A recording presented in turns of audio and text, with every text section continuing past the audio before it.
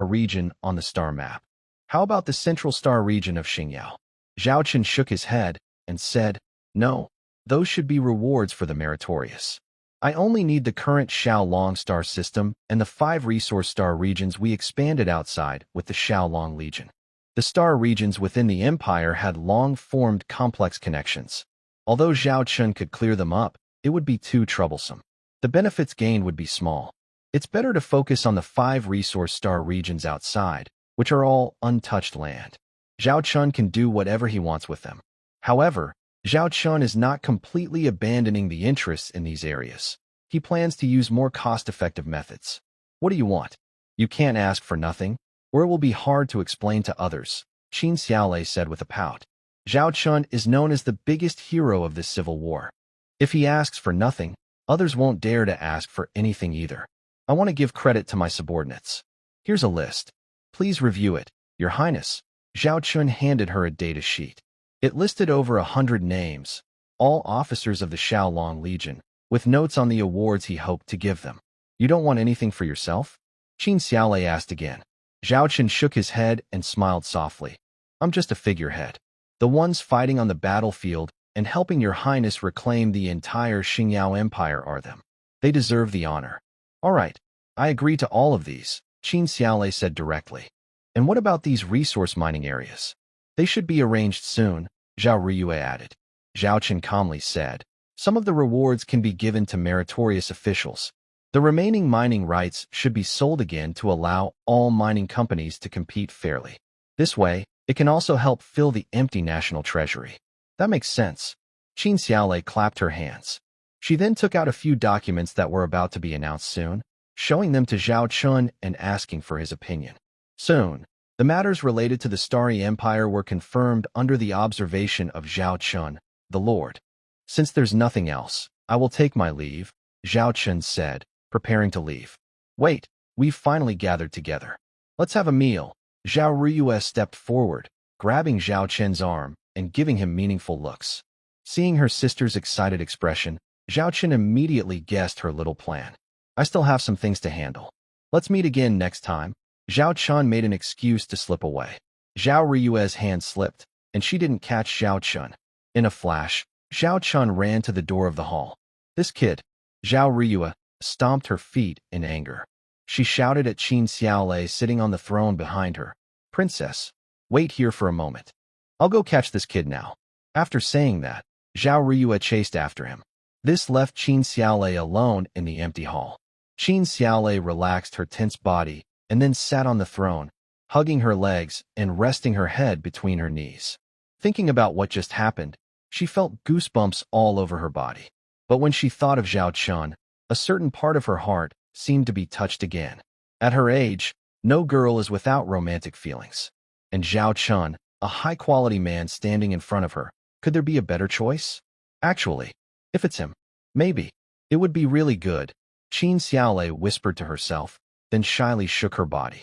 Outside the hall, Zhao Chen finally let out a breath of relief. Big sister Zhao Riyue quickly caught up from behind. Zhao Chen, stop right there. Seeing this, Zhao Chen hurried up his pace.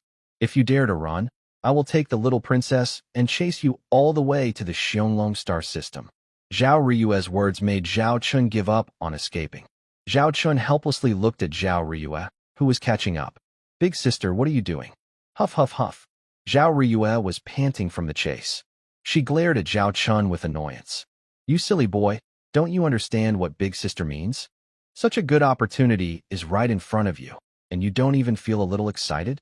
Big sister, I already said before. I'm not in a hurry about personal matters right now. Zhao Chen shrugged. Zhao Riyue looked at him suspiciously. You wouldn't happen to be not interested in women, would you?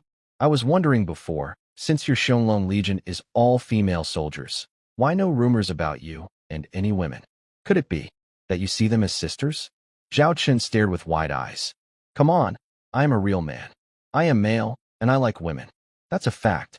Isn't Qin Xiaolei pretty? Isn't Qin Xiaolei attractive? Your princess status, does it give you a sense of conquest? Then, don't you want to sleep with her? As soon as Zhao Chen spoke, he quickly changed his tone. Big sister, wanting to is one thing. Actually doing it is another. I want to sleep with many women, But does that mean I sleep with every one of them? I don't care if you want to sleep with other women, but Qin Xiaolei must sleep with you, Zhao Riyue said confidently, hands on her hips. Cough, cough, cough. Sister, are you really my biological sister? Who would say such wolfish words to their own brother? Zhao Chun said with a mix of laughter and helplessness. Zhao Riyue immediately hooked her arm around Zhao Chen's neck and whispered in his ear, "It's for your own good. The plans you just discussed with Qin Xiaolei about future development are all to help the Xiongling Legion control the entire Xingyao Empire, right? Why make things so complicated? If you control Qin Xiaolei directly, isn't that the same as controlling the entire Starshine Empire? There's a saying that men conquer the world to win women, and women conquer men to conquer the world. Why not change it a bit for your situation? You could conquer Qin Xiaolei to conquer the Starshine Empire." Zhao Chen rolled his eyes. "Sister, do you think I'm that kind of person?" "You could be that kind of person," Zhao Riyue said with an encouraging look. Zhao Chen realized that his older sister wouldn't stop until he was with Qin Xiaolei. "Sister, I really don't have that idea right now. And you know I have a marriage agreement with Chu Xian. Now that I'm allied with Marshal Chu Changhe, if I get involved with Qin Xiaolei, how can I handle my relationship with the Chu family?" Zhao Chun tried to use Chu Xian as an excuse. Zhao Riyue looked thoughtful. "That's definitely a problem. But why not just settle everything now? Our Zhao family's numbers are thinning with your generation. It's a good chance for you to have children and expand the family." Her eyes lit up as she said this. It was clear that her older sister was quite obsessed. "How old is the little princess now?" Zhao Chen suddenly thought of a question. "The little princess? I think she's 17, Zhao Riyue replied. Zhao Chen smiled. "That's right. I'm not interested in minors. I'll wait until she's an adult." Zhao Riyue narrowed her eyes at her younger brother. "Really? Are you just making up a reason to fool me?" "Of course it's true," Zhao Chun said seriously. "Then you should just marry Chu Xian. Marshal Chu has been talking to me about a marriage alliance lately," Zhao Riyue said with a playful smile. All right, that obstacle was really hard to get around. After a lot of effort, Zhao Chen finally managed to escape his sister's persistent teasing. Quarterly system task update. The previous quarter's tasks have ended. Please claim your quarterly rewards. Zhao Chen heard a voice in his ear and suddenly woke up. He looked around and saw that he was sleeping on the captain's chair in the bridge. "Commander?" Lilith looked at Zhao Chen curiously. Zhao Chen looked at the blanket covering him and asked, "How long have I been sleeping?" 5 hours. The leaders from the North Goose Group will arrive in an hour. The new Empress's coronation ceremony is in 10 hours, Lilith replied. Today is July 1st. It is also the day Princess Qin Xiaoli will officially be crowned on the imperial capital star. She will become the Empress of the Starshine Empire, possibly the youngest ever. On such an important day, many important people will attend the Empress's ceremony, including representatives from the North Goose Group. Since the North Goose Group is a trade force supported by Zhao Chun, he reminded Lilith to arrange a meeting between the two sides once the group's members arrive. Before that, Zhao Chen rested for a while on the captain's chair. He didn't expect to fall asleep. "Wake me up in an hour," Zhao Chun said with his eyes closed, pretending to sleep. In fact, he opened the system interface. Because it was July, the second quarter's tasks for this year had already been completed. By the way, what was the second quarter's task again? Task: increase St. Karna's trust level with the host. Trust level of 60 is passing and rewards basic items. Trust level of 70 earns a bronze chest. Trust level of 80 earns a silver chest. Trust level of 90 earns a gold chest. San Ka Na trust level 81. Zhao Chun was surprised to see this number. He hadn't seen it in over a month, and the trust level had increased so much. With a trust level of 81, Zhao Chen received not only the basic reward for the quarterly mission but also a silver treasure chest. Complete the quarterly mission to earn 300 mission points and a silver treasure chest. Zhao Chen thought to himself, open the silver treasure chest.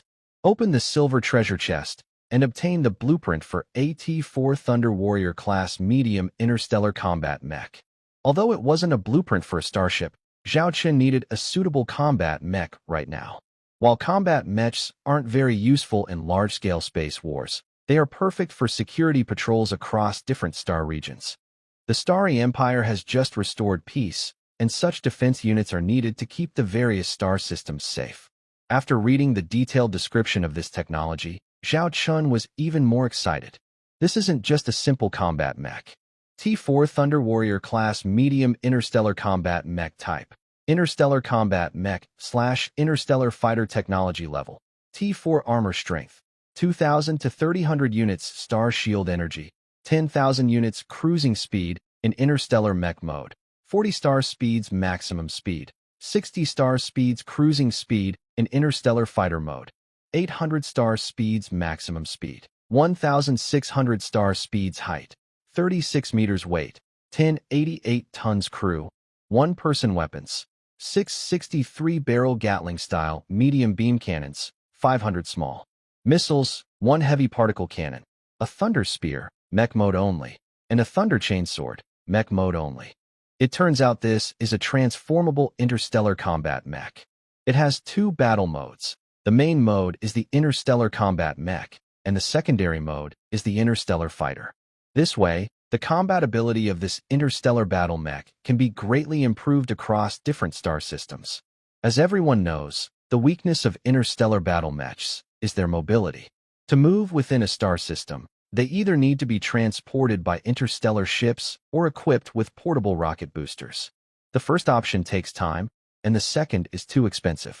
But now, this T4 Thunder Warrior class medium interstellar battle mech can transform on its own. This means that when traveling from one planet to another, it only needs to switch to its secondary mode as an interstellar fighter. Its firepower is strong enough to rival some T3 class starships, but because it can carry fewer weapons and ammunition, it cannot sustain long-term fire like larger starships. However, for routine security tasks, large amounts of combat resources are usually unnecessary.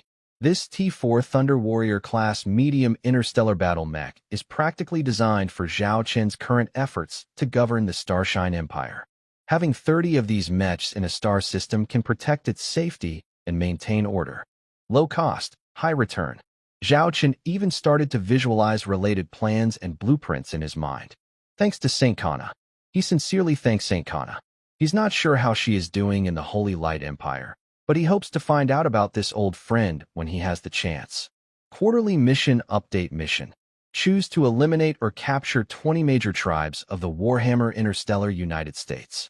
Completing 10 will earn basic rewards. Completing 13 will earn a bronze chest. Completing 16 will earn a silver chest. Completing 20 will earn a gold chest. It's surprisingly related to the Warhammer Interstellar United States quarterly mission. It seems the system is preparing to move on from the Starshine Empire now that it's almost settled and is ready to open a new map. This matches Zhao Chun's thoughts perfectly. The current situation of the Starshine Empire is stable. It just needs time to settle.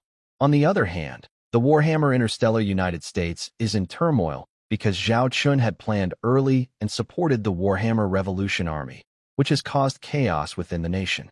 There is also the Valkyrie banner of Charlotte standing here. The remaining piece is Zhao Chun, the one controlling the game, who just needs to enter the scene. He notes down this quarter's mission as his finger moves across the screen. The annual mission appears before Zhao Chun's eyes. Since the Starshine Empire is now under Zhao Chun's control, the second phase of the previous annual mission is mostly completed. At this moment, upon checking again, he surprisingly finds a third mission has appeared. Mission 1, Qin Ming's death, completed. Mission 2, control at least 4-star regions of the Starshine Empire, completed. Mission 3, control 4-star regions of the Warhammer Interstellar United States. 4-star regions of the Warhammer Interstellar United States? Coincidentally, both the quarterly and annual missions are about advancing the Warhammer Interstellar United States. Warhammer, no need to blame me for being harsh. After all, you are already like a dish in front of the system. Zhao Chun carefully examines Mission 3. When he opens it, he sees a map of the Warhammer Interstellar United States. On the map, different colors represent different controlled areas. Gold indicates the regions Zhao Chun currently controls. He compares this with the current intelligence about the Warhammer Revolution Army's control areas. Zhao Chun finds that only the Charlotte Dragon Tiger Legion and the White Tiger Tribe are marked in gold. This shows that the Warhammer Revolution Army is not fully under Zhao Chun's control. It makes sense. They don't see Zhao Chun as a ruler like the White Tiger Tribe and Charlotte do. Most members of the Warhammer Revolution army see Zhao Chun as an opportunist, an ally. It seems I will need to clean up the Warhammer Revolution army later, Zhao Chun mutters, rubbing his chin. He doesn't want just allies, he needs loyal followers. Zhao Chun's finger continues to slide down, and this time he sees that the T5 Mall mission has been updated. Currently, Zhao Chun has unlocked most of the T4 series technology. If he can obtain the T5 series starship technology, it will greatly boost the combat power of the Eagle Dragon Legion. T5 shop opening mission, progress 20%. Next, please follow the mission prompts and make your choices. After choosing, you will gain corresponding progress. When the progress reaches 100%, the T5 system shop will be unlocked. Multiple options can be completed within 6 months. Option 1. Conquer the Sea Monster Tribe's Sea Monster Queen to gain 10% progress. Option 2. Conquer the Harpy Tribe's Harpy Queen to gain 10% progress. Option 3. Conquer the Spider Queen Tribe's Spider Queen to gain 10% progress. Option 4. Conquer the Fox People Tribe's Fox Queen to gain 20% progress. Why does this word feel so strange? Zhao Chun carefully reviewed the description of the conquest. After reading, he let out a sigh of relief. It turns out that this conquest simply means making the other side submit and obey. It's not related to some website restrictions. Now Zhao Chun has finished reviewing the annual tasks, quarterly tasks, and the T5 shop opening mission. Coincidentally, all these directions seem to point toward the United Interstellar Federation of Warhammer. He doesn't know how much time has passed. Lilith softly called in Zhao Chun's ear. Commander, the representatives from the North Goose Group have arrived at the starport outside the Imperial Capital Star. They have already arranged a meeting inside the Imperial Capital Star starport. Zhao Chun opened his eyes. I understand. Imperial Capital Star starport, Black Diamond VIP meeting room. Although it's just a meeting room, it is very luxurious and spacious, more than enough to hold a banquet. Zhao Chun was the first to arrive here, looking at the wide-open door. His early arrival to greet them shows how much he values the representatives from the North Goose Group. Mainly, they fought very well at the Bayan Group's defensive line. A few figures appeared at the gate. They were all leaders of the Bayan Group. Zhao Chun had only seen their names and roughly recognized their appearances. However, one person among them was not from the Bayan Group, and Zhao Chun was very familiar with him. Su Yifan, Zhao Chun said with a smile, patting Su Yifan on the shoulder. Su Yifan placed his hand on his chest, ready to kneel. Greetings, Lord. This is a private meeting. No need for formalities, Zhao Chun said as he helped Su Yifan up, smiling and praising him. I heard you contributed a lot during the Bayan Group's defense. Su Yifan said seriously, it's my duty. The Bayan Group is located in the Morden star system, which I am responsible for. Since I am in charge of this star system, I won't allow any enemies to invade our home and act recklessly. Well done, Zhao Chun said, patting Su Yifan on the shoulder. He looked toward the gate. No one was coming in anymore. But among the people standing in front of Zhao Chun, one familiar figure was missing. Seeing Lord Zhao Chun's gaze, clearly searching for someone, everyone understood, and perhaps feeling guilty, they looked away. Where's Li Wei? Why didn't he come? Did he go to the bathroom again? That kid has always been like this since we studied together at the North Star Military Academy. Always rushing to the bathroom when something happens. I even wondered if he was hungry, Zhao Chun said with a smile. No one spoke around him. Zhao Chun's smile gradually faded. He looked at the group and noticed their eyes flickering. Su Yifan, where's Li Wei? Zhao Chun's gaze fixed on Su Yifan. Su Yifan bit his lip lightly, clenched his fists as if holding back something. Zhao Chun's mood darkened. He stepped forward and stared directly at Su Yifan. Su Yifan, I ask you again. Where's Li Wei? Su Yifan looked away, seeming afraid to meet Zhao Chun's eyes. Zhao Chun suddenly staggered, and the expressions and attitudes of everyone in front of him, including Yifan, clearly told him one answer. Impossible. Impossible. This can't be. Zhao Chun felt a bit suffocated. Thoughts of the foolish things he did with Li Wei at the Starship Military Academy in the North kept flashing through his mind. Although most of those memories belonged to his original body, now Zhao Chun had fully merged with this body. To him now, those memories were his own, real experiences he had lived through. Just as Zhao Chun was feeling a bit dazed, a voice came from behind him. Didn't expect you to care about me so much. You probably like me, huh? I warn you, I have a girlfriend now. Don't think just because you're my boss that you can do whatever you want of me. A teasing voice sounded behind Zhao Chun. He was stunned for a moment, then turned around and saw Li Wei grinning mischievously at him, as if he had successfully played a prank. Go to hell, Zhao Chun said bluntly, giving Li Wei a kick in the backside. Of course, Zhao Chun held back some strength. Otherwise, Li Wei might have lost his backside forever. Hey, hey, your status isn't ordinary now. You're the Lord of Xionglo. How can you hit people? Li Wei dodged Zhao Chun's kick and shouted, I'm not going to hit you. You like to go to the bathroom, right? Today, I'll stuff your head into the toilet and make you eat your fill. Zhao Chun yelled at Li Wei. Seeing Zhao Chun and Li Wei arguing and scolding each other, Yi Yifan and the others finally couldn't hold back anymore and burst out laughing. Yi Yifan laughed and said, Lord, this isn't our fault. Li Wei insisted we cooperate with him to trick you. I almost couldn't hold back from telling you earlier. You all better stay out of this, or I'll dock your pay. Zhao Chun threatened.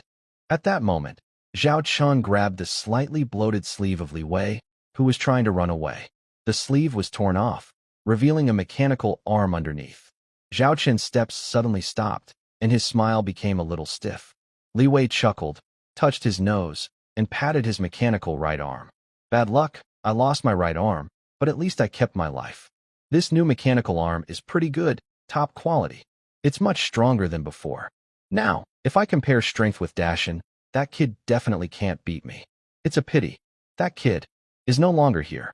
As he spoke, tears filled Li Wei's eyes, but he still kept a faint smile. Old Zhao, let me tell you something. After I graduated from the Northern Star Starship Military Academy, I joined a mercenary group. Well, actually, it's more like a space scavenger organization. Old Jiang still owes me 3 months' salary. And Wang Ting, that guy, snores so loudly when he sleeps. It's like an earthquake. At first, I couldn't sleep well for half a month. Especially Wu Yuhao. Don't be fooled by his calm appearance. Who knows, he's actually quite tricky. When I sleep next to him, I have to chain my pants just to feel safe. Sister Ma treats me very well. At first, I didn't understand some things, but she always explained to me. It's a pity she already has a family now. Otherwise, I'd definitely pursue her. Later, my sister asked me to come back and help her manage Beiyin Group. I told my brothers, follow me, and I'll take them to enjoy good food and drinks. Old Zhao, you don't know. They were so surprised when they found out I was the younger brother of the president of Beiyin Group and the brother of the Lord of Xiaolong. Their expressions, I'll never forget them in my life. But I caused their deaths. They sacrificed themselves in the defense of Beiyin Group. 32 brothers, all gone. Boo-hoo. Zhao Chun hugged Li Wei tightly, listening to his story, to the stories of his brothers. Su Yifan watched Li Wei, who was crying like a child in Zhao Chun's arms, feeling deeply moved. Before this, Li Wei had never shed a single tear. Even after the Battle of Beiyin Group was over and he learned that all his brothers had died, he only quietly said that he would do his best to gather their remains. However, in interstellar wars, collecting the bodies of fallen soldiers is very difficult, and identifying them later is even harder. Despite this, Li Wei showed no emotion outwardly. He silently finished all his work, received orders, and headed to the Imperial City Star. Li Wei cried for a long time until he was exhausted, then lay down on the ground to sleep. Zhao Chun took off his coat and covered Li Wei with it. How did he get hurt? Zhao Chun asked Su Yifan.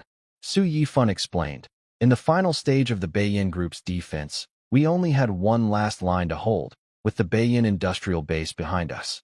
During the battle, Li Wei's ship faced the attacking T3 Hive mothership and was not afraid at all.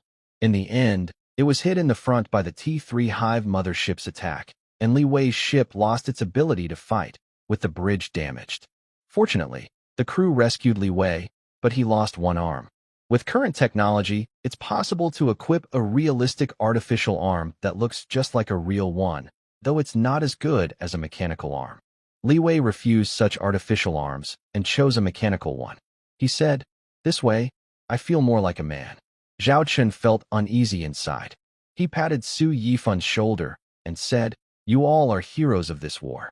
Don't worry, you will get the honor you deserve. By the way, can you help me with something? Do Li Wei's brothers or relatives, like Sister Ma's children, still live? If they are willing, they can come to live in the Xianglong star system. I promise to give them the best life possible. I've already given those orders, so don't worry, Lord. Su Yifan nodded. Although the meeting with Li Wei had some difficulties, it went smoothly overall. After Li Wei regained consciousness, everyone continued their conversation. Because Zhao Chun still had some matters to handle, Li Wei, now representing Beiyin Group, needed to attend some business meetings in the Imperial Capital Star. Everyone then went their separate ways to handle their own tasks. Back on the T4 Blue Eyes White Dragon class heavy interstellar armor battleship bridge, Zhao Chun sat in the captain's chair. Although he saw that Li Wei was fine, Zhao Chun still felt very upset. What's wrong? Lilith asked with concern when she saw Zhao Chun's bad mood. Zhao Chun told Lilith about Li Wei's situation, and finally he said sadly, in the end, it's because our strength is too weak. If at that time, our Shadow Dragon Legion had not only 4 fleets, but 10 or 20, would such things have happened? Lilith looked at Zhao Chun, who was feeling guilty. She walked behind him and gently placed her delicate hand on Zhao Chun's temple, softly pressing. Don't put too much pressure on yourself. Some things in this world are unavoidable. You have already done your best to change some things, Lilith said softly. Her voice sounded almost magnetic, making Zhao Chun feel much more relaxed. Seeing Zhao Chun's mood improve, Lilith changed the subject and said, all the data from this internal conflict has been collected. Just tell me a few important figures, Zhao Chun said. Lilith raised her hand, and an electronic screen appeared in front of Zhao Chun. She enlarged several data points. The battle lasted nearly a month. We deployed 4 Shadow Dragon Legions, with over 12,000 combat-type interstellar warships. During the battle, we lost nearly 2,000 warships, including 13 T4 class interstellar warships. About 200,000 soldiers died. The direct cost of the war reached 800 billion star coins, not including the number of warships we lost. So far, our Shadow Dragon Legion strategic resources are left with only 100 billion star coins. Within 3 months, it is unlikely that we can launch another battle of this scale. The war cost 800 billion star coins, most of which was spent on interstellar missiles. If we hadn't invested so heavily in interstellar missiles, the loss of the Shadow Dragon Legion wouldn't be just 2,000 starships. 20,000 people.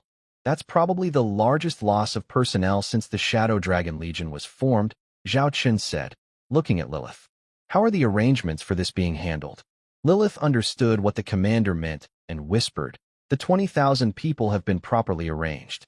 However, with such a large number, it's impossible to ensure that none of them will meet someone they know when reintegrated into the active fleet. So far, the news about the resurrected has been kept highly secret within the Shadow Dragon Legion. When there were only hundreds or thousands, it was easy to shuffle and reassign them into the active fleet, like dropping small stones into the ocean, hardly noticeable. But now, it's nearly 20,000 people.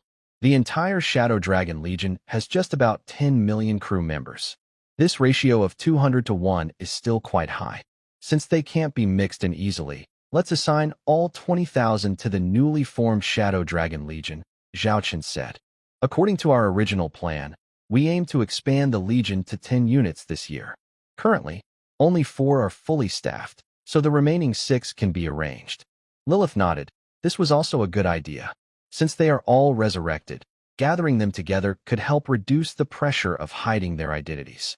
Additionally, here is the information on other personnel sacrifices.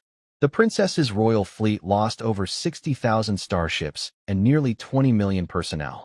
The Chu family legion lost about 30,000 starships and nearly 10 million personnel. The North Wind Star Domain fleet lost about 10,000 starships and nearly 3 million personnel. Additionally, there is the Beiyin Group Defense Fleet, which suffered an astonishing 90% battle loss rate. Quite tragic. If the 4th Legion of the Xiaolong Army hadn't arrived in time, the Beiyin Group Defense Fleet might have been completely destroyed.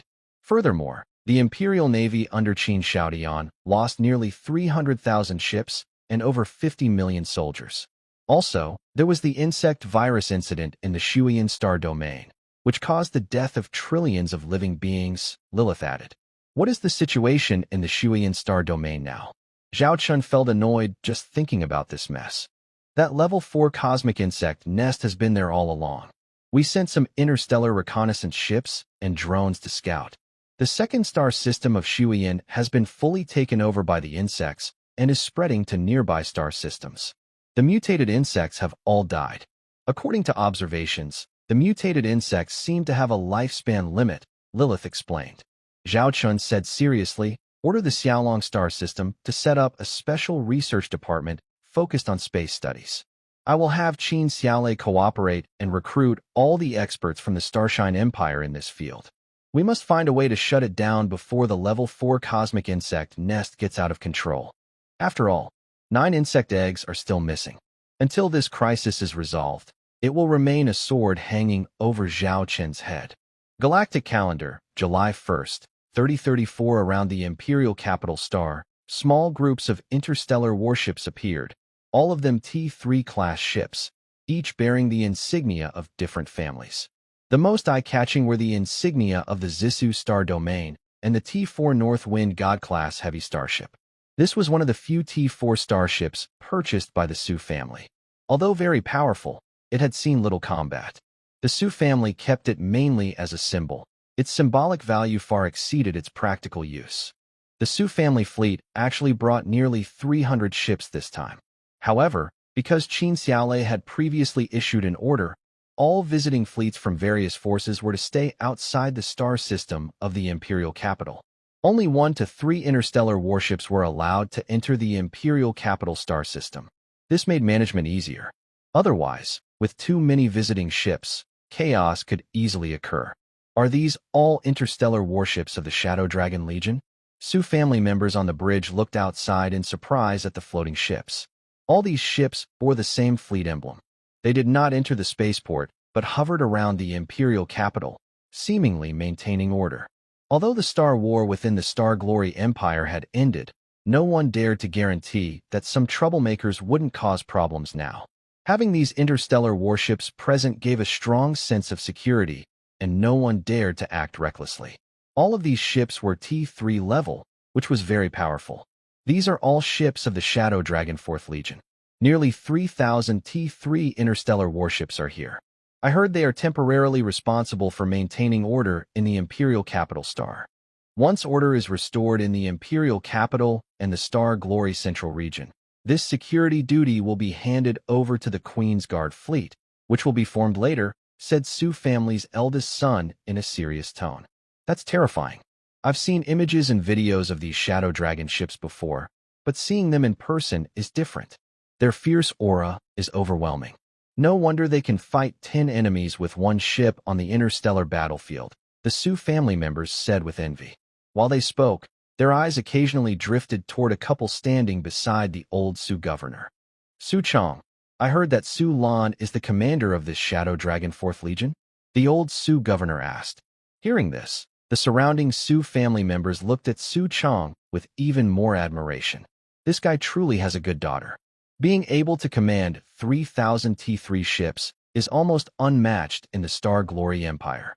Su Chong stepped forward respectfully and said, Yes. Has Su Lan been in contact with you recently? The old commander asked casually, as if chatting about family matters.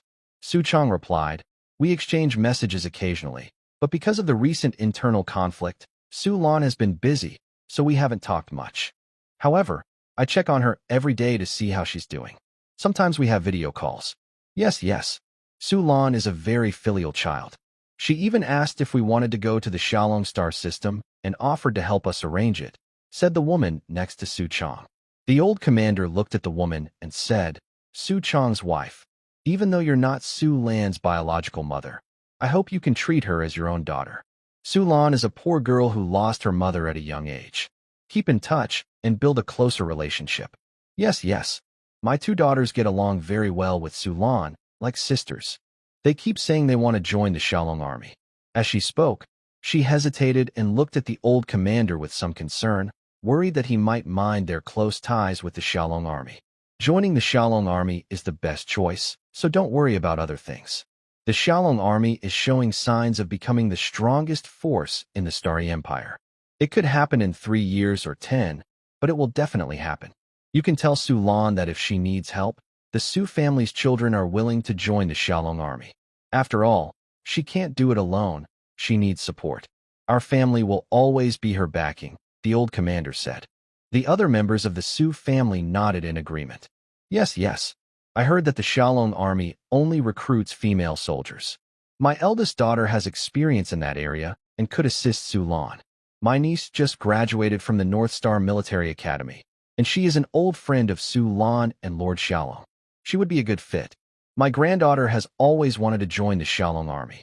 If there's a chance, I'd appreciate an introduction. The eldest son of the Su family watched as General Su made that statement, causing all the members of the Su family to become excited. He understood what General Su meant. The Falcon Dragon Legion is now a great support. Being close to this powerful force means gaining protection and influence. If they could even develop a trusted faction within the Falcon Dragon Legion for the Su family, it would be very beneficial. I will mention this to Miss Su Lan, Su Chang said. He looked at the kind expression on the old Su's face and then at the people around him, including the eldest son of the Su family, who was showing closeness to him. He knew all this was because of his daughter. Although hundreds of Su family members arrived on the starship, only 30 spots were available for the Su family to attend the new emperor's coronation. This was because the Su family was among the top 5 invited families. Other families might only get 2 or 3 spots, which was considered a great honor. After leaving the starship, the Su family members first underwent identity checks and scans by the guards. They verified whether the people matched the official list and checked if they carried any weapons or equipment. Even General Su couldn't avoid this process. In the past, the Su family members would have been angry, but now they behaved obediently, as if trained. This was because the guards responsible for the reception were divided into 2 groups. 90% of the guards were soldiers from the princess's royal fleet, and the rest were female soldiers in Falcon Dragon Legion uniforms. No matter who the visitors were, whether a marshal or a general, they followed the rules, remaining respectful and composed. Of course, some unwise individuals still thought they could act arrogantly, as in the past. Those people were quickly and forcibly removed by the Falcon Dragon female soldiers. The surrounding people looked at those being expelled with a look of disdain, silently marking these fools and their family forces on a blacklist, never to be contacted again. After the checks, the Su family members boarded a shuttle to enter the Imperial City Star system. After flying for about 10 minutes, the shuttle slowly landed on a helipad in front of a magnificent palace located 30 to 50 kilometers above the ground, above the clouds. This is where the Queen's coronation ceremony will take place today. Although it is above the clouds, the special design of this cloud palace makes people feel comfortable and not uneasy. This sky city is also newly built. It was quickly constructed with the help of the T2 Iron Hammer-class heavy star industrial ships sent by the North Goose Group of the Fierce Dragon Army. General Su looked around at the surroundings. More and more people arrived. Although there was still an hour before the start, most of the guests had already arrived. Each group had their designated spots, arranged in advance. Next to the Su family's area was the Chu family. Su, you traitor, you actually left the Zissu Star region. I thought you would never leave your small territory in your whole life, a teasing voice said. The Su family members looked over but didn't dare to make any move. Even General Su smiled when he saw who was speaking. Marshal Chu still looks so spirited. I guess I'm just an old man now. Marshal Chu Changhe sat in a chair. He snapped his fingers, and his aide brought over another chair. Don't stand there, come sit and chat. General Su didn't refuse. He walked over and sat next to Chu Changhe. Although there was still an hour before the ceremony, most people remained standing quietly. Only a few important figures dared to sit during such an occasion. Originally, General Su hadn't planned to sit, but since Chu Changhe invited him, he didn't refuse. Standing for an hour would be uncomfortable with his body. Chu Changhe glanced at General Su.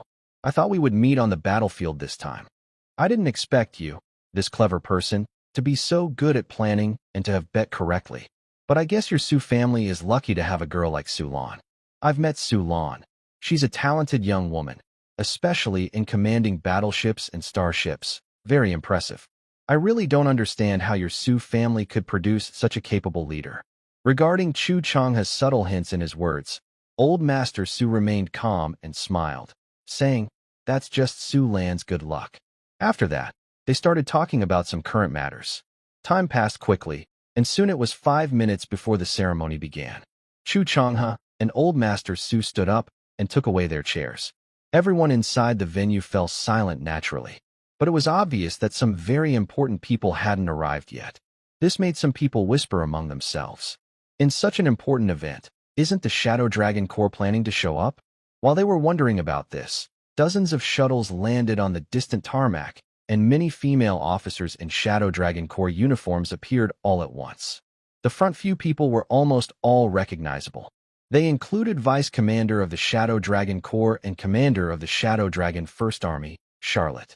Chief Secretary of the Shadow Dragon Corps, Lilith. Followed by Commander of the Shadow Dragon Second Army, Crimson Eye. Commander of the Shadow Dragon Third Army, Shen Bing. Commander of the Shadow Dragon Fourth Army, Su Lan. Commander of the Shadow Dragon Interstellar Missile Ship Special Fleet, Bai Shui. Commander of the Shadow Dragon Interstellar Stealth Bomber Fleet, Zhao Wanner. Almost all of them held leadership roles within the Shadow Dragon Corps.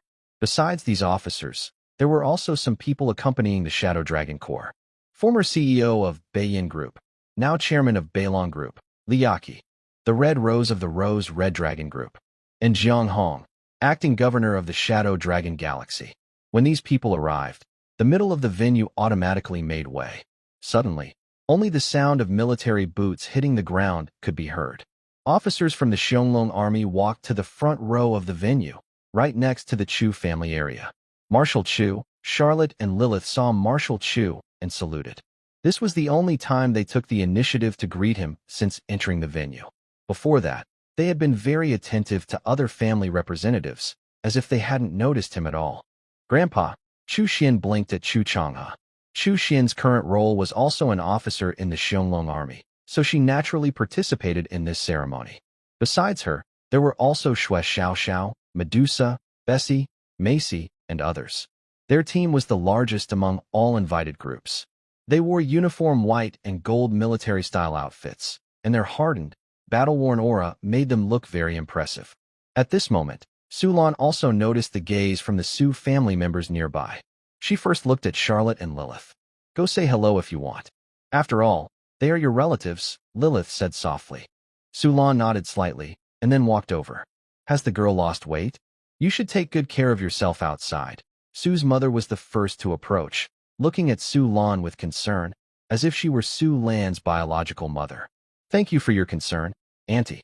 You should also take good care of yourself," Su Lan replied. Su Lan looked at her father, Su Chang, and their eyes met. Neither of them knew what to say for a moment. The old Su supervisor cheerfully patted Su Chang on the shoulder. "You keep mentioning your daughter to me every day, with endless words. But now that you see your precious daughter, you can't say a word?" The other Su family members nearby also exchanged a few words. If it weren't for the presence of the old Su supervisor, they probably would have rushed forward to get closer to Su Lan. "You also look healthier," Su Lan said as she looked at her father. From his clothes and appearance, it was clear that he had been doing well recently. This was expected by Su Lan. During this time, her father and her stepmother often contacted her with concern. She wasn't naive and understood the reasons behind it. "The ceremony is about to start. I'll go ahead," Su Lan said, then returned to the group of officers from the Xiongling Army. Su's mother nudged her husband gently and whispered, "What's wrong with you? When we were at home, everything was fine. You told me to talk more with Su Lan. Why are you now so quiet?" Su Chang looked complicated. There were some things he simply couldn't say. When facing his daughter, even he found it hard to believe that the capable, commanding fleet officer before him was his own daughter, Su Lan. At that moment, a certain music filled the city in the clouds, accompanied by colorful light effects. Everyone fell silent and looked toward the large door beside the throne, where the Empress was supposed to appear. But it wasn't the Empress who came out first. Instead, a man in military uniform with a strong presence stepped forward. He paused briefly, then swept a cold gaze across the entire venue. Most people in the hall felt as if their souls were trembling when they were looked at by this man. It was a powerful pressure. This young man, I haven't seen him in a few days, but his aura has grown even stronger, Chu Changhe said proudly. The chief overseer, Su, watched this young man carefully. He knew that this man was the mastermind behind ending the civil war within the Starshine Empire and helping the Empress ascend the throne. This man would also become the true top figure in the entire empire. Commander of the Xianglong army, Lord of the Xianglong star system. Zhao Chen stood on the stage for a full minute. For a whole minute, the ceremony was very quiet, as if everyone was on a pilgrimage, until Zhao Chen slowly raised his left arm, revealing a delicate, beautiful arm. His white fingers rested gently on his forearm. With Zhao Chen's steps, a graceful figure appeared before everyone. She wore a luxurious two-tone platinum dress, with a long train that reached several meters behind her. As she moved slowly, Princess Qin Xiaolei's figure gradually came into view. Zhao Chen supported Princess Qin Xiaolei as they walked toward the throne. Qin Xiaolei stopped in front of the throne, facing the crowd. She tilted her head slightly, her eyes sharp, showing the aura of an empress. Many people invited to the event were surprised by the princess's change. Most of them remembered her as a young princess, like a delicate flower in the royal family. But now, although her face still looked a little young, it was clear she had a strong presence. At this moment, Zhao Riyue came forward holding a beautiful box. Inside was a brand new crown and scepter. The old crown and scepter had gone missing after the fire at King Qin Xiaoyan's palace, where he died. So, after discussing with Qin Xiaolei, Zhao Chen decided to make new ones. Zhao Riyue walked to Zhao Chen's side. Everyone noticed something at this moment, with surprised looks in their eyes. Usually, when a new emperor is crowned, a guide or respected elder, like the former emperor or the mother, places the crown on the new emperor and presents the scepter. This person is often a senior or a royal family member. Being the one to perform this ceremony means the new emperor's status is very special. But Zhao Chen, who has no blood relation to the royal family, crowning Qin Xiaolei has many meanings. The new emperor is being crowned, Zhao Riyue said. Zhao Chen held the crown, decorated with precious stones, and looked at Qin Xiaolei. Qin Xiaolei lifted her skirt slightly and leaned forward a little. This small movement made everyone below the stage feel surprised. It showed that Qin Xiaolei was now placing Zhao Chen in a position of high authority. At this moment, Zhao Chen gently placed a crown on Qin Xiaolei's head, then took a scepter from a jewelry box, holding it with both hands and offering it to her. Those paying close attention would notice that this new scepter had special features, such as a clear dragon pattern on its handle. At the top of the scepter, inside a large gemstone, there was also a dragon head design. Wearing the crown and holding the scepter, Qin Xiaolei looked proudly at everyone below and raised her scepter. Long live the queen! Inside the palace, the guests at the back immediately knelt down, some on one knee, others bowing slightly. All the female officers of the Dragon Legion placed their hands on their chests and saluted. Different ranks and statuses had different ways of greeting. As the crowd cheered, the new empress slowly sat on the throne. Zhao Chen and Zhao Riyue stood on either side of her, like two guardian statues. This process lasted about 3 minutes. Finally, Queen Qin Xiaolei spoke softly, no need for formalities. Today is the day our Starshine Empire is reborn from the ashes. Over the past year, the Starshine Empire faced many internal and external problems, with wars and chaos. But thanks to the efforts of loyal and brave people within the Empire, we have finally restored order. First, I want to announce my first official decree since taking the throne. Starting today, I appoint the former Dragon Legion leader Zhao Chen as a noble of a different surname, with the title Dragon Noble. He will also serve as regent, helping me govern the Starshine Empire. When necessary, he can directly mobilize all imperial armies and the fleets of various territories. Treat the Dragon Noble as if he were the emperor himself. When Queen Qin Xiaolei made this statement, everyone present was even more shocked. I originally thought that having Zhao Chen crown the new emperor already showed the status of the Dragon Lord. But I didn't expect the real benefits were still to come. First, his position, Prince. This is higher than a duke. Previously, Qin Xiaodian was the Yin Prince, which is usually a royal family member. Since the founding of the Starshine Empire, no other non-royal princes have been awarded titles, except for those early rewards. The problem is, Zhao Chen was also granted the title of regent. The position of regent has never existed in the Starshine Empire since its founding. Everyone knows that combining the titles of regent and prince is almost like sharing power with the empress. After that, the empress even gave Zhao Chun a very powerful right. He can mobilize the entire imperial fleet and the Lord Fleet of the Starshine Empire. It's like commanding all the military forces of the empire, having both power and status. You could say that as long as Zhao Chun has this idea, the Starshine Empire could change its ruling family. A flash of surprise appeared in Zhao Chun's eyes. He knew he would receive some rewards, but the details were decided by Qin Xiaolei herself. He didn't expect Qin Xiaolei to give so much. But thinking about it, it makes sense. The Starshine Empire is in chaos, and nearby, the Holy Light Empire is eyeing them closely. Qin Xiaolei's only choice was naturally to keep Zhao Chun firmly tied to the Starshine Empire. After announcing the first decree, Qin Xiaolei then announced several more policies. The coronation ceremony quickly ended, followed by a celebration banquet. Zhao Chun and Qin Xiaolei left the stage. They walked to a quiet place. Zhao Chun looked at Qin Xiaolei and asked, "Why didn't you discuss this reward with me beforehand? Making me a prince and a regent." Qin Xiaolei looked seriously at Zhao Chun. "What's the problem? Everyone can see your strength. And I trust your character. I naturally want to promote you. Are you worried I might take over the Qin family's throne?" Zhao Chun covered his face and smiled helplessly. Qin Xiaolei blinked and teasingly looked at Zhao Chun. "Would you really do that?" "All right." Qin Xiaolei knew she wouldn't actually do it, so she made that decision on purpose. Zhao Chun looked at Zhao Riyue, who was trying hard not to laugh. "Big sister, do you also know about this? What's wrong with that?" Zhao Riyue asked with a smile. Zhao Chun knew that this matter was already settled. He could only emphasize, "I don't care what identity you give me. Anyway, those annoying problems of the empire, you handle them yourselves. Don't try to dump them on me." After saying that, Zhao Chun waved his hand and left quickly. He didn't want to deal with the Dragon Legion's issues himself, so he left it to Lilith and others. And as for the mess in the Star Glory Empire, he definitely didn't want to get involved. Whoever wants to deal with it can do so. Qin Xiaolei pouted and looked at Zhao Riyue. Zhao Riyue leaned close to Qin Xiaolei's ear and whispered, "As long as you make him truly your king, he won't care about your matters?" Qin Xiaolei's cheeks turned red. Although the scene was lively, guests kept glancing toward a corner, because there sat a row of stunningly beautiful women. In the past, some distinguished male guests would have gone over to chat, hoping for a romantic encounter. But here, they dared not think about crossing any boundaries.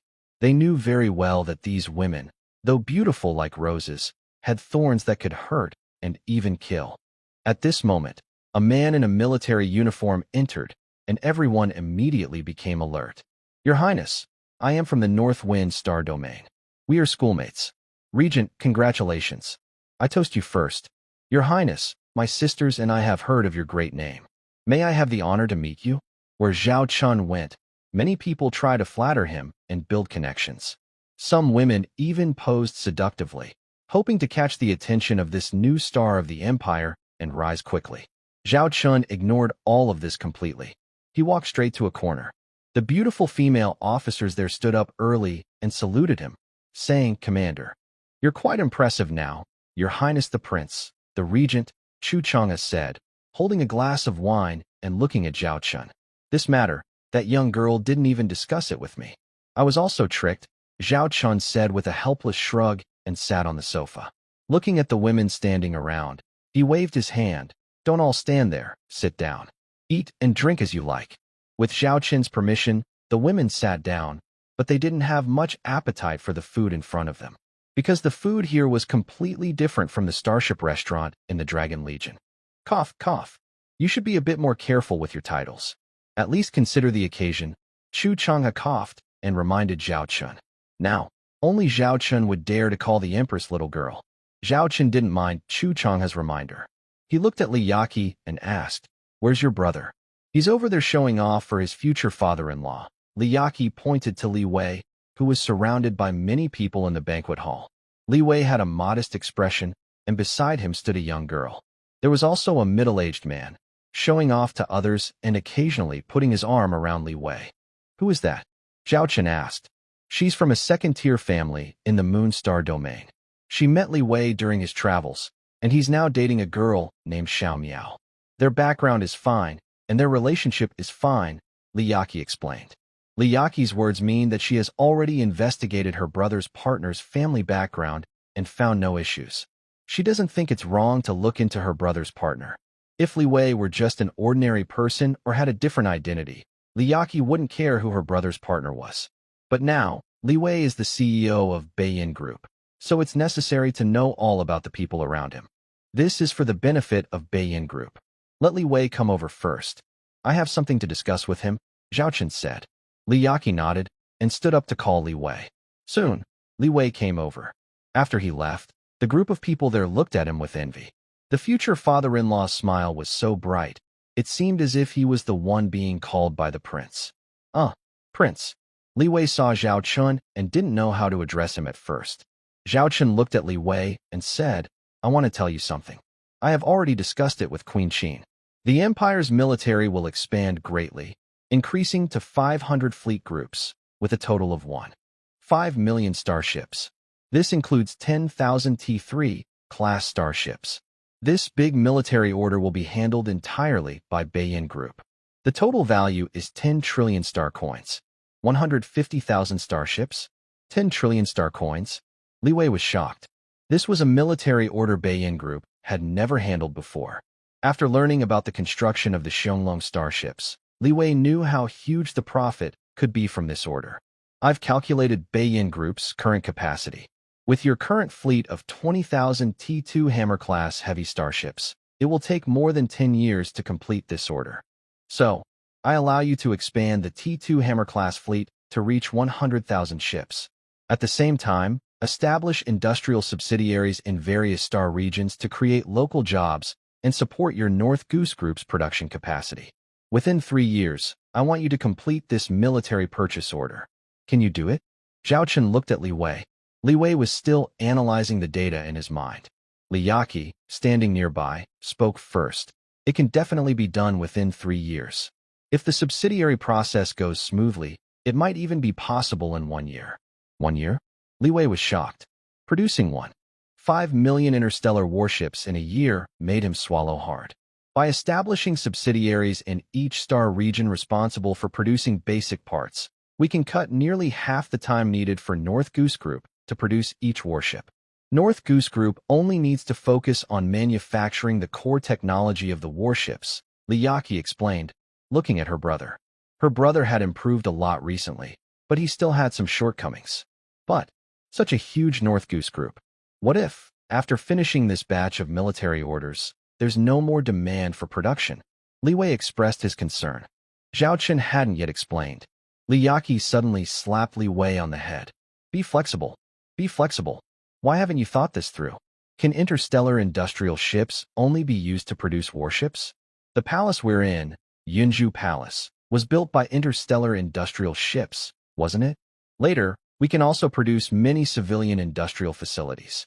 There are business opportunities everywhere. Li Wei suddenly understood and felt very excited. Your sister has entrusted North Goose to you. Don't let her down. Zhao Chen patted Li Wei on the shoulder. Li Wei nodded heavily, then whispered, Old Zhao, my girlfriend really admires you. She wants to get your signature and a photo with you. No problem. I'll go over later. You better go back now. I see your father-in-law is almost eager to see you. If everything is settled, remember to call me. I want to celebrate with you, Zhao Chen said with a smile. All right, I'll let you know when I have good news. Li Wei heard this and smiled happily, then quickly left the table. Next to him, Chu Changhe picked up his glass and watched Li Wei leave. He said with a meaningful smile, Xiao Zhao, you've really managed to get the North Yian Group involved. A military purchase order worth 10 trillion. Impressive. It's hard for North Yian Group not to become a major military supplier for the Star Glory Empire. Maintaining and servicing these imperial fleets will also require a lot of investment. Zhao Chen teased, you could also place some orders. I can get Li Wei to give you a discount. Chu Changhe rolled his eyes. I don't care about those T2 and T3 models. I want your T4. T4 production is too limited right now. You'll have to wait a bit longer. I've already sent my granddaughter to your place. It's not fair if you don't give me a few T4 ships. Just one. Just that one T4 blue-eyed white dragon. Don't you already have the North Wind God? The North Wind God isn't as good as your blue-eyed white dragon. Don't be so stingy. And that T for Medusa. The Starship missile cruiser, old man, can't use it. But this Starship cannon ship is pretty good. During the banquet, Empress Qin Xiaolei announced several things. One of them was to reward those who performed outstandingly during the internal war within the Star Glory Empire. Chu Changhe was naturally among those rewarded, but since he is now the Star Domain Governor and a 5-star Marshal, there wasn't much higher to go. They couldn't give him a prince title like Zhao Chun. In the end, the Empress awarded Chu Changhe the rank of Marshal, increasing his authority over the Empire's fleet movements and giving him more private military units. Although Chu Changhe had previously gathered various forces loyal to him, most of them operated in the gray area. His Chu family fleet consisted of only 3,000 ships, which was a clear and official number. Now, Empress Qin Xiaolei directly granted Chu Changhe a personal guard fleet of 30,000 interstellar warships. This fleet ranks just below Zhao Chun, the king of the fierce dragon. To add a note here, there are also requirements for the fleet size for a prince to have a legion, since it's not possible to have a fleet large enough to threaten the royal family. However, these rules do not apply to the fierce dragon prince. Currently, Zhao Chun controls more than 10,000 combat-type interstellar warships. This fact was also approved by Empress Qin Xiaolei. If anyone dares to challenge the fierce dragon prince over this matter, it's likely that the troublemaker, not Zhao Chun, will be the one who suffers. Additionally, Governor Beifeng received rewards, including some wealth and honors. Now, the focus shifts to the rewards for the members of the Fierce Dragon Legion. Charlotte of the Fierce Dragon Legion was promoted to 5-star Marshal. This reward surprised most people. Charlotte is the first half-orc Marshal in the Starshine Empire, and she is very young. Before this, she had no military rank in the Empire. She was directly promoted to 5-star Marshal. Empress Qin Xiaolei's reasons for this reward are mainly twofold. First, because more than half of the 5-star marshals died in the recent civil war, the Empire urgently needs new talent. Second, it is also related to the Fierce Dragon Prince. Other officers like Qi Tong, Shen Bing, Bai Shui, Zhao Wan'er, and Su Lan were also awarded ranks such as 4-star General and 3-star Colonel. It's worth noting that Zhao Riyue, who was originally Qin Xiaolei's personal guard, was also promoted to 5-star Marshal. This means the Fierce Dragon Legion now has 2 young female marshals. Most importantly, everyone knows that both of these 5-star marshals are connected to the Fierce Dragon Prince. Many of the awarded generals also come from the Fierce Dragon Legion. The Fierce Dragon Legion is now full of talented generals. During the second half of the banquet, Empress Qin Xiaolei personally pinned medals on these marshals, generals, and colonels. Charlotte returned to Zhao Chun, her face looking calm and indifferent, as if what just happened was nothing special. She didn't seem to care about the medal on her chest, which represented the 5-star marshal honor. Charlotte, at least show some surprise, Zhao Chun teased nearby. This is a medal that many officers in the Starshine Empire dream of. Charlotte glanced at the medal on her chest and asked, "Is this medal worth a lot?" Zhao Chun hesitated and said instinctively, "It should be. Quite valuable. How many big yellow fish could I get for it?" Charlotte blinked and asked Zhao Chun, "A 5-star marshal medal in exchange for big yellow fish?" Hearing this, Chu Xian, standing nearby, couldn't help but spit out her drink. Probably only Charlotte would say something like that. This 5-star medal is made from special metal, and the 5 gemstones on it are rare gems from a certain planet.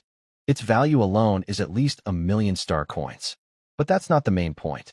A 5-star marshal's medal is a symbol of status. When meeting the emperor, you don't need to kneel, just a military salute will do. It also allows you to command up to 5 imperial fleet groups. Over 1,000,000 star coins? Charlotte's eyes changed slightly. She took off the medal from her chest and handed it to Chu Xian. "I'll sell it to you. Just give me 1,000,000 star coins." Zhao Chun covered his face, almost laughing out loud. Chu Xian shook her head repeatedly. "I wouldn't dare take that. I was just talking about its value. In fact, no one in the Starshine Empire dares to accept such a thing. Who would risk their life to accept a 5-star marshal medal?" At this moment, Lilith spoke nearby. "Charlotte, with this 5-star marshal medal, you also have an account with the Starshine Empire. Every month, they send you a generous allowance, which is basically the Empire supporting you for life. And if you carry this 5-star marshal medal, You can go to any official place of the Starshine Empire and eat and drink without worry, without spending money. Hearing Lily's words, Charlotte immediately put away the 5-star Marshall Medal and even looked at it with shining eyes. People who don't know might think Charlotte really liked this medal. In fact, Zhao Chun and others knew very well that Charlotte only saw this 5-star Marshall Medal as a permanent meal ticket. Chu Xian looked at her 4-star General's medal beside her. She was very proud just a moment ago, but seeing Charlotte's attitude, her pride suddenly halved. Thinking about it, what's so important about a 5-star Marshal or a 4-star General? Are they really that impressive? In this civil war, they had killed countless officers. Among them, several 5-star Marshals were defeated by them. Can a 5-star Marshal command a fleet made entirely of T3 starships? The commander of the Xiongling Legion can. Can a 5-star Marshal order hundreds of T3 star missile ships to fire simultaneously? The commander of the Xiongling Legion can. Thinking of this, Chu Xian looked at Zhao Chun with even more pride. That was the pride of being a member of the Xiongling Legion. By the way, Charlotte, I have something to ask you, Zhao Chun said, looking at Charlotte who was fiddling with the permanent meal card. Hearing Zhao Chun's question, Charlotte put down the meal card and looked at him. What is it? It's about the situation in the Warhammer Interstellar United States. Like the Sea Demon tribe, the Harpy tribe, the Spider Queen tribe, and the Fox People tribe. And how are the other major tribes of the Warhammer Interstellar United States doing now? Zhao Chun asked with concern. The internal war of the Starshine Empire has ended, whether because of Charlotte or because of system missions. Zhao Chun's strategic focus from now on will be on the Warhammer Interstellar United States. If we can control the resources of both the Star Glory Empire and the Warhammer Empire, we can face the Holy Light Empire without fear. Charlotte was confused about why the commander suddenly became so interested in the Warhammer Interstellar United Federation. Still, she told Zhao Chun everything she knew. First, she explained about the 4 half-orc tribes. These tribes are part of the 20 major Warhammer tribes, but their statuses vary. The highest ranking is the Fox tribe, which is one of the 4 new powerful groups in the Warhammer Interstellar United Federation. The other 3 are the Lion tribe, the Minotaur tribe, and the Black Tiger tribe. The Fox tribe itself isn't very strong in combat, but it produces many strategists, military commanders, scientists, and researchers. It's said that the Fox tribe has a very high IQ. The Fox tribe is actually a large family group. Their population isn't big, but they include all the smaller fox human tribes, like the 9-tailed fox, the double-tailed fox, the fire fox, and the white fox. Even the Black Fox tribe in our Revolutionary Army used to be part of the Fox tribe. But for some unknown reasons, the Black Fox tribe separated and became independent. Because their numbers are small and their strength limited, they aren't one of the 20 major tribes. Maybe they want to overthrow the Fox tribe, so they've always supported our Revolutionary Army.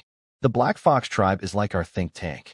The young clan leader of the Black Fox tribe, Fox Xiner, is now my secretary in the Dragon and Tiger Army, Charlotte explained. Zhao Chun frowned slightly. No wonder the Fox tribe, led by the Fox Queen, has the highest completion rate among the 4, reaching 20%. The other 3 only have 10%. Given their current status among the 4 major groups, it is really difficult to make them submit to Zhao Chun. However, I received some uncertain information earlier. The Queen of the Fox tribe seems to have secret contacts with the Dragon People tribe, Charlotte whispered. Zhao Chun took note of this. In the United Interstellar Alliance of Warhammer, there are 3 main factions. One led by the Dragon People tribe, which is the strongest faction.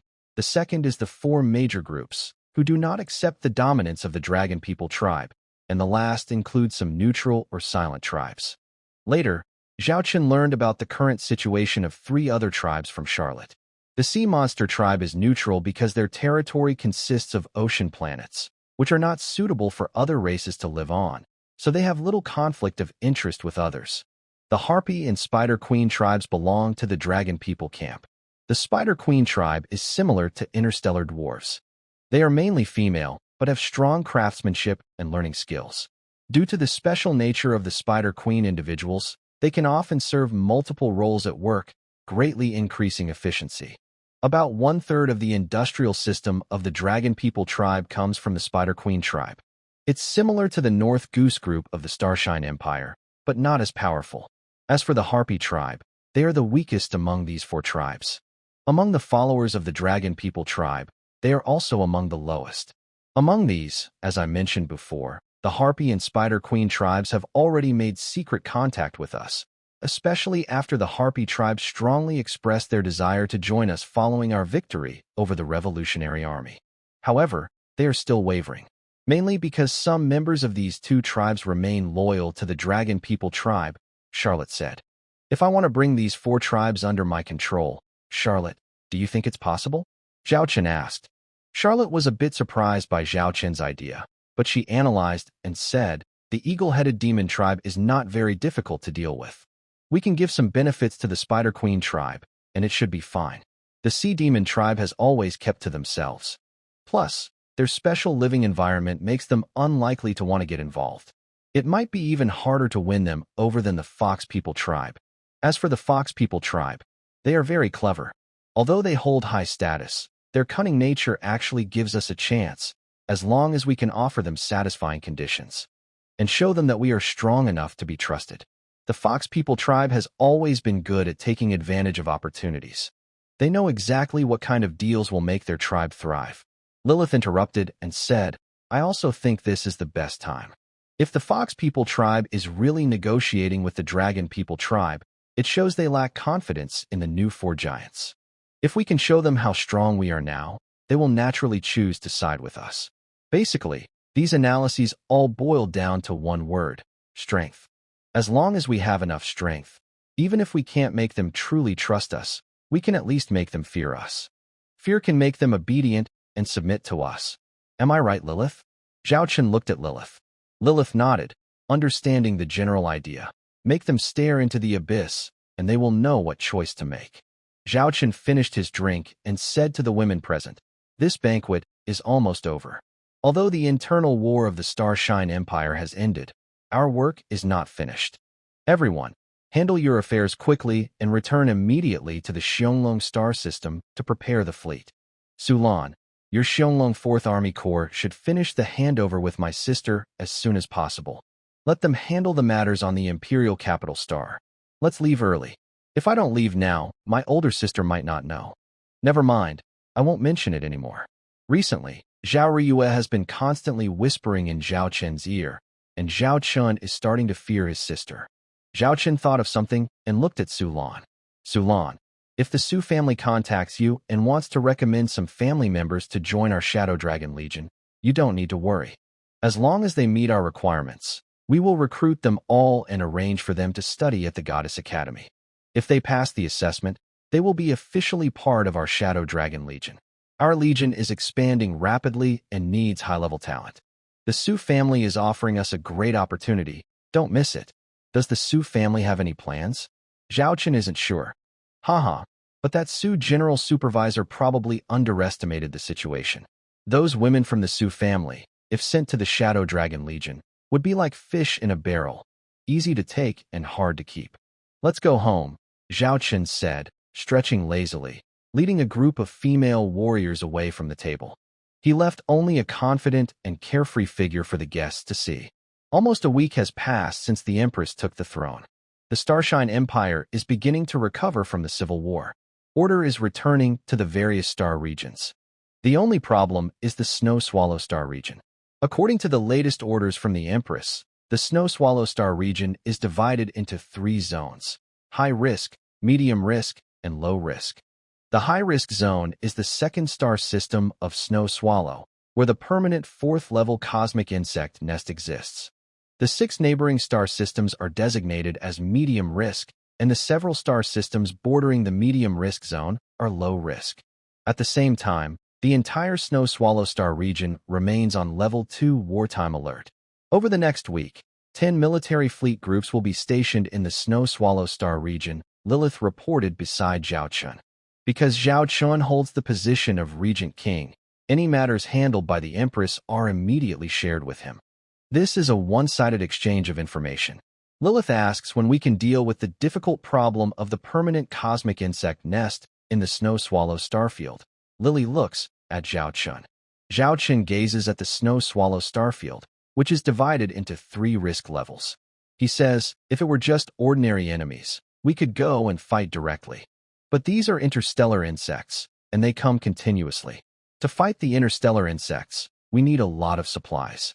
During the Civil War, not only the Imperial Army and the Princess's Royal Fleet, but even our Xiongling Legion has limited resources.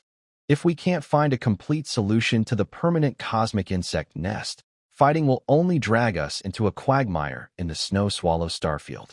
Charlotte, standing nearby, speaks up. My suggestion is that we should control this insect nest, but we don't need to handle it at a high level.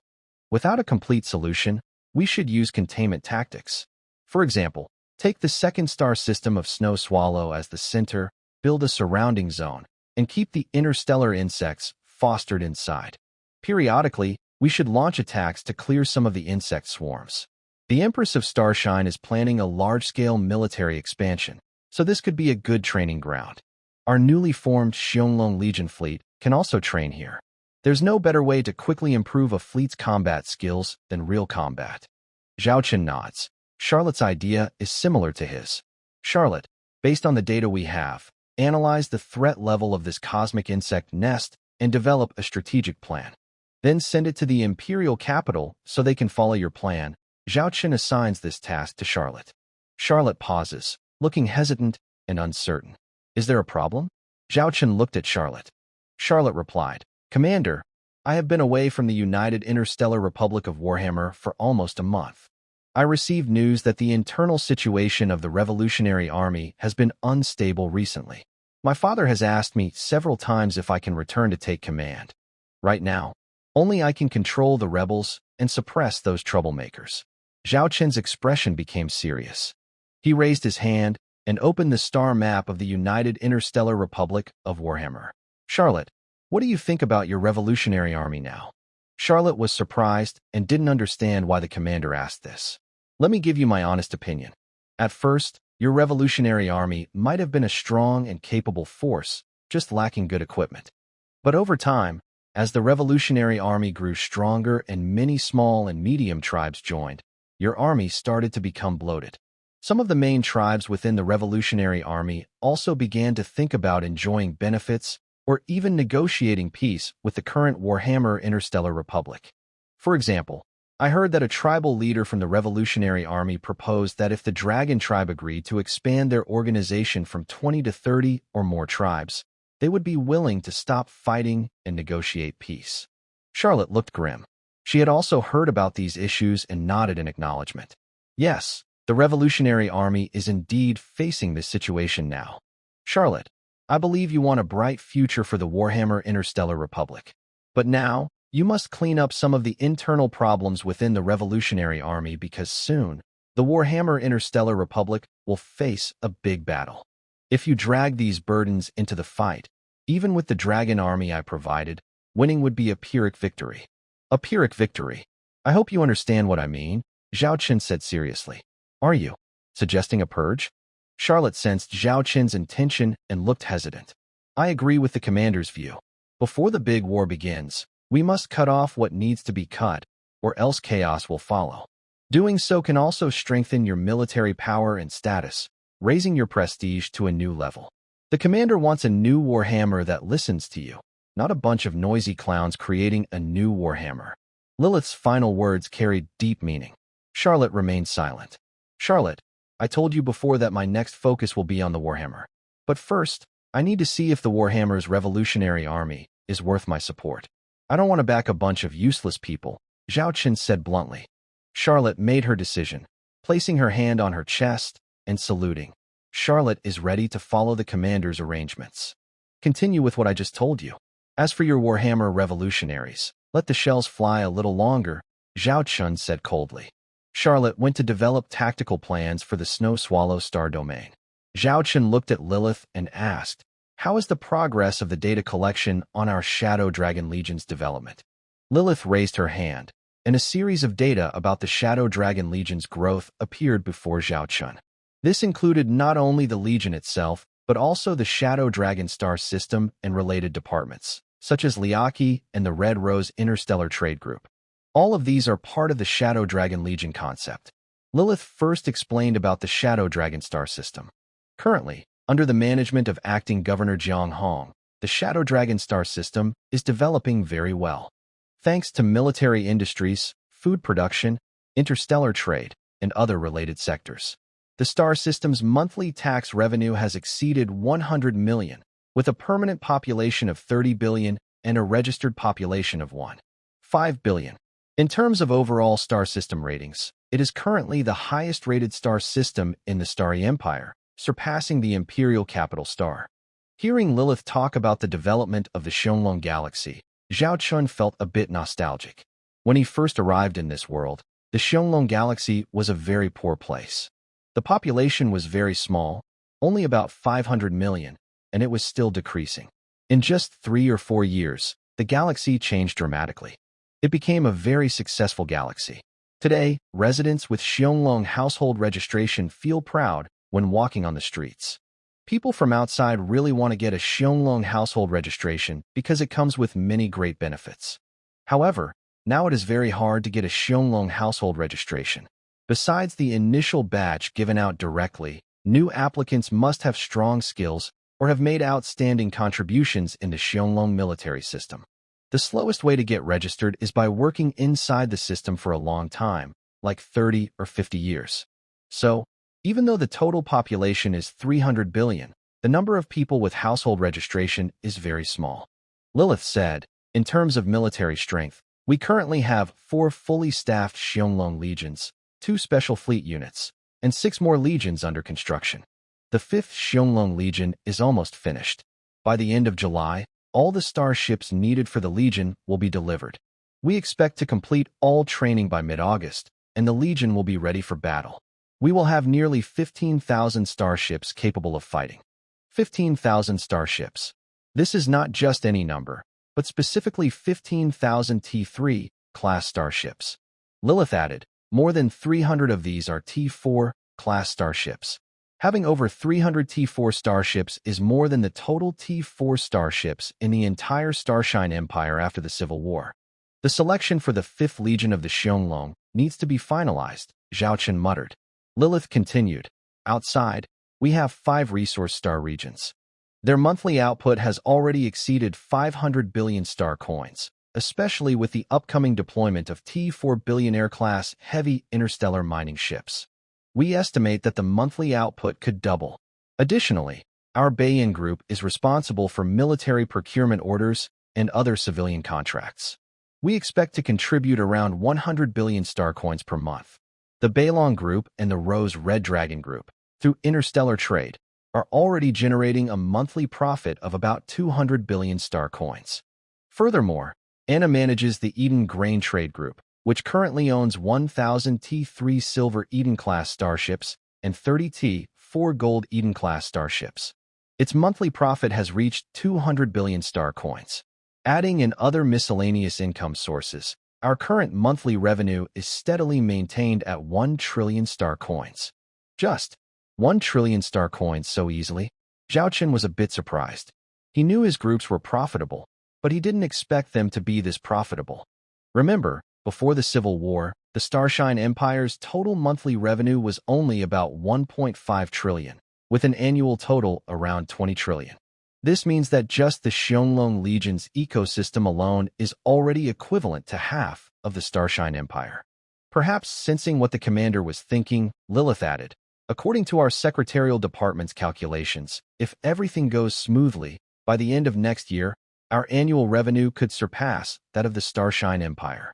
Zhao Chun nodded with satisfaction. While having a powerful interstellar fleet is important, it's not enough.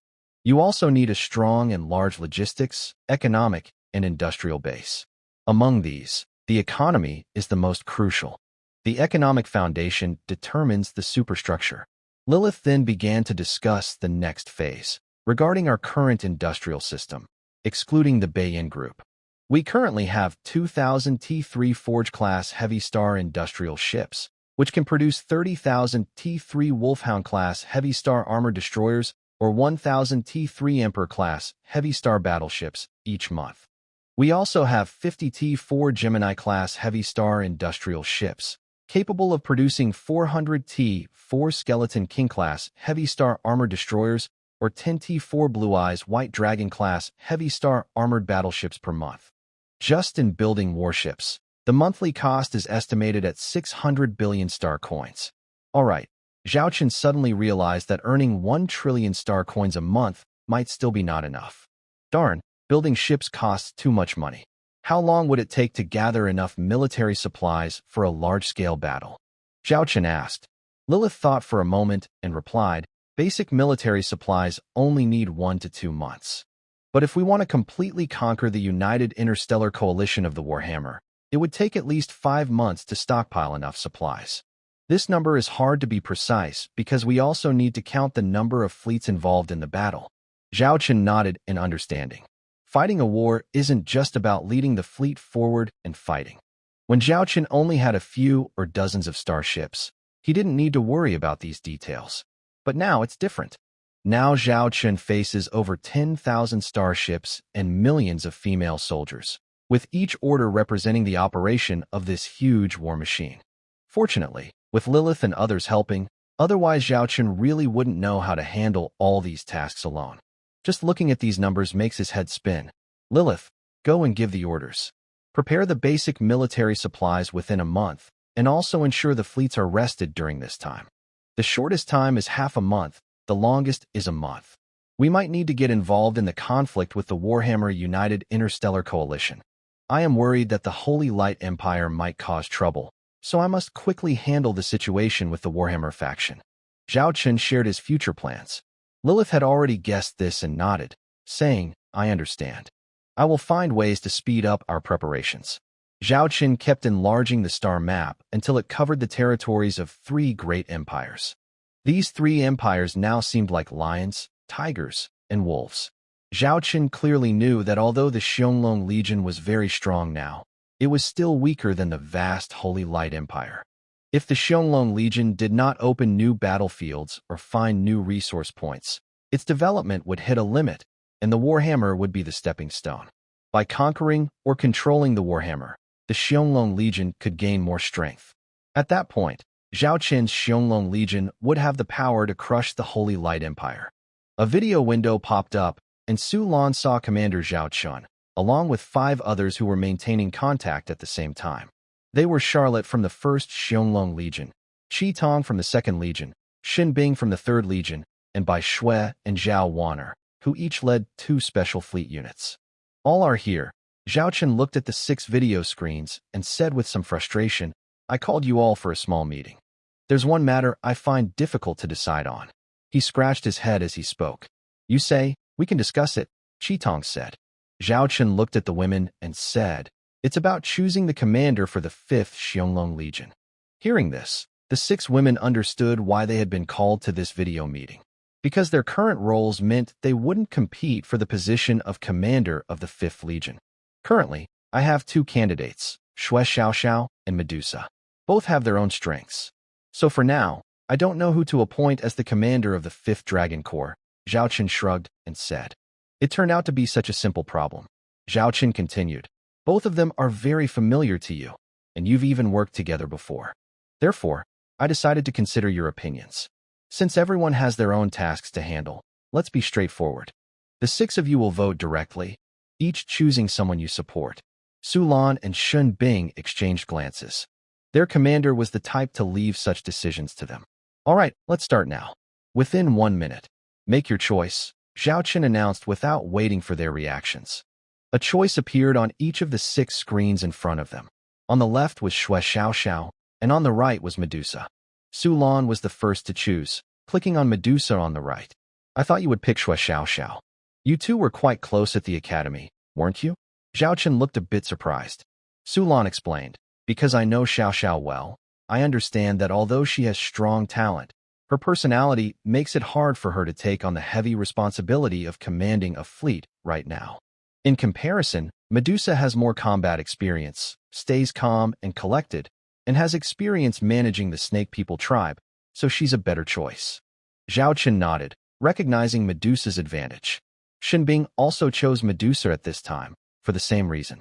The Wolf Girl by Shui and Zhao Wan'er, however, chose Shui Xiaoxiao. Their reason was simple. They liked Xiaoxiao's fighting style, her fierce and unstoppable fighting spirit. Zhao Chen looked at Qi Tong and Charlotte. Both almost made their choices at the same time. But Qi Tong chose Xue Xiaoxiao, while Charlotte picked Medusa. All right, 3 votes for Xiaoxiao and 3 for Medusa. Zhao Chen covered his face, doubting whether they did this on purpose, as they kept throwing this decision back to him. Commander, I think you have an even better choice, Charlotte spoke at this moment. An even better choice? Who is it? Zhao Chen asked with curiosity. Secretary Chu Xian, Charlotte replied. Chu Xian? Zhao Chen was a bit surprised. Charlotte said, honestly, placing Chu Xian as your secretary to assist Lilith is really a waste of her talent. Both Medusa and Xue Xiaoxiao have strengths that Chu Xian also possesses. Chu Xian has experience managing the Chu River Star Domain, leading the Chu family fleet, and has considerable combat experience and talent. Your only concern might be her background, but I believe she should be in a commanding role in battle, not just assisting others. Zhao Chen narrowed his eyes. To be honest, Chu Xian is a very suitable candidate. It's just her background that might be an issue. Commander, I think your concern is unnecessary. You also said before that the future Shadow Dragon Legion will face threats from other empires and even different races in the universe. Before that, strengthening our power is the most important thing, and top talent is crucial. While the Goddess Academy-class starships can train core personnel, talent is something that can't be easily found. You are willing to recruit the Su family members, so why not accept Miss Chu Xian's true integration into our Shadow Dragon Legion? Charlotte said seriously. I understand. Let me think about it. That's all for this meeting. Don't announce this outside, Zhao Chen said, ending the video call. Leaning back in his chair, he closed his eyes and fell into thought. Chu Xian knocked on the door of the commander's private office. With the sounds inside, the door automatically opened. Old Zhao, what do you want from me? Lilith has given me quite a few tasks, Chu Xian said. In private, Chu Xian and Zhao Chun were more relaxed, and she would directly call him Old Zhao. Sign this for me, Zhao Chen said, opening a digital panel and pointing to a spot where Chu Xian was to sign. Unexpectedly, Chu Xian didn't even carefully read the text on the digital document before signing her name at the designated spot. Wait, you didn't even look at what this is before signing? Zhao Chen was surprised. Chu Xian rolled her eyes. What, do you think this is some kind of contract to sell myself? All right, I'll go handle my business now. If you plan to interfere with the United Interstellar Federation of Warhammer, you can relax here while our secretaries are busy working hard. When I was a commander, I never thought that these secretaries would work so hard. You should give us a raise. This might really be a kind of contract to sell oneself, Zhao Chen said, stopping Chu Xian as she was about to leave, pointing at the digital document. Chu Xian paused, and her gaze turned serious as she looked at the document. The top line of text read, Senior Officer Long-Term Service Contract for the Howling Dragon Legion. Chu Xian's heart trembled. The starships needed for my Howling Dragon 5th Legion are about to be fully delivered and put into service. When that happens, I will need a commander to help train this legion. I wonder if Miss Chu from the Chu family is willing. The signature you just signed, I can pretend it never happened. But if you agree now, from this moment on, for the next 30 years, you will belong to our Howling Dragon Legion. Then Zhao Chen took out a platinum-colored dragon insignia with a number 5 on it. This symbol represented the highest-ranking general of the Howling Dragon Legion, the commander of the 5th Legion. You want to hand over the Howling Dragon 5th Legion to me? Chu Xian looked at Zhao Chen in surprise. You still have a chance to regret. After all, the Chu family fleet is still waiting for you to inherit, Miss Chu. No way. I'm the commander of the Howling Dragon 5th Legion now. I can now command 3,000 T3 interstellar warships. Unexpectedly, Chu Xian showed no hesitation and looked very happy. Have you really decided? What about your grandfather? My grandfather? I think he's still very healthy. Let him work for another 30 or 50 years without any problem, Chu Xian said bluntly. Holding the platinum dragon-shaped medal, her excitement was greater than when she was awarded the rank of general by the Star Queen Empress. All right, it seems the young lady of the Chu family has been recruited by me. Grandpa Chu, it looks like your retirement will have to be delayed, Zhao Chen silently mourned. Mid-July, Galactic Calendar 3034 Zhao Chun received urgent intelligence from Charlotte about the internal situation of the Warhammer Revolutionary Army. It seems the time has come. Zhao Chun looked at the information.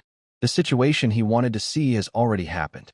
Because Charlotte has been absent from the Revolutionary Army for a long time, some factions within the army have developed different ideas, and now these are openly discussed. Lily, get ready. We will begin our next battle plan, Zhao Chun said to Lily. Yes, Lily started to make the necessary arrangements. Warhammer Interstellar United States, St. U star domain. This is one of the 18 star domains of Warhammer. Originally, this star domain was controlled by two major tribes, the Harpy tribe and the Golden Eagle tribe. The Golden Eagle tribe controlled 50% of the territory, the Harpy tribe controlled 35%, and the remaining 10% of the star systems belonged to various small and medium tribes.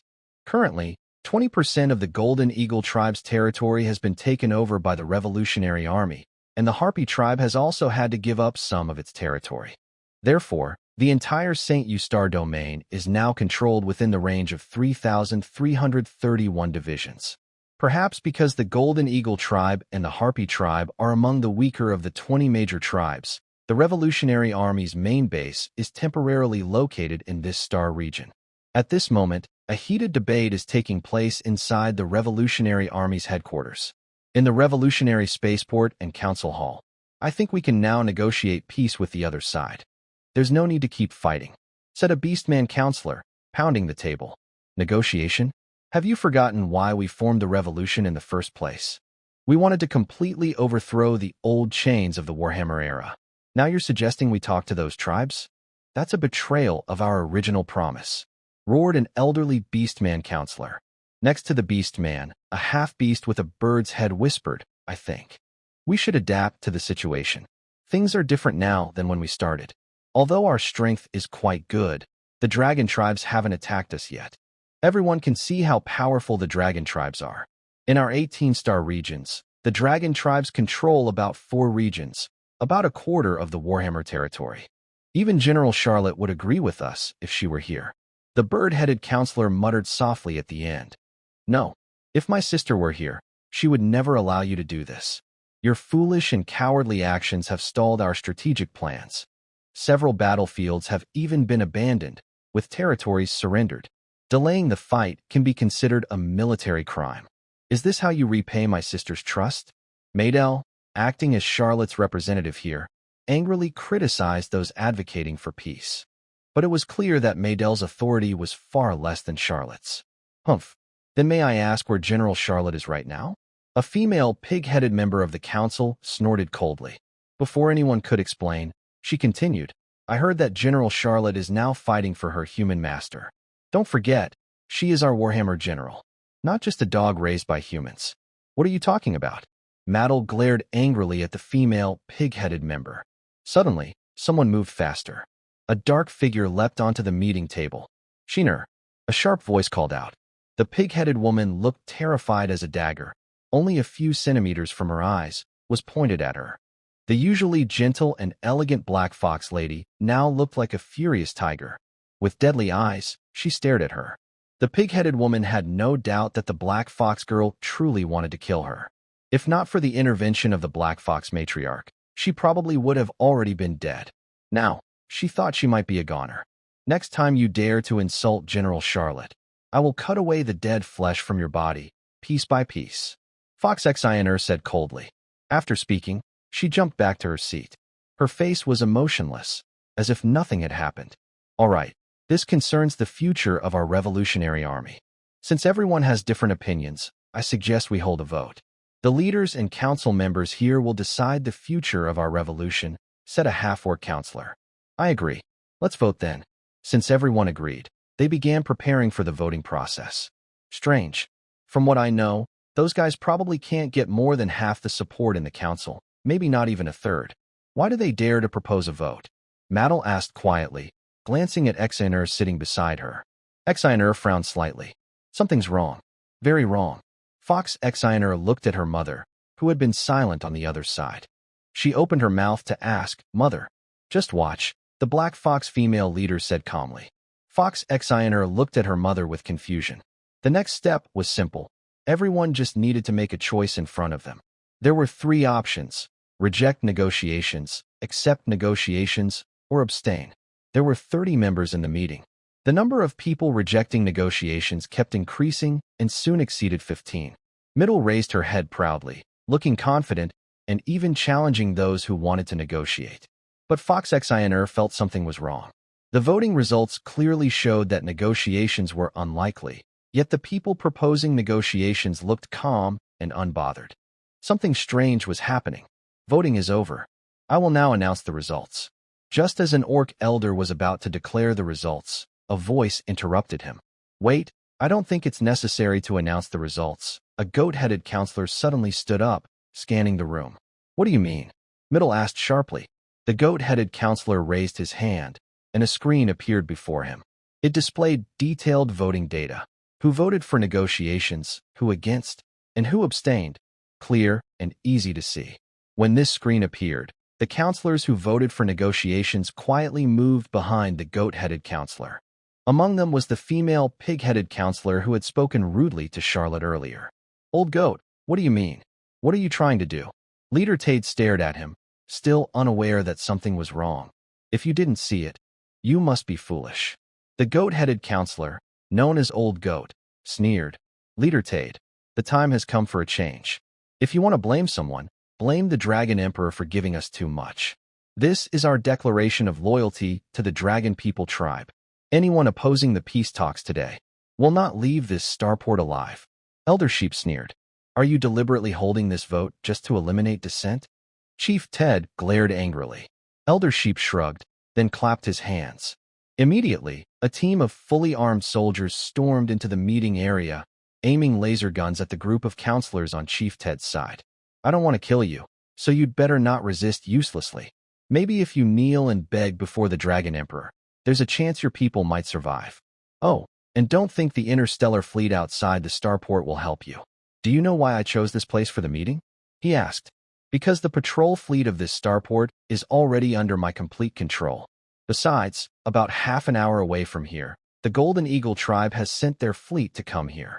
When the time comes, all I need to do is hand you over to them, and we will join the United Interstellar Confederation of the Warhammer Galaxy, becoming one of the new 30 tribes. This civil war must end.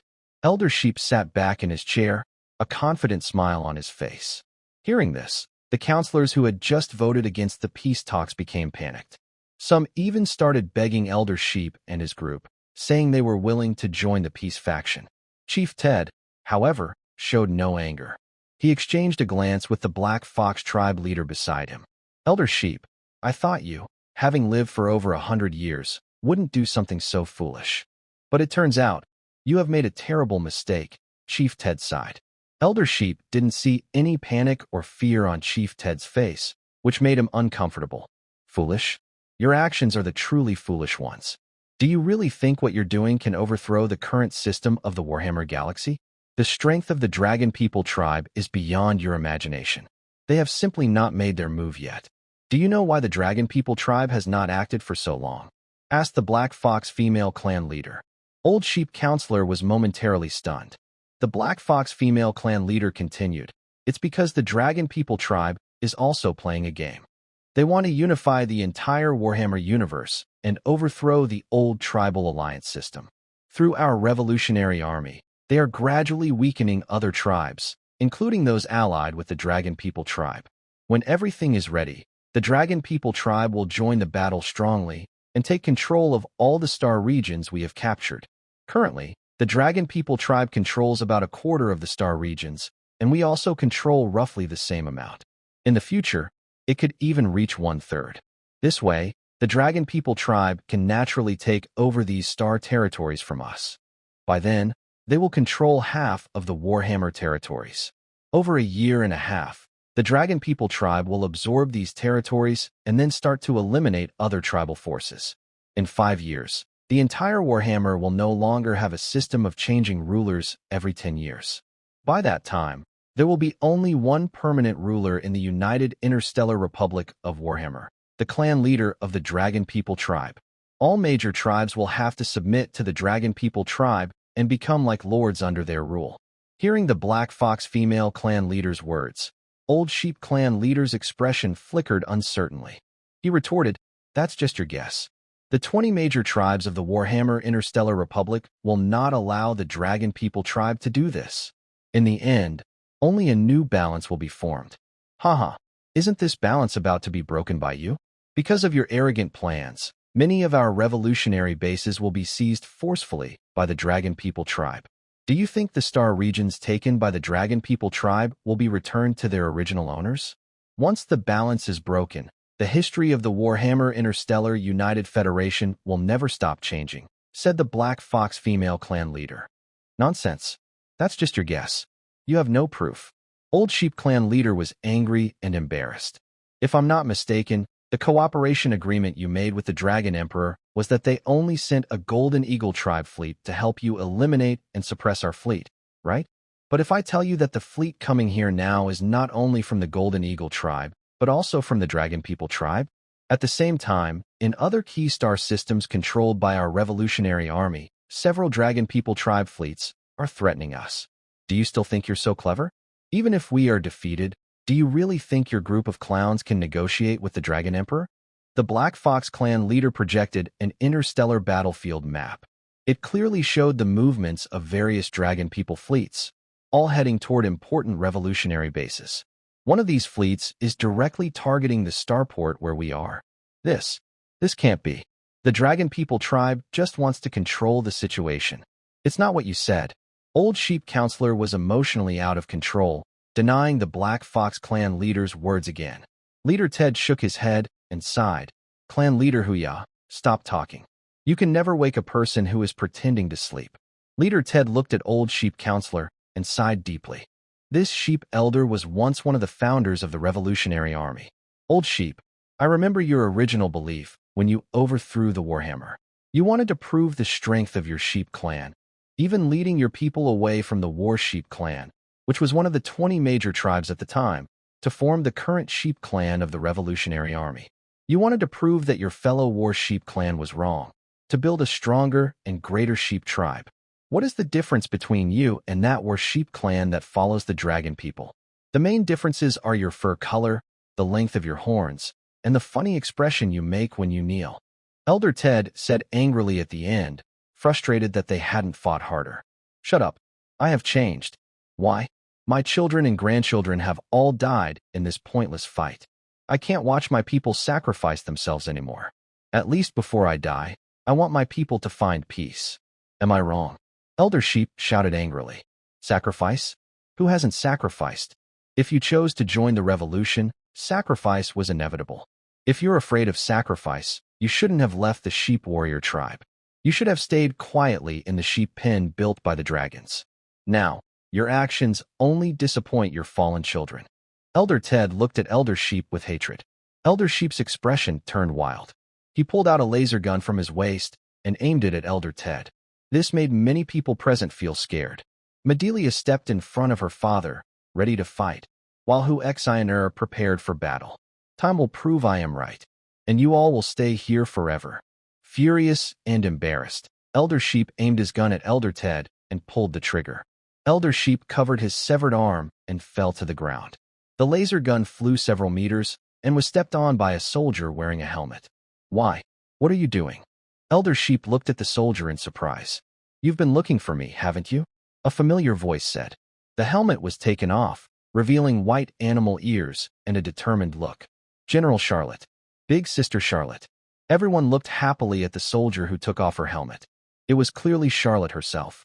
You weren't in the Starshine Empire. How are you here? Elder Sheep stared in shock at Charlotte. If I don't appear here, your plan will go smoothly, right? Charlotte said with a cold smile. At this moment, the soldiers who earlier aimed laser guns at the opposing peace talks turned their guns and aimed at members of the Sheep Elder Council faction. You all betrayed me. I trusted you so much and even married my daughter to you. How dare you? The Sheep Elder looked at the soldiers, especially their captain, who was his son-in-law. Your son-in-law didn't betray you. It's just that his mind isn't strong enough, the Black Fox female leader said with a charming smile. The Black Fox clan's charm magic. The Sheep Elder noticed that his son-in-law's eyes were vacant and looked unwell. thinking of the rumors about the Black Fox clan. The pure-blooded fox demons are known for their strong mental powers, capable of interfering with a person's mind and controlling their actions in a short time. The succubus clan also has similar abilities. You knew about our plan all along. The sheep elder asked in disbelief. Do you think I wouldn't know what was happening here just because I left?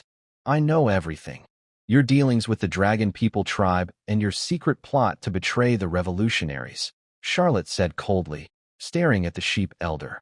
Then, why didn't you stop me earlier? Why wait until now? The sheep elder asked. Before Charlotte could answer, a figure entered the meeting room, protected by a group of beautiful female soldiers. That's because we wanted the bombs to fly a little longer.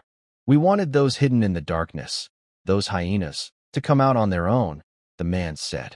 The assembled council members were surprised to see the man. But when they saw the dragon emblem on his military uniform, they guessed his identity. He was from the Shadow Dragon Legion, the only man in the group.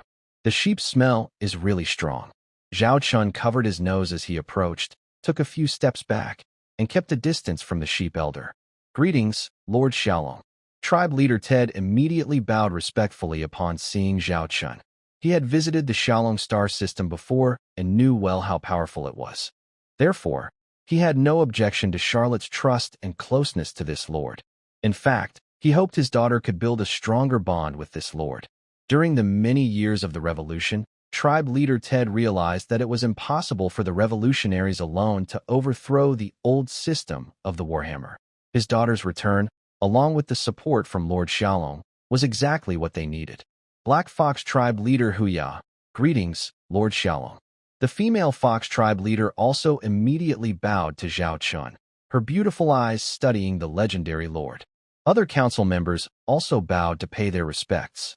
Most of the others looked at him with curiosity, as they had only heard rumors about the Xiaolong army and this man. This was their first time seeing the lord in person. Among them, Fox Exiner looked at Zhao Chun with a hostile gaze. When her eyes fell on Charlotte, they changed to admiration, love, and infatuation. Then, when she looked back at Zhao Chun, her expression turned hostile, as if she saw a villain touching her forbidden territory and was about to explode. You. Elder Sheep wobbled unsteadily, finally stabilizing himself. His unpredictable face became even more wild. So what if you see through my plan? We have failed, but you will soon face destruction. Do you think the Peace faction is all here? A month ago, I secretly let members of the Peace faction infiltrate key bases and strategic locations, and now those places are under our control. Moreover, as you said, the Dragon People tribe has already sent troops. Do you think you can stand up to the powerful fleet of the Dragon People tribe on your own? I haven't lost, and you won't either. Zhao Chun glanced behind him, and his attentive bodyguard, the leopard girl, immediately handed him a chair. Zhao Chun sat down calmly and said softly, It seems you're really not giving up. Actually, I could kill you right now. But I have a small habit. I like to make sure people understand how foolish their mistakes were. If you say that the Revolutionary Army plus the Dragon Tiger Legion are no match for the Dragon People's fleet, I won't deny it. Zhao Chun showed a teasing smile. But what if I add my Shadow Dragon Legion? Hearing this name, the expressions of the officials present changed subtly. Some people, not seeing the danger, still didn't realize what was coming. Zhao Chun snapped his fingers loudly. The leopard girl immediately raised her right hand, activating her handheld device, and several video images appeared before everyone. One of the videos showed the wreckage of a group of interstellar warships. Between a few planets, the scene looked like a hell on Earth. Sharp-eyed viewers noticed that these wrecked ships seemed to bear a certain fleet emblem. A golden eagle. This is the fleet of the Golden Eagle tribe. Someone exclaimed in surprise. Then, the video zoomed out, revealing scenes outside the initial frame. Several intact interstellar warships appeared before everyone, and all of them bore the emblem of the Shadow Dragon Legion. Old Sheep, how many interstellar warships did the Golden Eagle tribe say they would send to support you? Zhao Chun asked with a smile. Old Sheep looked at the scene in disbelief. This can't be. How is this possible? This video must be fake. Now, everyone was curious. How many ships did the Golden Eagle tribe actually send for this operation? The 10 fleets of the Golden Eagle tribe. 30,000 interstellar warships. I contacted their commander just 3 hours ago. How? How could they be destroyed so quickly? Elder Yang kept denying this event. He pointed at the video footage and claimed it was fake. Yes, there are indeed 30,000 interstellar warships, but their quality isn't very good. If I remember correctly, only about 1,000 are T3 level ships, the rest are T2. Not a single T4 warship has been seen, Zhao Chen said with disdain, pointing at the Shadow Dragon starships in the video. These trash ships wouldn't even be enough to fill the gaps in my Shadow Dragon Legion. Hearing Zhao Chen's words, the Revolutionary Council members present felt shocked and scared. The Golden Eagle tribe isn't very strong. Among the 20 major tribes, they are among the weakest. If it weren't for the support of the Dragonmen tribe, they might have been kicked out of the top 20 tribes long ago. Still, the Golden Eagle tribe has about 1,000 T3 starships. Compared to other revolutionary fleets, except for the Dragon Tiger Legion, their fleet was once considered superior to the Golden Eagle fleet. But now, this once troublesome enemy was completely wiped out in just a few hours by this Shadow Dragon Lord. I'm glad I only sent a small fleet from the 5th Legion, 300 starships. If I had sent the entire Legion, it would have been like using a sledgehammer to crack a nut, Zhao Chen said happily. 300 starships slaughtered 30,000? At this moment, many people could be heard swallowing nervously. Some wanted to question this, but when they saw the majestic starships in the video, each one unmistakably T3 level, and a few even larger ships among them, they found it hard to believe. That was clearly a T4 interstellar battleship. It was a small fleet made up entirely of T3 and a few T4 interstellar battleships. Thinking about the fierce fighting ability of the X-Dragon class battleships, it doesn't seem so unbelievable that 300 ships could wipe out 30,000. You just said that even if you can't win, we can't defeat the Dragon People tribe fleet, right? Zhao Chen looked at Elder Yang with a smile. Elder Yang stubbornly replied, Of course. I admit your X-Dragon fleet might have some skill. But remember, this is Warhammer. Among the Dragon People tribes, they are the strongest. They have. Zhao Chen stopped Elder Yang from continuing and pointed at some other video screens. Then you better take a good look at the so-called Dragon People tribe fleet you mentioned, and see how powerful they really are. At this moment, a new small video window popped up in front of Zhao Chen. Report to the commander. All our interstellar battleships are in position for battle, Lilith reported. Send me the detailed data. There are some fools here, Zhao Chen said calmly. A series of data was sent to Zhao Chen. Charlotte knew what the commander wanted to do. Since Lilith wasn't here, she took over the task. Maddle, turn on the star map's wartime mode. Charlotte asked her sister for help. I'll do it. I know this well, Hushiner volunteered. Soon, after their quick actions, a wartime star map appeared before everyone. See these 5 points on the star map? Zhao Chen pointed to 5 red dots marked on the map. Maddle looked at the 5 locations, and her eyes lit up. These are the 5 strategic hubs controlled by our Revolution Army. These 5 places are key strategic points. They connect several of our bases and are very important. Once we lose these 5 strategic locations, our revolutionary forces will be like a broken dragon, scattered and powerless. The enemy will easily defeat us all. Charlotte nodded and pointed to these 5 key points. Projections of 5-star fleets appeared above them, along with the banners of the Dragon People tribe. Based on our intelligence, the Dragon People tribe has sent 600,000 starships to defend these 5 locations, totaling 3 million starships. Our latest information shows that the Dragon People's direct fleet only has about 600,000 starships. This means they are deploying half of their entire military force for this operation. Besides, there are other smaller battlefields managed by loyal tribes of the Dragon People, with about 200,000 starships in total. They aim to divide and conquer our revolutionary army. When hearing this, Leader Ted and others looked serious. Since General Charlotte is here, she must have a plan to deal with this, right? Fox Exiner looked at Charlotte with admiration, her eyes full of love. Charlotte turned to Commander Zhao Chen with respect. She said, "This time, I have asked our revolutionary allies and the loyal Lord of the Shadow Dragon to send support. They have dispatched the Shadow Dragon Legion to help us. 5 Shadow Dragon Legions have been sent to defend the 5 strategic locations, totaling 15,000 starships. The small fleet that intercepted the Golden Eagle tribe was part of the 5th Shadow Dragon Legion. Charlotte didn't hide her connection with Zhao Chun when speaking. On the star map, 5 dragon people fleets invading from different directions appeared, each with a banner of the Shadow Dragon Legion, along with many models of the starships and their numbers. There are 3,000 starships in total. Ha ha ha. I thought you and your master had some tricks up your sleeve. A mere 3,000 interstellar warships are trying to resist an attack from 60,000 dragon-human tribal fleet ships. Do you think the dragon-human tribal fleet's fighting power is the same as that of the Golden Eagle tribe? Elder Sheep mocked. Just look and see if we can hold out, Zhao Chen said, supporting his chin with one hand, enlarging one of the video screens. The once empty starry sky now showed ships appearing one after another, totaling over 10,000. All these ships bore the same fleet emblem. Interestingly, the emblem was similar to that of the Shadow Dragon Legion. However, this emblem featured a side view of a dragon-human figure, with a dragon's head and a human body. Dragon-human tribal fleet. Someone exclaimed. Black Fox female clan leader's eyes sharpened. She said more precisely, this is the 13th and 17th fleet groups of the dragon-human tribe. Currently, the dragon-human tribe officially has 200 fleet groups. According to their military system, every 10 fleet groups form a fleet of 30,000 ships. That means there are 20 fleet groups in total, each with 30,000 ships. But being able to identify which fleet group from such a short video shows Black Fox female clan leaders' sharp observation skills. This made Zhao Chen glance at the beautiful Black Fox woman a bit more. She felt Zhao Chen's gaze and smiled slightly at him. She looked as fresh and juicy as a ripe fruit, as if she could be squeezed for water at any moment. Compared to her, Lily was still quite young and inexperienced. The video then shifted to a side view of the battlefield. From this angle, you could see the formation of the Shadow Dragon Legion.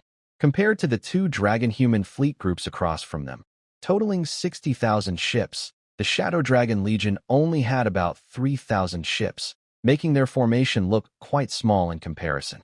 However, some people sensed something unusual from the aura of the 3,000 Xianlong interstellar warships. This was especially true for those who studied starship technology. Are these all T3 level interstellar warships? A senator asked in shock. Charlotte looked at Zhao Chun as if asking the commander. Zhao Chun subtly moved his finger. Charlotte then proudly straightened her chest. This is the 2nd Legion of the Xianlong, with 3,000 T3 starships and over 100 T4 starships. All of them are T3 level starships. Does a Lord of the Starshine Empire have such a powerful fleet? And there are over 100 T4 starships? Our Warhammer Interstellar United States currently has only about 1,000 T4 starships in total. Hearing someone mention that the Warhammer has 1,000 T4 starships, Charlotte sneered slightly and added calmly, these 100 T4 starships are genuine T4 level, not just quasi-T4. Everyone understood what she meant by this. The Warhammer Interstellar United States claims to have 3 types of T4 series starships and the largest number of T4 starships among the 3 major galactic empires. But in reality, 2 of these types are only quasi-T4.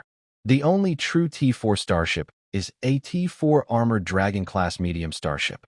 Just a starship. Although the revolutionary senators present heard this, they didn't fully believe it.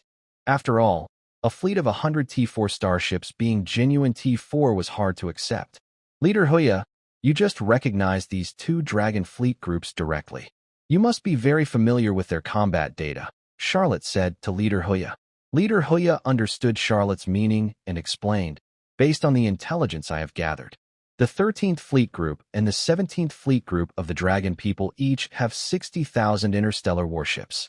There are about 60 T4 interstellar warships. In addition, there are 6,000 T3 warships, and the rest are T2 level ships. Hearing this data, everyone looked anxiously at the video footage of the battlefield. They wanted to know what would happen next. Big sister, do you think the Falcon Dragon Corps can win this fight? Mater asked quietly, leaning close to Charlotte. She last saw the Falcon Dragon Corps more than a year ago, when it hadn't yet expanded into several groups. So she wasn't sure how much the Falcon Dragon Corps had developed. You should ask how long the 2 Dragon Fleet groups on the other side can survive and hold out before retreating, Charlotte replied calmly. Mater looked at her sister in surprise, seeing a sense of pride in Charlotte's eyes. Even when Charlotte was commanding her Tiger and Dragon army, she never showed this kind of expression. This made her even more curious about how much the Falcon Dragon core, which she hadn't seen in over a year, had grown, and why her sister was so confident. In the video, the Falcon Dragon Second Army fleet formed a battle formation and stayed in place without moving. On the other side, the two Dragon Fleet groups also spotted the Falcon Dragon fleet but didn't stop. Instead, they formed a crescent-shaped battle formation. This formation allows as many warships as possible to be at the front line. Because the Hammer's fighting style is to charge forward, even maintaining a style similar to a jump attack. In the conference room, the members of the council held their breath, tense about what was about to happen. This was the Dragon Fleet group. Since the birth of the Revolution Army, they had never fought against a full Dragon Fleet group on the battlefield. And now, facing two groups totaling 60,000 warships. That's a Starship missile ship. Why are there so many interstellar warships? Some sharp-eyed members of Parliament noticed something and pointed to the middle of the Falcon Dragon Second Army's position. Starship missile launchers on several interstellar missile ships activated. Then, countless Starship missiles with fiery tails were launched, resembling a rain of shooting stars heading toward the Dragon People fleet. The frontline Starship escorts of two Dragon People fleets immediately prepared to intercept. This included the T-4 Starship, the true starship of the Warhammer Interstellar United States, a medium-sized T-4 armored Starship escort. However, the incoming Starship missiles were just too many. Tens of thousands, coming non-stop. From the side, it looked like a shower of shooting stars washing over the Dragon People fleet's front line. How many Starship missiles have been launched? Leader Ted was even scared. Zhao Chen calmly gave a number. Almost 5 million Starship missiles. And these are all T-3 Starship missiles. The room fell silent again for a few moments. Nearly 5 million T-3 Starship missiles. Everyone watched the video showing the Dragon People fleet being engulfed in explosions from the missiles. The flames spread toward the middle of the fleet. This meant the defense plan of the frontline Starship escorts had completely failed. After all, it wasn't just tens of thousands of missiles, but 5 million. How much money would that cost? Madai swallowed hard, thinking about the resource consumption behind it. About 60 billion star coins, Zhao Chun said casually. 60 billion star coins. The members of Parliament were stunned. 60 billion star coins could probably build many starships. Yet this man didn't even blink and just threw out the missiles. Zhao Chen observed their expressions carefully. He was very satisfied. The effect of spending a few hundred billion was not wasted. Actually, what he didn't say earlier was that the attack wasn't launched by the Falcon Dragon Second Army itself, but by a special fleet accompanying it. The bombardment with interstellar missiles lasted nearly 10 minutes. There were simply too many missiles. After the dust from the explosions settled, large groups of dragon-shaped fleet starships and wreckage could be seen across the stars.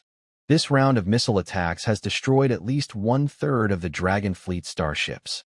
The remaining 2/3 have also suffered damage, and their combat strength has dropped significantly, Chief Huya quickly analyzed. 1/3? That means about 20,000 starships, exclaimed an officer.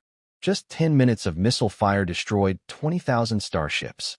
This was not a small allied fleet from the 20 Great Clans, but the main fleet of the Longren clan, the military force of the Hammer Star United Nations.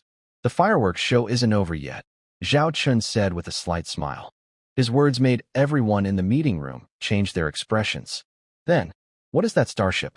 Hu Xiner keenly noticed a special starship, because that starship was slowly unfolding, revealing a dense array of missile launchers. The launch ports looked so crowded that anyone with a fear of tight spaces might faint. It's a T-4 Hell Angel-class heavy starship missile ship, Zhao Chun named the ship. A T-4 class starship missile ship. Everyone gasped in shock. Old Officer Yang's face froze, his eyes filled with disbelief and even a hint of regret. Zhao Chun closed his eyes, as if he could hear a beautiful melody. He muttered softly, "When the angel spreads its wings, the stars become a hellscape. Silence is destruction." Everyone else was stunned by the grand finale of the fireworks display. Although it wasn't as overwhelming as the previous barrage of hundreds of starship missiles, it still left a deep impression. Looking at hundreds of thousands of interstellar missiles being launched continuously from a single interstellar missile ship, that feeling is quite special. The Dragon fleet, which had just endured a rain of shooting stars from interstellar missiles, never expected this. The storm was far from over. Under the recent missile attack, the defenses of the interstellar escort ships almost collapsed. But this time, it was different from before. The T-4 Hell Angel-class heavy interstellar missile ships' missile attacks were not a broad attack, but precise strikes. They first targeted all enemy fleet groups within range, especially the T-4 class interstellar warships. So, those T-4 Dragon warships suffered. 1, 5, 10. Although protected by all-around T-4 level star shields, under the relentless missile bombardment, the shields were bound to break. They could only watch helplessly as each T-4 warship was set ablaze like a torch. Thanks to the precise attack from the T-4 Hell Angel-class ships, 2 Dragon fleet groups, with only about 60 T-4 warships remaining, now had fewer than 5 left. And these 5 were only spared because they were at the back of the fleet. Besides these T-4 warships, many T-3 class warships were also targeted by the T-4 Hell Angel-class ships, which had shifted to secondary targets. T-4 warships couldn't withstand this assault, let alone the T-3 class ships. If the previous missile barrage had destroyed half of the Dragon fleet's combat power, then the attack from the T-4 Hell Angel-class ships was a slaughter of the fleet's top fighters. These 2 Dragon fleet groups, fewer than 5 T-4 warships survived, and the original 6,000 T-3 warships now number less than 100, said the leader of the Fox Yao tribe, describing the current state of the 2 Dragon fleets. Actually, the leader of the Fox Yao tribe was quite cautious. In her mind, these 2 groups of Dragon people fleets had already lost. Since not a single enemy starship was damaged, and she had lost both arms, how could they continue fighting? This was simply a clear case of overwhelming defeat. As expected, the 2 Dragon fleets were truly frightened by this scene, and their commanders, or acting commanders, ordered a retreat. They no longer wanted to fight. But would the Shadow Dragon Second Army really let them go so easily? After the fireworks display, it was time for the hunt. You could see that within the Shadow Dragon Second Army fleet, several small fleets broke out and quickly encircled the Dragon fleet from all sides. These small fleets weren't large. Each had about 30 ships, totaling around 300 ships. But these pursuit fleets acted like long spears, stabbing into the fleeing Dragon fleet. The starships of the Dragon fleet tried to attack these Shadow Dragon ships. However, they couldn't destroy them quickly because these starships were either cruisers, battleships, or even some T-4 level ships. They had very fast speeds, strong armor, and powerful weapons. When they saw the situation was bad, they would often leave the battlefield, regroup, and then attack again. This back and forth slowed down the Dragon fleet's escape. Meanwhile, the revolutionary leaders watching from afar saw everything more clearly. The Shadow Dragon Second Army's following fleets were slowly closing in. They were protected by star cruisers, with star destroyers leading the attack, and battleships taking on the main assault. Many starfighters and drones had already arrived in the area where the Dragon fleet was, launching harassment attacks. The Warhammer Interstellar United States prefers not to use carrier starships. Instead, they rely on interstellar escort ships for defense. However, just moments ago, the interstellar escort ships suffered heavy losses while defending against interstellar missiles. Now, they are even less capable of resisting interstellar fighters and drone swarms. Almost instantly, the airspace around the Dragonman fleet was taken over by the Falcon Dragon Second Army Corps, controlling the air superiority. To fight efficiently, the interstellar fighters and drones did not aim to destroy the Dragonman ships directly. Instead, they attacked their engines and power systems. This caused the Dragonman ships to slow down. As their speed dropped, they fell behind and were quickly caught up by the Falcon Dragon Second Army Corps fleet. The T-3 Triceratops-class interstellar heavy assault escort ship and the T-4 Holy Knight-class heavy interstellar missile escort ship slowly surrounded the Dragonman fleet's warships. Then, it was time to close the gates and let loose the dogs. The T-3 Wolverine-class heavy interstellar armored destroyer and the T-4 Skeleton King-class heavy armored destroyer took on this task. These ships acted like hunting dogs, clearing out all enemy ships within the encirclement. Among these targets, some were tougher to handle. So, the T3 Emperor-class heavy battleship and the T4 Blue Eyes White Dragon-class heavy armored battleship were assigned to deal with them. Despite these three powerful strikes, the Second Army Corps of the Falcon Dragon fleet advanced without any slowdown. The encircled Dragonman warships were caught and shattered, like paper being shredded, leaving only heaps of wreckage. This slaughter lasted nearly an hour. The 13th and 17th Dragonman fleets were completely destroyed, except for a few ships that shut down their engines and surrendered. Not a single Dragonman warship escaped. "Old Sheep, do you have anything to say?" Zhao Chen teased as he looked at the now dejected Old Man Yang. Senator Sheep looked blank, like a lifeless body without a soul, silent and still. Meanwhile, the leaders of the Protalk faction, who had just stood together, now knelt before Zhao Chen like clowns. "Your lordship, it's a misunderstanding. It's all a misunderstanding. We were deceived by this old fellow. We never intended to betray the Revolution Army." The half-beast chicken-headed leader pleaded. Yes, it's that darn old sheep. He threatened us. If we didn't listen to him, he would send the Dragon Tribe's fleet to destroy us and kill our people. We had no choice." The pig-headed leader knelt on the ground, trying to crawl closer to Commander Zhao Chen. But in the next second, a laser shot hit the ground right in front of his head. A black hole smoked on the floor. The pig-headed leader collapsed, his body going limp. "We know we were wrong. Chief Ted, please help us. We fought alongside you before. General Charlotte, please, just spare us this time. I promise my tribe will obey your orders from now on. If you tell us to go east, we will never go west." Suddenly, the conference room was filled with shouting and crying. The leaders who had opposed the peace talks earlier now attacked the traitors, throwing objects at them. Zhao Chen watched silently, as if he were watching a circus. The chicken-headed leader seemed to lose control. His eyes reddened as he looked at the seemingly soulless old sheep senator, then rushed forward, shouting and hitting him. "You darn sheep! If it weren't for your lies, how could we be in this mess?" Seeing this, others also joined in, attacking the old veteran who was once highly respected among the revolution leaders. "Charlotte, that old sheep isn't in good shape. Don't let him fall apart," Zhao Chen said calmly. Charlotte immediately ordered everyone to stop, but perhaps due to losing control of her emotions, they didn't listen and continued to beat the old sheep counselor. Finally, with the forceful pulling of soldiers around them, they separated the crowd one by one. "Bah, you old fool. Give me 2 more minutes, and I'll peck you to death," the chicken-headed leader of the council shouted, his mouth full of wool. Now, looking again at the old sheep counselor, Zhao Chen almost didn't recognize him.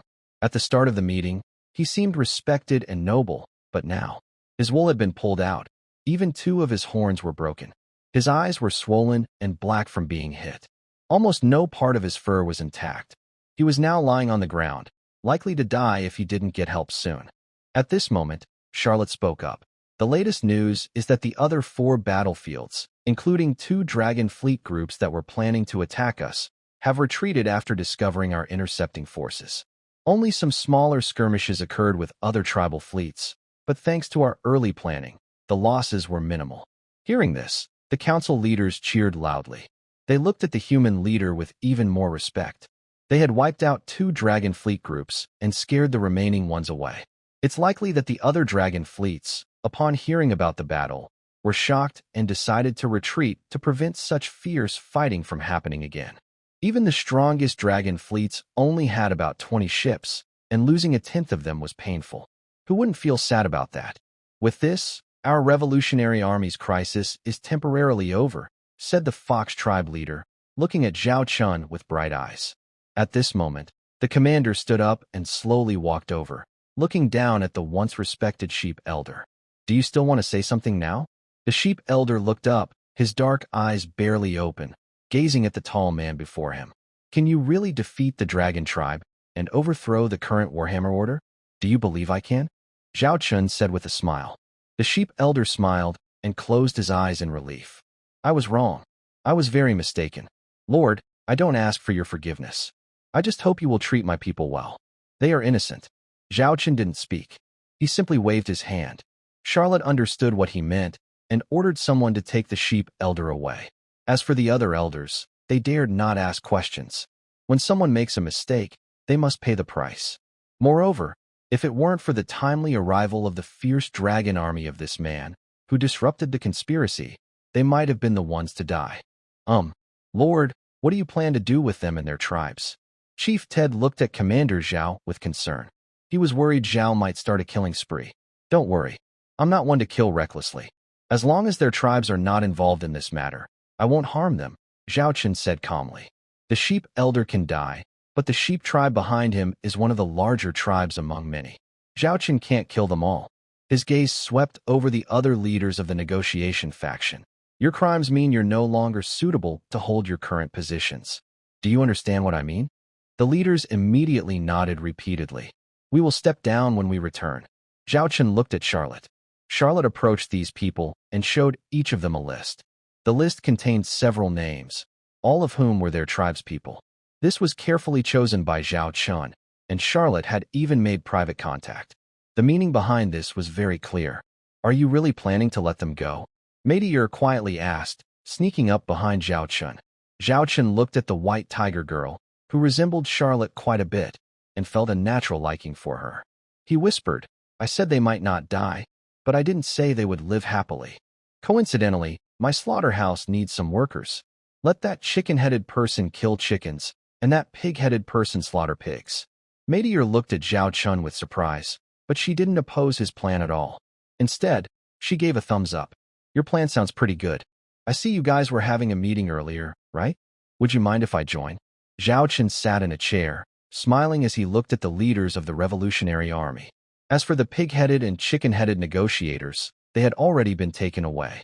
No, not at all. Lord, your presence would bring great honor to us. This is the main seat. Please sit here.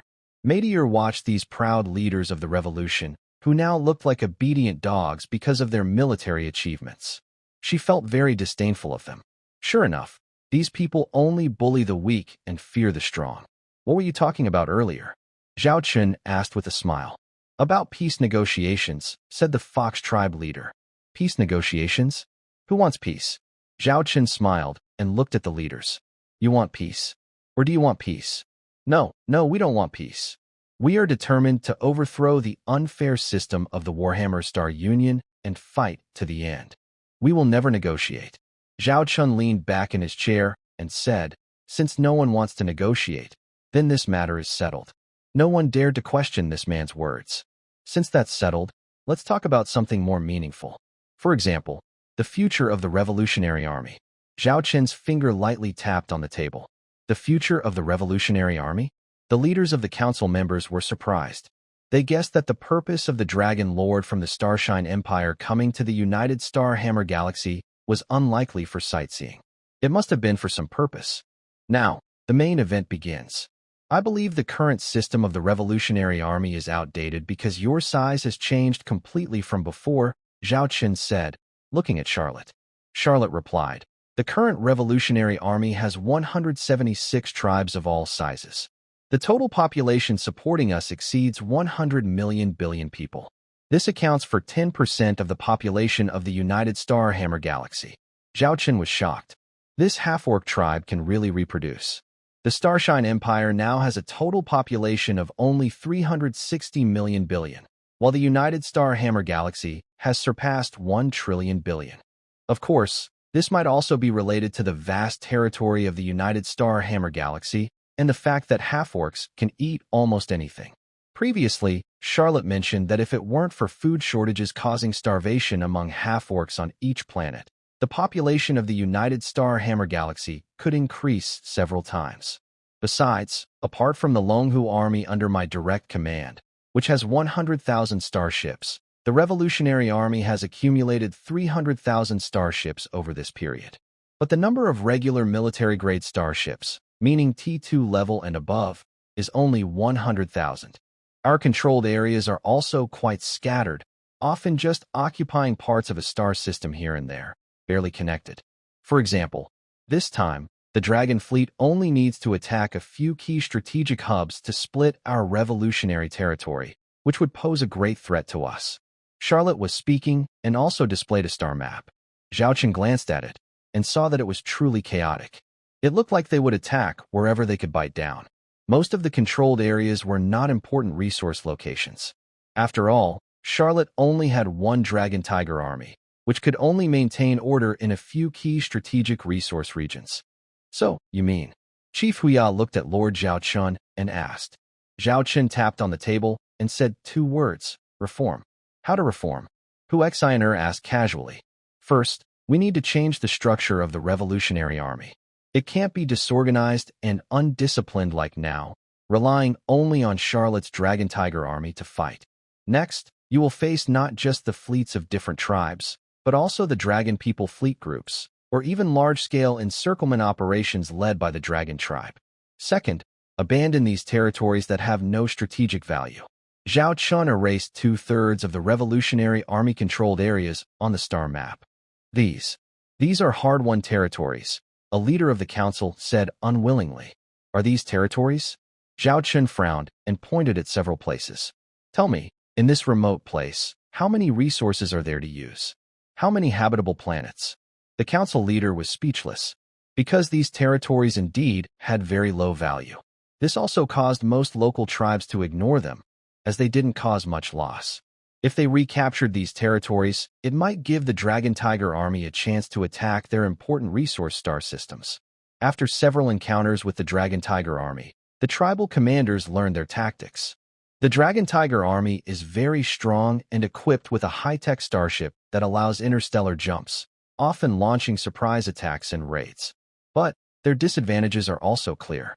They usually come fiercely but cannot fight for a long time. So, they only need to defend the areas under attack. After the Revolutionary Army caused initial chaos, most tribes chose to stay put and defend their positions. This also led to Charlotte not earning much credit later on. Meanwhile, the leader representatives took the opportunity to seize control of some territories, acting proud and boastful. Then, how will this change happen? Chief Ted asked. First, we need to set up a unified government system. We shouldn't be arguing here about small problems. Please, this is a war where the outcome can change at any moment. So, you need a leader who can make quick decisions. And your army must come together and follow a single command. Only then can your revolutionary forces be truly effective. Not just a bunch of useless people fighting aimlessly, Zhao Chun said loudly, pounding on the table. He had heard that the revolutionaries' recent actions were mostly supported by his own white cat. These guys, instead of helping, often caused trouble. Sometimes, Charlotte's Dragon Tiger army had to clean up their mess. We need to discuss. Discuss this, said a Minotaur awkwardly. Zhao Chun stood up, walked over, and placed his hand on the Minotaur's neck. He patted his chest, arm, and thigh as he said, discuss? I like discussing too. How about we find a place to talk first? We can eat hot pot while talking. I'll treat you to beef hot pot. You know, in that boiling pot, adding some beef tenderloin, tripe, beef tongue, handmade beef balls, beef brisket, beef tendon, and maybe even a beef organ. The flavor is really good. Zhao Chen's finger slowly slid down from the Minotaur's chest, making a slurping sound as he spoke. A group of leaders swallowed hard and looked back at the sitting Xianglong Lord. Look again at the big, strong, but lost and dejected leader, who seems to have been humiliated, sitting on the ground with a pale face, representing the Minotaur leader. I couldn't help but feel sympathy for him. Does anyone want to discuss this with me? Zhao Chen smiled as he looked at the orc counselors around the meeting table. For some reason, his smile made these leaders feel uneasy, as if they were being served on a platter. At this moment, no one dared to speak. Since no one is saying anything, I take that as agreement, Zhao Chen asked. I agree with Lord Xiaolong's opinion. Chief Ted spoke up. I also agree. This is for the future of our revolutionary army, Chief Huya said. With these two leaders leading the way, others could only nod in agreement. What if they didn't agree? They had other options. All right, let me explain the details. First, those areas I marked earlier must be evacuated within 3 days. Remember, I only give 3 days. Anyone who delays and affects my plans will face consequences. Zhao Chen narrowed his eyes. Suddenly, his expression changed, but he kept a smiling face. Next, about the reform of the Revolutionary Army. I suggest establishing a new government system called Beast Alliance. Since it's an alliance, there must be a leader. I suggest General Charlotte take this role. Zhao Chen pointed to Charlotte sitting beside him. Although some people were reluctant to have Charlotte as the leader, most believed in the decision. And their tribe's members definitely had no objections. Because recently, the achievements of the Dragon and Tiger Army had made Charlotte the most respected figure in the Revolutionary Army. The Dragon and Tiger Army, as the elite force, will still be led personally by Commander Charlotte. The original military fleet of the revolutionary tribes consisted of about 300,000 interstellar warships. This did not include older ships that had been in service for over 200 or 300 years, especially those classified as T2 or higher. A new Beast Legion was being formed, temporarily organized into 100 fleet units, totaling 300,000 interstellar warships. Any shortfall would be supplied directly by our Xianglong star system. Note that this is not a free gift, but war aid that must be repaid later. Once the old system of the United Interstellar Federation is overthrown, these will need to be paid back, Zhao Chen explained. Most people present chose to ignore Zhao Chen's last words, only catching the phrase, Xianglong star system providing interstellar warships. 100 Legion fleets. 300,000 warships. Are you saying you will help us build 300,000 fleet ships of T2 or higher? That means we can also use the interstellar warships from the Dragon and Tiger Legion. Chief Huya asked in surprise. Before this, everyone admired the interstellar warships of the Xianglong system used by the Dragon and Tiger Legions. On the battlefield, they could often fight 10 enemies at once, even defeating stronger opponents. Unfortunately, except for a few ships given to some senators and leaders during alliances or diplomatic efforts, most of the Xianglong system's warships were only available to the Dragon and Tiger Legions. Now, the Xianglong Lord had opened access to them. As for the war aid and other terms, did that really matter? The priority was to win this battle first. Then, who will command these Beast Alliance Legion fleets? Hu Xiner asked, raising a very important question. This was also a question other senators were curious about. Earlier, Zhao Chun had asked them to reveal the control over their existing old fleets. They needed to fight for the rights to the Beast Alliance Legion fleets. Losing those territories didn't matter much. They knew very well that control over the military was the most important thing. Whoever controlled the army held the power to speak. Zhao Chun clearly understood what they were thinking. Regarding the selection of people to manage these fleet armies, we will choose the best candidates, prioritizing senior officers currently serving in various tribal fleets. Of course, as I mentioned before, we need to remove some bad elements to ensure our good fleets are not handed over to useless individuals. Therefore, candidates must undergo assessments. Finally, Charlotte will review and arrange the selections. Everyone present is also a veteran of the Revolutionary Army. I will ask Charlotte to give a few of you some positions, but I emphasize that these must be talented individuals. I believe your tribes are thriving, and surely, you can find capable military managers, right? Zhao Chun said with a smile. He gave a little encouragement, offering some sweet talk and big promises. As for whether they will truly be given military authority, if they are truly talented, of course, we will use them. Moreover, these are starships provided by Zhao Chun himself, so everyone can rest assured. There's one more thing. I know some of you might be unhappy about giving up those hard-won territories. I understand. But rest assured, within a week, at most, 1 week, I will conquer an entire star system, and there will be many vacant management positions then, which you can consider first. Think about it. What's the point of managing a barren place? Managing a star system would give a real sense of achievement. And this is just the beginning. There will be a second, a third. Even when we overthrow the old order of the Warhammer, everyone who has contributed might get a star system to manage. Don't give up on a bright future just for small immediate gains. Zhao Qin sincerely painted a big picture for these people. Of course, this isn't just empty talk, because he will soon fulfill some of these promises. Only in this way can he ensure these people stay loyal and follow Charlotte's lead. At this moment, around the conference table, some leaders and officials were already filled with passion, looking forward to a bright future, while others still held doubts. Zhao Qin leaned close to Charlotte and whispered, "I'll leave the next steps to you. Remember, act quickly to resolve the mess. Solving the difficult problems now will prevent bigger troubles later." Charlotte nodded, understanding her commander's meaning. Everything he was doing was for her benefit. She would not let him down. She aimed to help him establish the United Interstellar Alliance of Hammer Star. From then on, the Beast Alliance officially stepped onto the stage of this half-orc world. Charlotte, who was once a general and a fierce female warrior, rose to a higher level. She became a leader of the Alliance. You're planning to attack a star region? Which one are you thinking of? While Charlotte was organizing the details, Mater approached Zhao Chun and asked quietly. Zhao Chun replied mysteriously, "This target is very familiar to your White Tiger tribe. Since we're going to challenge the rulers of Hammer, let's pick a well-known one first. After all, this is the first battle for the Beast Alliance." Mater's eyes widened in surprise and excitement as she looked at Zhao Chun, and she eagerly mentioned the name of her tribe. Zhao Chun looked at Charlotte, who seemed to have lost half her appetite. "Are you not feeling well today? Why did you order 5 servings of dried fish? Usually, you start with 10, Zhao Chun asked, looking at the 5 empty plates.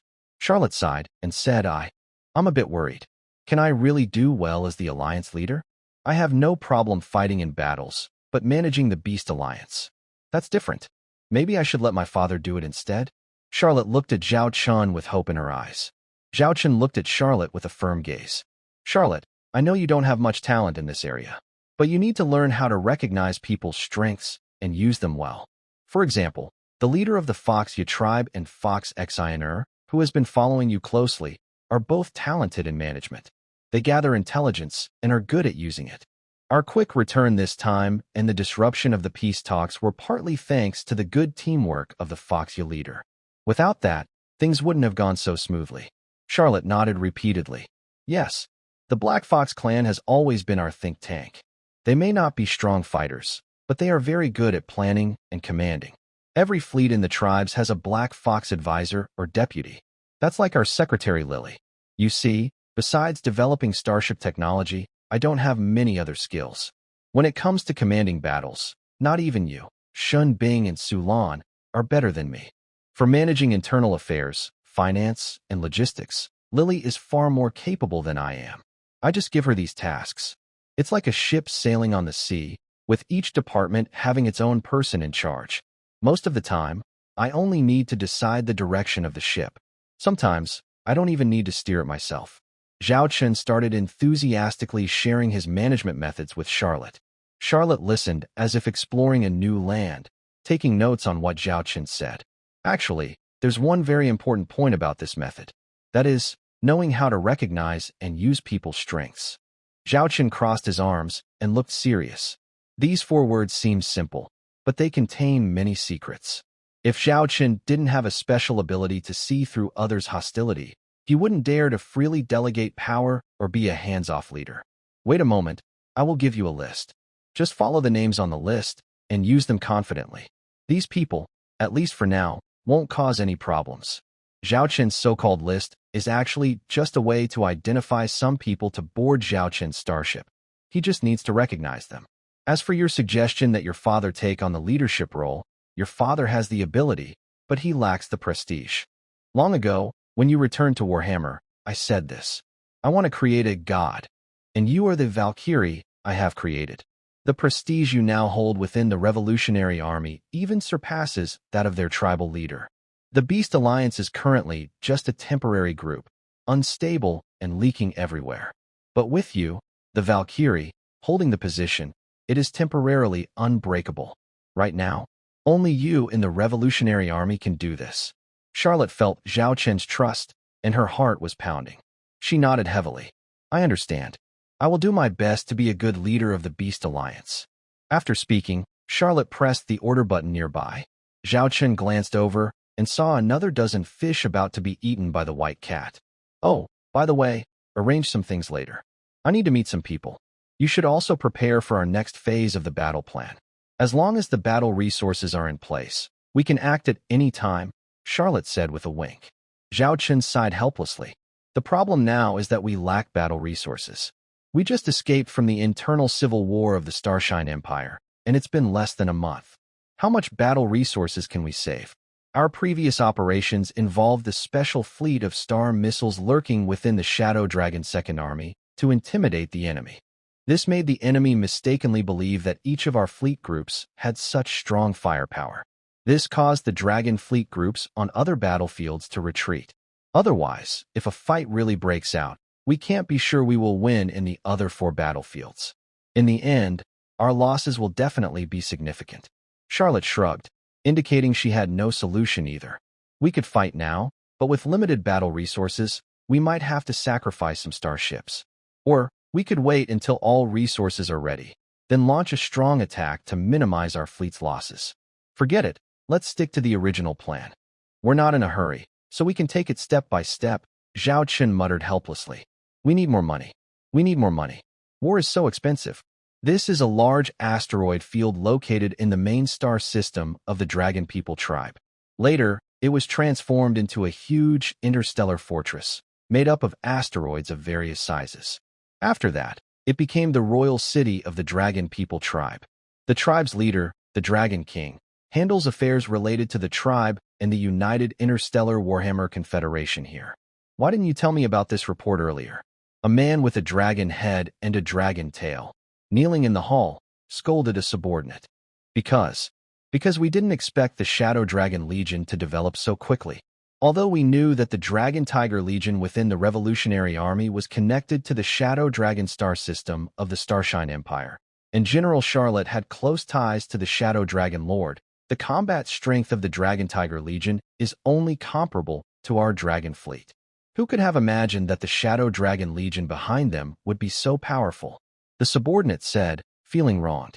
The Dragon King looked at the information panel that appeared before him, showing the latest data on the Shadow Dragon Legion. The first item was that the original new regime established by Qin Xiaodian of the Starshine Empire was overthrown by Princess Qin Xiaola, who was officially crowned as the Empress of the Starshine Empire. All of this is closely related to a Dragon Territory's Lord and his dragon army. It can be said that the word dragon appears very often in the information about the Starshine Empire. This shows that the Dragon Army is present everywhere in the Empire's system. A special fleet made up of 300 T-3 interstellar missile ships, along with many new T-4 class ships. The strength of this Dragon Army far exceeds our expectations. If you had reported this information to me in time, the 13th Dragon Fleet and the 17th Dragon Fleet wouldn't have been lost so easily. The Dragon Emperor was very angry. The dragon subordinates lowered their heads. Someone, lock him in the dungeon. Await his punishment. The Dragon Emperor raised his hand and gave the order. Your Majesty, this isn't my fault. We've never paid much attention to the Starshine Empire. It's normal for the intelligence to be delayed. Your Majesty, Your Majesty. The dragon subordinate was dragged away by soldiers, no matter how much he protested. Actually, his responsibility isn't enough to warrant death. A slender female voice came from beside the Dragon Emperor. But someone must take responsibility for the complete destruction of the 2 fleet groups. It can't be that we admit to being careless and overconfident as a royal family, right? Another more serious female voice responded. The Dragon Emperor looked over with kind eyes. 2 female dragons appeared before him. They were his favorite daughters. But these 2 daughters looked very different. One was covered in white scales, giving a pure and holy feeling. Her dragon head was softer compared to other dragons, less rough. She also had pure white dragon wings behind her. According to Dragon Tribe aesthetics, she was definitely a great beauty of the dragon race. The other daughter was completely different. She had dragon features like a tail, wings, and horns. However, on her body, the dragon scales are not fully covering her, especially at the dragon's head, where there is a human woman's face. There are many children of the Dragon Emperor. This is because the Dragon Emperor has many wives from different races, which leads to a variety of children. However, the dragon bloodline is very strong, and most of the children still retain many dragon features, with some differences in certain areas. Among these children, the 2 most favored by the Dragon Emperor are the most prominent. They are called the 2 pearls in the palm of the Dragon Emperor. One is known as the pure-blood royal dragon girl, Leona. She is the child of the Dragon Emperor and another dragon woman, so she is called a pure-blood royal. The other is called the wise half-human, half-dragon girl, Blanche. Both hold important positions in the dragon-human fleet. The former is the commander of the 3rd dragon-human fleet. Blanche is also very capable, serving as the deputy commander of the 2nd fleet, and is a member of the highest scientific research institute of the Dragon Tribe. She participated in the development and manufacturing of the T-4 armored medium starship. Looking at these two precious daughters, the Dragon Emperor grows more fond of them, but also feels worried. Although the lifespan of the dragon tribe is very long, these two daughters are so outstanding that, so far, they haven't married because suitable male partners are hard to find. Besides commanding fleets, Leona loves duels and dares anyone to challenge her if they want to marry her. Blanche, on the other hand, loves scientific research and inventions. Her life mostly revolves around the military or the lab. She has no interest in marriage or love at all. This makes the Dragon Emperor very anxious. But we must take responsibility, Blanche said to Leona. The reason the United Interstellar Federation hasn't developed well these years is because people are afraid to take responsibility.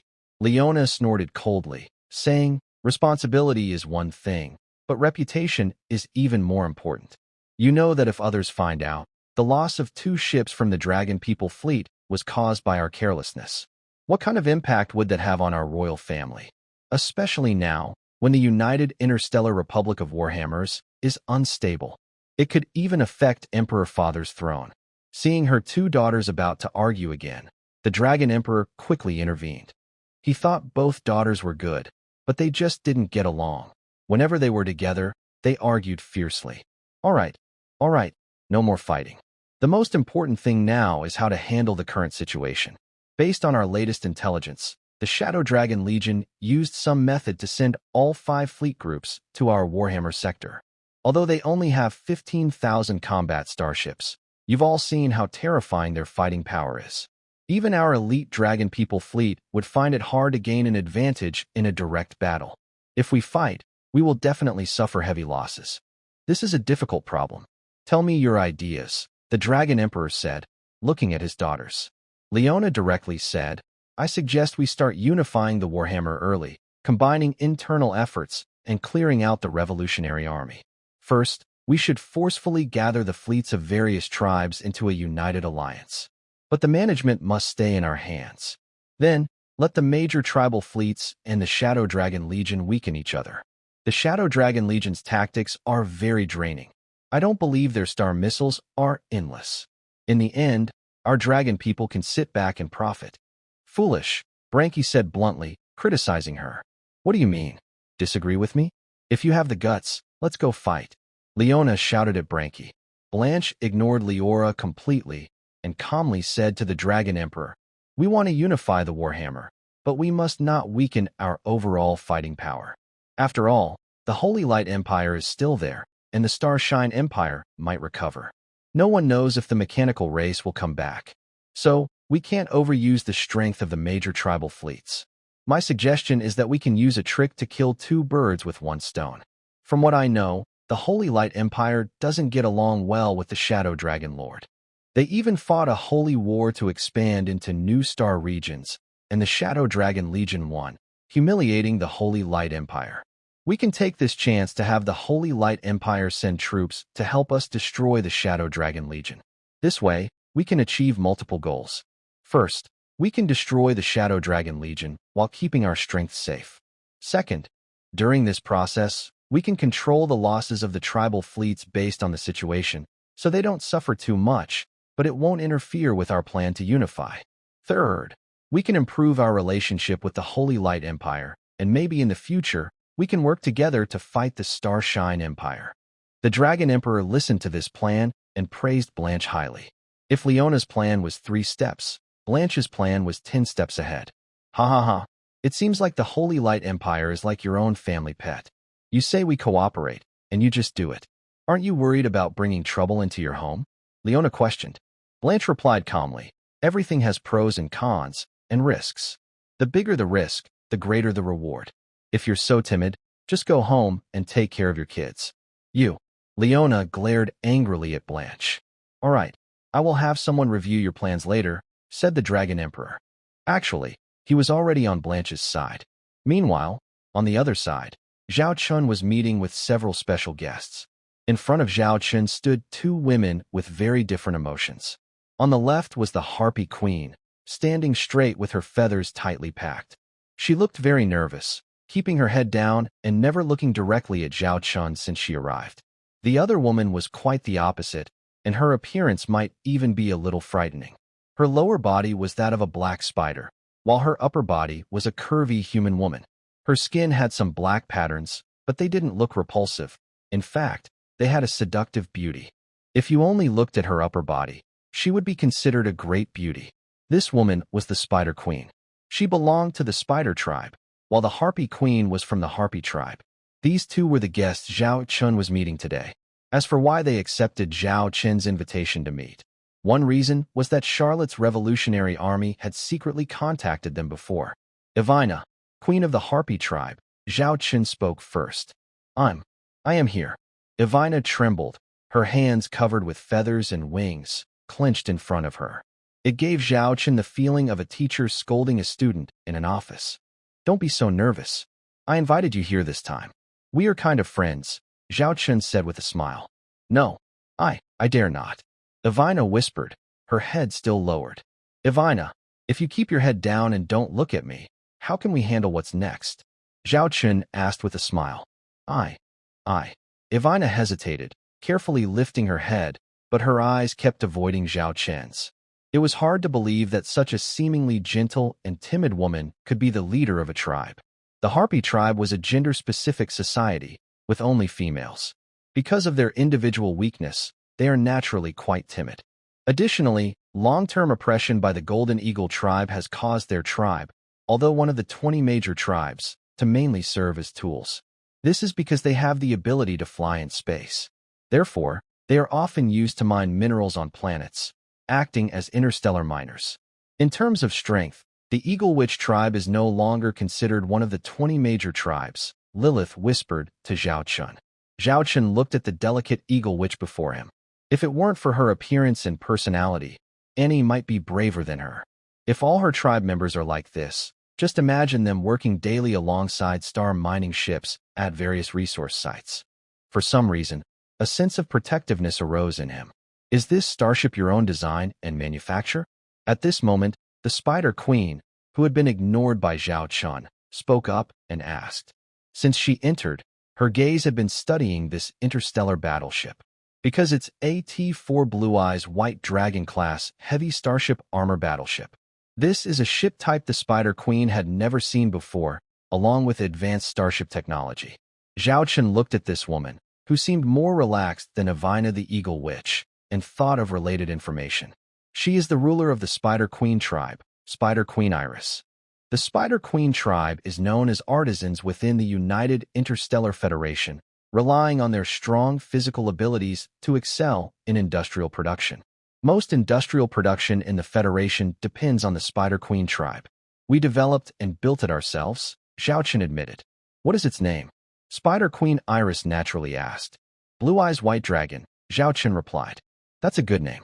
It's much better than those rough guys who just name things after animals or weapons. Naming it Armored Triceratops or Butcher shows no artistic sense at all. Iris crossed her arms and complained.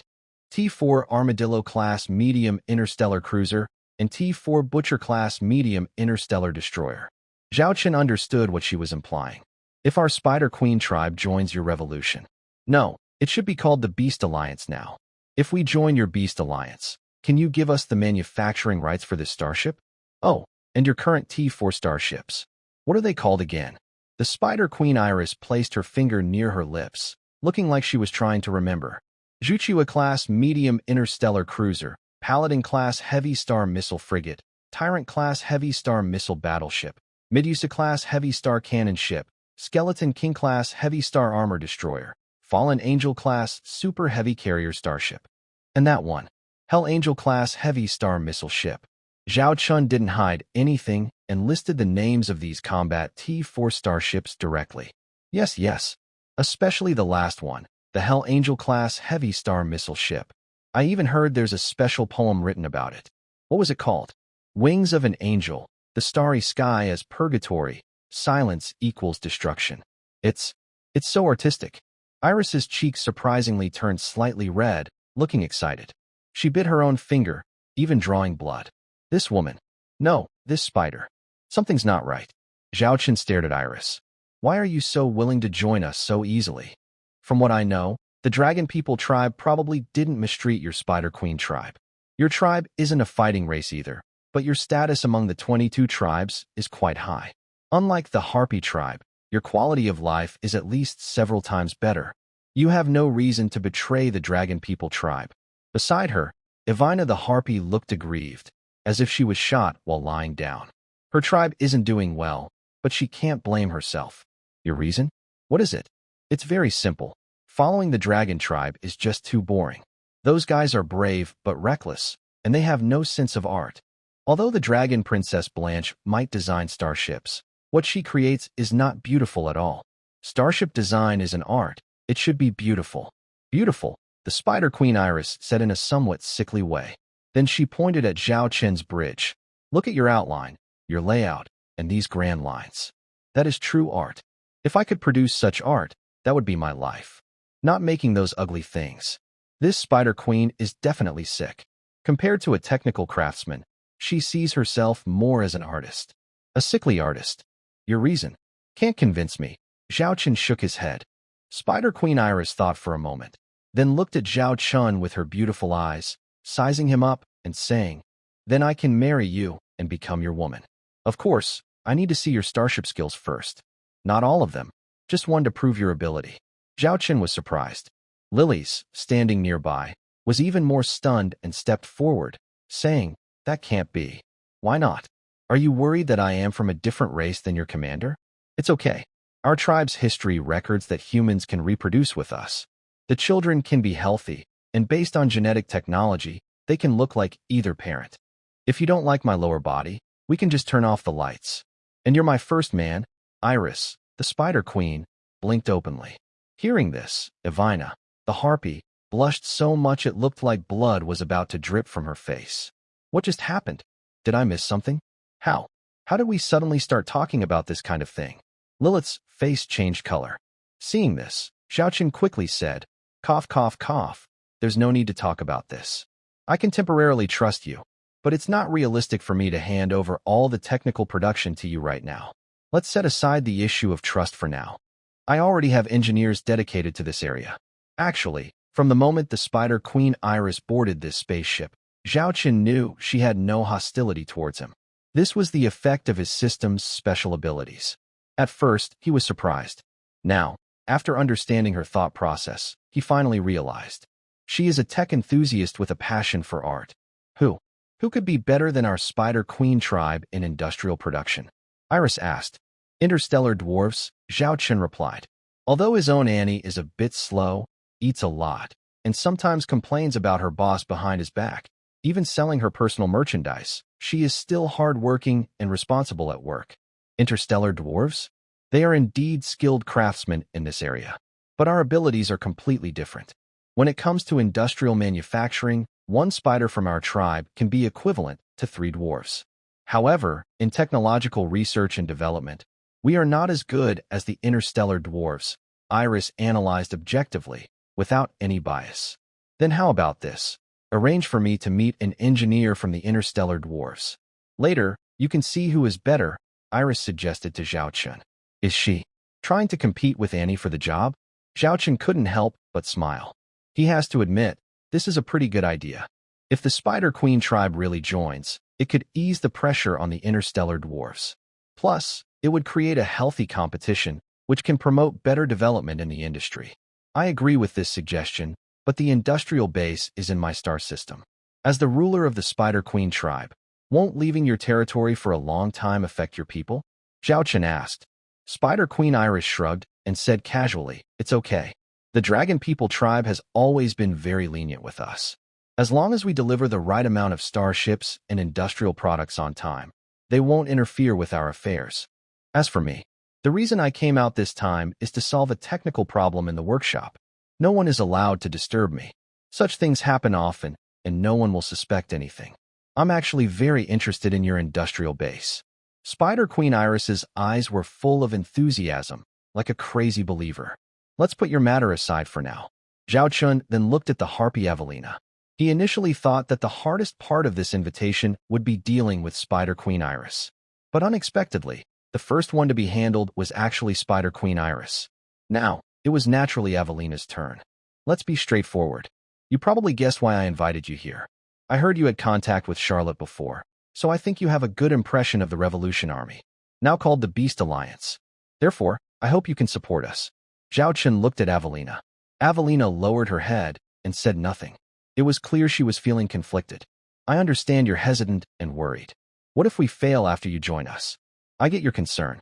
All I need from you now is a sincere expression of support, not a public declaration from your tribe. The same applies to the Spider Queen tribe.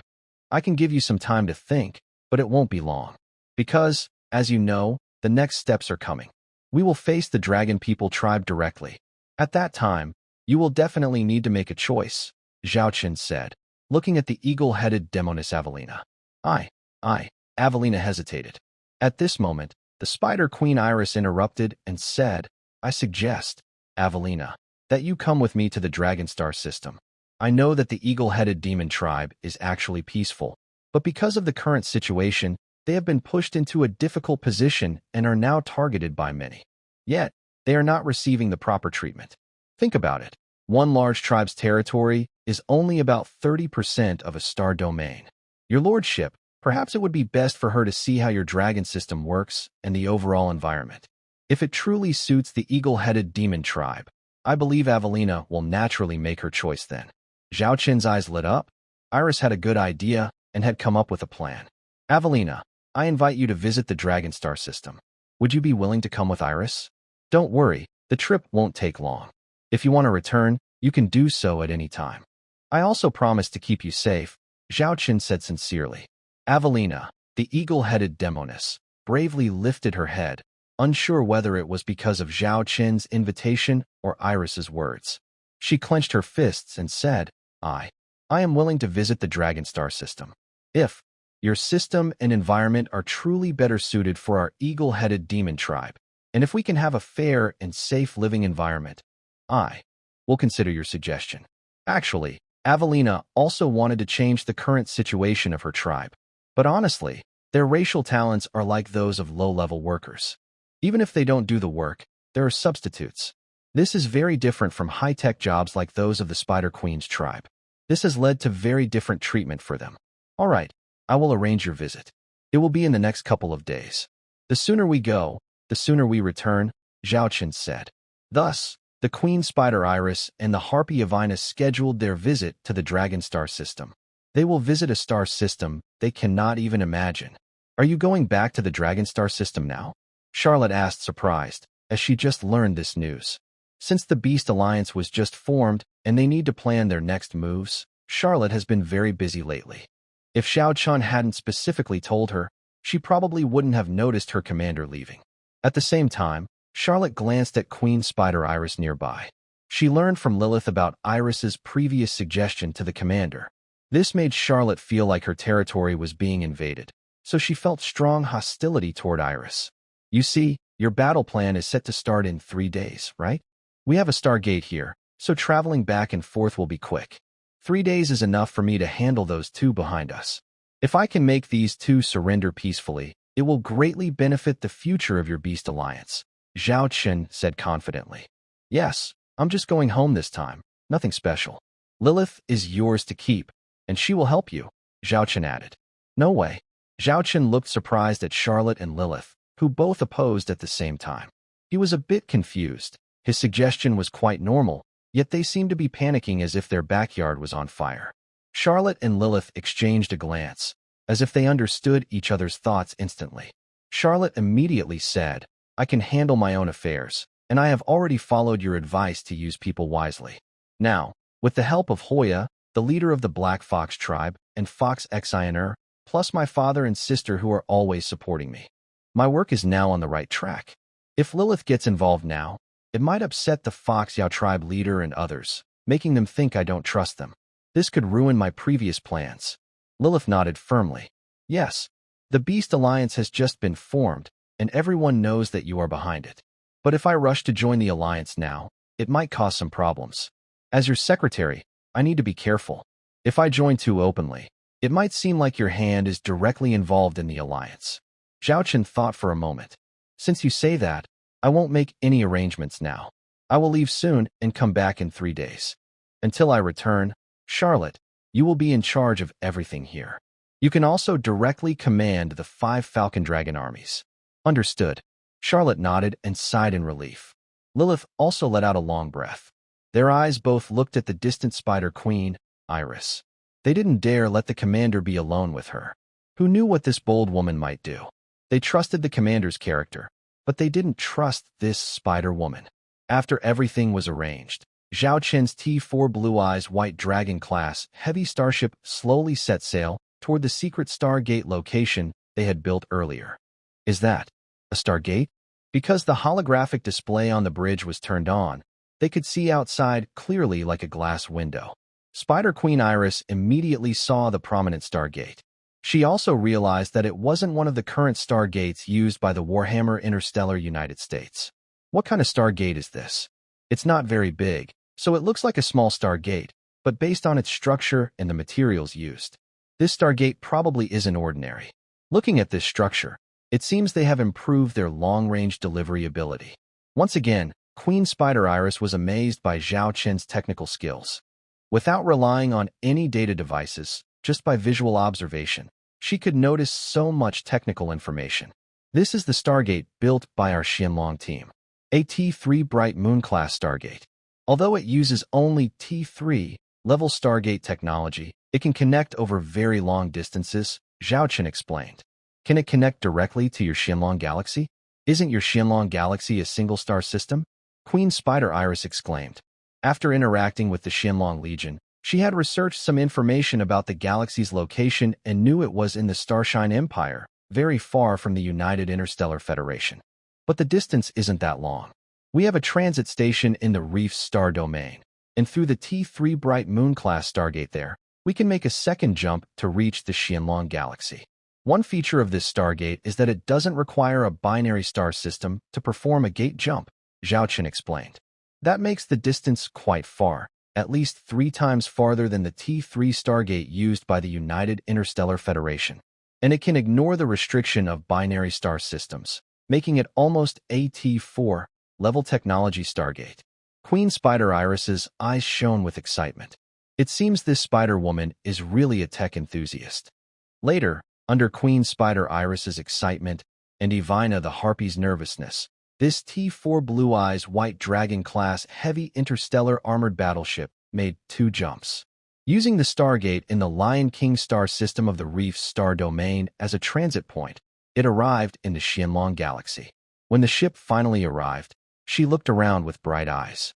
But what she saw was only a desolate starry sky and a few T3 interstellar warships patrolling. It wasn't as spectacular as she had imagined. Is this your Xianlong galaxy? Queen Spider Iris said, somewhat dissatisfied. The eagle-bodied demoness of Ina's gaze was also somewhat dull. Yes, Zhao Qin nodded. Queen Spider Iris did not speak again. She felt that her previous expectations might have been too high. Thinking about it, that makes sense. This is just a single galaxy, and it is said to be a resource-scarce galaxy. It probably doesn't have anything particularly special. While Queen Spider Iris was thinking about these things, the T4 Blue Eyes White Dragon class heavy interstellar armored battleship continued to sail at full speed for more than 10 minutes. After passing by a small asteroid, the scene before her made Queen Spider Iris's face change dramatically. Her expression shifted from disappointment to surprise and amazement. A large number of interstellar warships were constantly moving through this area. Most of them were interstellar transport ships, constantly coming and going between enormous objects to deliver raw materials. And these enormous objects turned out to be interstellar industrial ships. There were more than 50 such massive interstellar industrial ships here. Are these interstellar industrial ships? Queen Spider Iris looked at Zhao Qin in disbelief. She had a guess forming in her mind, and her heart was pounding. T4 Twin Star class heavy interstellar industrial ship. Over there are also several hundred T3 Furnace-class heavy interstellar industrial ships. Zhao Qin pointed to the distant industrial zone. If it had been before, Queen Spider Iris would definitely have been interested in the T3 Furnace-class heavy interstellar industrial ships. But now she saw something better. The T4 Twin Star class heavy interstellar industrial ship. Right now, her pupils reflected only the image of this T4 Twin Star class heavy interstellar industrial ship. The Warhammer Interstellar United States also has interstellar industrial ships, but their top-tier ships are only T3 level. They are not even as good as the T3 Furnace-class heavy interstellar industrial ships, and certainly not as impressive as the T4 Twin Star-class heavy interstellar industrial ship in front of her. It's not even worth tying its shoelaces. How many interstellar warships can it produce in a month? Queen Spider Iris asked curiously. This is a military secret, Zhao Chen replied with a smile. Queen Spider Iris didn't press further. Instead, she started studying, muttering to herself. Within just a few minutes, as the T4 Blue Eyes White Dragon-class heavy interstellar armored battleship approached a T4 Gemini-class heavy industrial ship, Iris's eyes lit up as she announced a series of numbers.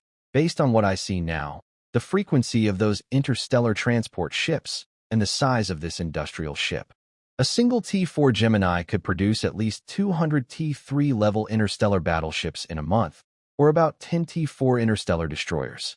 Zhao Chen looked at Iris in surprise. In such a short time, using only her eyes to analyze the data, her calculations were less than 10% off. This shows how skilled this Spider-Woman is, even surpassing Annie in some areas. Achoo!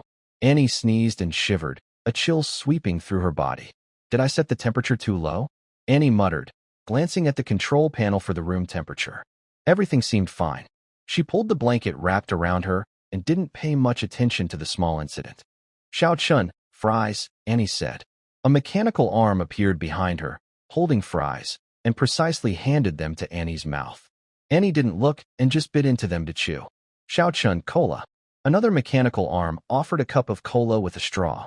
Annie took a sip and let out a burp. Xiao Chun, peel the lobster for me. A plate of small lobsters appeared, and two mechanical arms quickly peeled them. Then, one arm held a lobster and fed it to Annie's mouth. Annie was eating her food while her hands kept working at her station. At the same time, her feet kept shaking under the table. Report, the commander has arrived and is on the way to your office. A video window popped up, showing her subordinate reporting. What? Xiao Chun, the commander is here? Cough, cough, cough. Annie was startled, almost choking on her food. It took her a moment to regain her composure. She immediately looked behind her. Xiao Chen, disguise mode. Behind Annie, there was a robot with 8 mechanical arms. After receiving the command, the robot named Xiao Chen moved quickly to the corner, striking a pose and disguising itself as a coat rack. At that moment, the door also knocked. Come in, Annie said, opening dozens of work screens and quickly typing on a virtual keyboard in front of her, not even glancing at the door, as if she was very busy. Zhao Chun and others entered. Annie rubbed her wrists and turned to say, Commander, why didn't you notify me before coming? I was busy with work. Annie then saw the spider behind Zhao Chun. The next second, Annie jumped 3 feet high. A spider. Big spider. There's a big spider. Annie hugged something and kept shouting. Can you get off my face? And stop pulling my hair. Zhao Chen's voice came from Annie's chest. That's the spider tribe. You can think of it like Charlotte or a half-orc. At this point, Annie calmed down. She saw the beautiful woman on the big spider. She let out a breath and looked down at the commander she was holding onto her head. She chuckled, Commander. Long time. No see. She released her hold, but then awkwardly noticed she had a handful of hair in her hand. Annie looked at her hair and then at the commander's head. Carefully, she tried to put the hair back on the commander's head, but it clearly didn't stay in place. Stop messing around. Come down, Zhao Chen said, pulling Annie away and cleaning off the small hair strands from his head. Annie quickly changed the subject. Commander, I've been busy just now. Look at these projects. I'm really exhausted. Every spaceship building project needs my supervision, or I wouldn't feel at ease. Zhao Chen looked at Annie suspiciously. Then how do you explain the lobster sauce on your lips? Annie instinctively tried to wipe her mouth, but found no sauce or crumbs. At this moment, she carefully looked at the commander, knowing he was trying to trick her, and she had fallen for it. Suddenly, a figure appeared beside Annie without her noticing. She was startled and immediately stepped back behind Zhao Chun. Although she knew this spider woman didn't pose a real threat, Annie was still afraid of spiders. But right now, the spider woman's attention was clearly not on her, but on the dozens of electronic screens Annie had just opened. That's classified. Annie started to scold. Zhao Chen stopped her, signaling her not to interfere.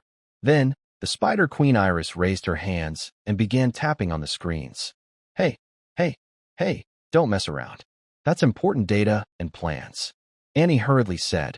It's okay, let her do it, Zhao Chen said calmly, crossing his arms. Although it was secret information, it wasn't the most sensitive, so he wasn't worried about Iris stealing anything. He wanted to test Iris's abilities. Annie soon realized that this spider woman seemed quite capable. Just by looking at her data for a moment, she started working on the next steps. I can do that too, Annie said dismissively. But in the next moment, something amazing happened. Spider Queen Iris was operating 2 screens at once, editing both simultaneously. Then, her 4 spider spears lifted up and started editing 4 more screens. Wow, Annie stared with wide eyes. But it wasn't over yet. Suddenly, several eyes appeared on Iris's abdomen, almost frightening Annie. But what happened next was even more disturbing. Her back stretched out several more spider spears, which moved as flexibly as hands. At this moment, dozens of screens around Spider Queen Iris were all working. If Zhao Chen's body hadn't been strengthened, he wouldn't even be able to see how fast Iris was moving. Annie was just stunned, like she was turned to stone. Actually, we could remove 1 program node here, which would increase efficiency by 1%. And here, although the dwarf race is very good at manufacturing, if we switch to our Spider Queen tribe, 1 spider can handle this task. This could boost production efficiency by at least 3%. Spider Queen Iris was now in control, working non-stop while explaining her analysis. Annie hid behind Zhao Chen, listening to her words. She looked at the commander in front of her and clearly felt his eyes on the spider with great interest. This made her feel uneasy, but she had no good reason to argue with the spider because everything she said was correct, flawless. This made Annie even more nervous. She tightly clutched the commander's pants. She seemed to see the spider taking over her office, her work, and herself being caught in spider silk, trampled under the big spider's foot, like a failure. This visit was just for sightseeing, not for working. We need to visit the next place, too. Zhao Chen interrupted the Spider Queen Iris, who was deeply immersed in her work. Spider Queen Iris looked at the dozens of control panels and floating holographic screens around her. She hesitated, feeling reluctant to stop working. It's not that she wanted to show off in front of Zhao Chen, but these systems and hardware were simply too excellent. They were like a swordsman who sees a better sword and can't help but want to wield it. If only she could always have it, that would be perfect. Lord, I am willing to bring my tribe and join your Shadow Dragon army. Please rest assured, I am confident I can handle the work here, the Spider Queen Iris said directly and straightforwardly. Annie stiffened. She sensed she was in danger. Gathering her courage, she stepped out from behind Zhao Chen. She crossed her arms and said, Hey, I warn you, don't go too far. I am the chief engineer here, and this is my territory. You're on my land, saying these things. Do you think I don't exist? The Spider Queen Iris looked down at Annie and teased. According to our half-beast rules, shall we have a fight? Annie looked at the Spider Queen Iris's spider spears and the one she had tucked behind her back. Fighting her? 10 Annies probably wouldn't be a match for this big spider. We are technical workers. What's there to fight about? Annie quietly took a step back, but still kept her tone firm. Then, about technical skills. Iris smiled and pointed at the holographic screens around them. Annie, with the work ability Iris just showed, forget about a 007 work schedule. She probably couldn't even split this big spider in half. So what do you want to compare? Iris asked with a smile, looking at Annie. Annie suddenly felt speechless, not knowing what to say. Compare height? Iris teased. Annie's head was only as tall as the Spider Queen's spear. Annie's face darkened. Compared to my figure? The Spider Queen Iris said, crossing her arms and deliberately puffing out her chest. There was a strange, lively feeling. Annie looked at her chest, which could launch interstellar battleships. She forced herself to resist the urge to jump. Not only jump, but even a small earthquake wouldn't cause any movement. I am the leader of the Spider Queen tribe. As soon as I give an order, the tribe will serve the Lord. I also control half a star domain and 27 star systems. The territory's annual output value can reach 300 billion star coins, Iris explained, showing her added value. Annie tried to speak several times, but she found she couldn't say anything. Commander, at this moment, a figure appeared at the door. Nana, the second chief engineer of the Dragon Industrial System, appeared here. Seeing her sister, Annie suddenly burst into tears and rushed to her sister. Sister. Sniff sniff. We're going to lose our jobs. Sniff sniff. Sister. I'm sorry. Nana finally managed to push Annie away and looked at her with some disdain at her tearful state. What happened? The commander brought back a spider from somewhere. It's a spider, Iris's voice came. Nana looked over. Her expression was different from Annie's fear when she saw Iris earlier. Nana's eyes lit up suddenly, as if she had found a treasure. The Spider Queen tribe? Within the current Galaxy Alliance territory, they are among the top 5-star races skilled in industrial production. In terms of overall ability, they might even be first, Nana said, walking straight to Iris. Annie was stunned. She watched her sister bypass her and walk toward that big spider. This way of approaching seems wrong. My younger sister shouldn't be just listening to my stories, comforting me, and fighting alongside me at this moment. Nana, do you know about the Spider Queen tribe? Zhao Chun looked at Nana in surprise. Nana nodded and pointed at the corner of the room, where the harpy demon Avina had been silent all along. That's the harpy demon tribe. Due to their unique abilities, they can survive and fly in oxygenless space environments for long periods. They are very suitable for mining raw materials from mineral deposits in places where life can't normally survive. I found all this information in the Goddess Academy's database. What are you researching all this for? Zhao Chen asked curiously. I think, besides our own professional skills, we need to learn related knowledge systematically. Our interstellar dwarf race didn't have these resources before, but now, with your support, we have access to them.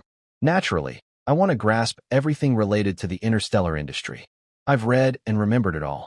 I even made study materials from these resources and sent them to all the interstellar dwarves and workers involved in this field. The dean of the Goddess Academy, Xiong, even hired me as a lecturer. I give lectures on the starship every month at the Goddess Academy.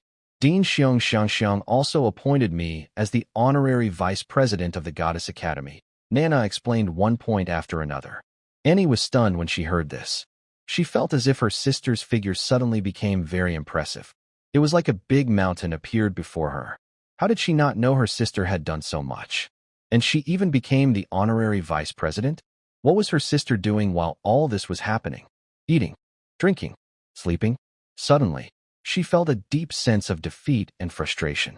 What made her even more collapse was seeing her sister discussing technical issues with that spider, happily exchanging ideas, while Commander Zhao Chen occasionally gave his opinions. Compared to that, she seemed like the one who was unnecessary. Annie felt as if she were kneeling in the snowstorm, her knees on the ground, her hands raised high, shouting, "No." Instead of dying silently, it's better to burst out loudly. With a tearful voice, Annie walked over to Nana.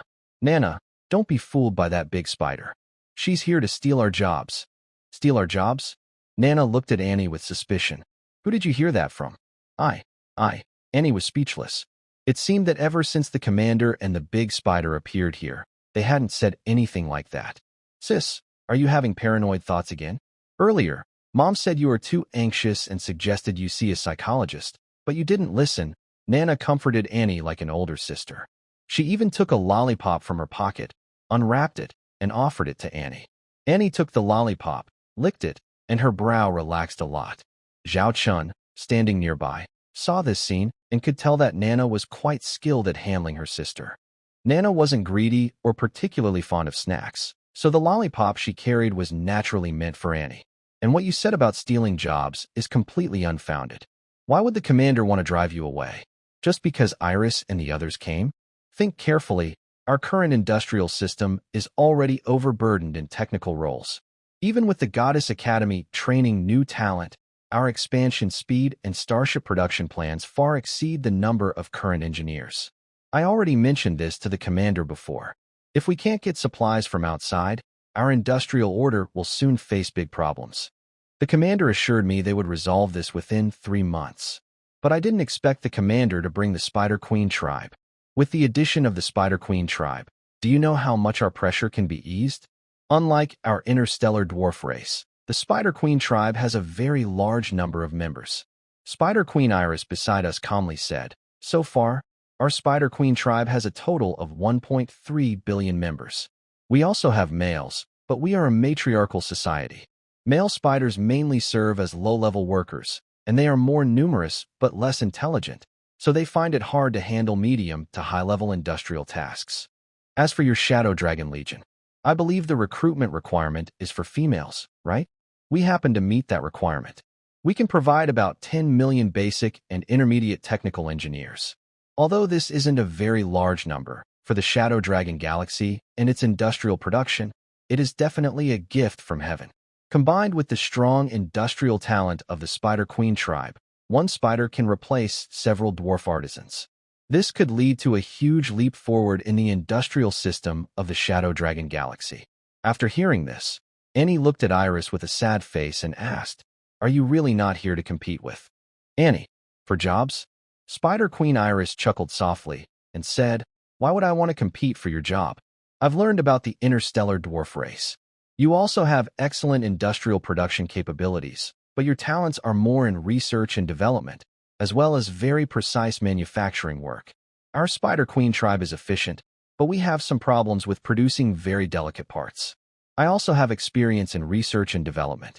We have our own advanced R&D department, but it's not very efficient. Honestly, I prefer the process of manufacturing. Watching new, dazzling starships being built by my hands. That's what I love." Then Annie pouted and asked, "What do you mean by what you just said?" The Spider Queen Iris covered her mouth and chuckled softly.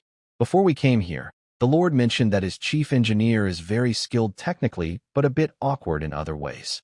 If we work together in the future, I hope I can be a little more accommodating to her. And you give me the feeling that you are like a young child in our family who hasn't grown up yet. Very adorable. I just couldn't resist teasing you a little. I'm not a little kid who hasn't grown up." Annie crossed her arms, but looked at her chest with a guilty expression. She comforted herself, reminding herself she would grow taller someday. "All right, enough joking. Next, we will go to another place. Lilith, Nana, please make arrangements. We are heading to platform 0117, Zhao Chun ordered."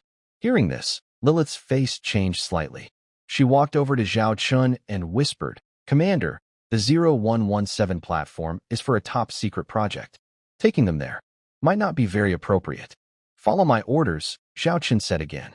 Although Lilith was a bit worried, she knew the commander's orders were serious. Once he said a second time, it meant no room for argument. "Please follow us." Lilith and Nana led the way. Meanwhile, Annie and the Spider Queen Iris started chatting. Iris even shared her hopes about working together in the future. It had to be said, the Spider Queen Iris was really good at comforting children. She simply explained that if she could join in, she would be responsible for overseeing all manufacturing and production work. Annie just needed to finalize major production plans in her office. Hearing this, Annie's eyes lit up with excitement. Arachne Avelina, the harpy, continued to follow invisibly, blending into the background and hardly noticeable. Zhao Chun glanced at the Spider Queen Iris and Arachne Avelina. In his view, there were actually a series of numbers floating above their heads. Spider Queen Iris, Strategy Index 80%. Harpy Avelina, Strategy Index 60%. This is probably a feature of the system task, allowing Zhao Chun to see the strategy indexes of his targets. Although Spider Queen Iris is now very interested in the Xiaolong star system, she hasn't yet been fully convinced. That's why Zhao Chun carefully planned the upcoming schedule. He has prepared two powerful plans to win over Spider Queen Iris and Harpy Avelina. "Commander, how did you know I ate crayfish just now?" Annie suddenly asked curiously. "You have no marks on your mouth, but I can smell crayfish in your breath." Zhao Chun rolled his eyes. Annie suddenly understood there was a mistake earlier. She would be more careful next time. The group boarded a small shuttle. Since the T4 twin-star heavy starship is very large, walking isn't practical, and even a floating elevator wouldn't be efficient enough. So, they used this small shuttle to quickly transport people inside the ship to their destination. Half a minute later, the shuttle slowed down and hovered. This meant Zhao Chun and the others had arrived at their destination. Just now, they were joking with Annie, who considered Spider Queen Iris her close ally. But her attention was now caught by a starship outside the side window. It wasn't just any starship, it was an unfinished starship. They could see its keel, but the ship was extremely huge. so large that Iris had never seen anything like it. Even though it was still under construction, her instincts told her this starship was extraordinary. "What's that?" Iris asked breathlessly, her eyes bloodshot as she looked at Zhao Chun. Avelina, the harpy, also looked curious. She had never seen such a majestic starship. Just by looking at it, she could feel a terrifying presence. After Zhao Chun mentioned this name, he added 2 more words. "What?" "This is a T5 level interstellar battleship." Queen Iris looked at Zhao Chun with disbelief, almost losing control of her emotions. If the T4 level interstellar battleships of the Xianglong Legion could excite Queen Iris greatly, then a T5 level interstellar battleship is definitely something she dreams of at any cost. Yes, this is the first T5 level interstellar battleship developed and built by our Xianglong Legion. It is also the first known T5 level interstellar battleship in the Galactic Alliance, Zhao Chun said proudly. "What does this Wuwei ship mean?" Queen Iris asked curiously. Annie's eyes lit up. It was finally her turn to show her plan. She opened her mouth to speak, but a voice took the spotlight from her. Regarding the definition of the Wuwei ship, you can consider it a versatile main combat starship with strong firepower. It has the high-strength armor and firepower output of an interstellar battleship. It also has a speed second only to interstellar cruisers, and it can carry various types of weapon modules. It is equipped with interstellar missile launchers, heavy star cannons, drone groups, and a hangar and takeoff platform for starfighters. And it. Nana paused here, hesitated, and looked at the commander. Zhao Chun nodded, signaling Nana to continue. Nana then revealed an important technology. It is also equipped with a hyperspace leap engine. You guys have overcome the technical difficulty of single-ship leap engines. Yes, I heard you have a starship that can open stargates temporarily. Queen Iris's genes were fully activated at this moment. Yes, with the hyperspace leap engine, the interstellar battleship can perform hyperspace jumps anytime and anywhere, arriving at the destination instantly, Nana said. So far, interstellar travel technology is mainly divided into 4 types. Regular engine technology, warp drive technology, stargate travel technology, and the most advanced hyperspace jump technology, which some also call superspace jump. Basically, they mean the same thing. The first 3 are currently used by the Galactic Alliance, each with its own advantages and disadvantages. They often develop together to complement each other. As for hyperspace jump technology, various interstellar empires are researching it. Many believe this technology is essential for Tier 5 technology, especially for interstellar warships. Just as Tier 4 ships must have comprehensive shield technology, Tier 5 ships are considered incomplete without hyperspace jump technology. Unbelievable. Truly unbelievable. I thought I would never get close to Tier 5 technology in my life, but I didn't expect. I am so close to it now. Queen Spider Elise touches the window, as if gently caressing the spaceship being built across from her, a dreadnought-class interstellar vessel.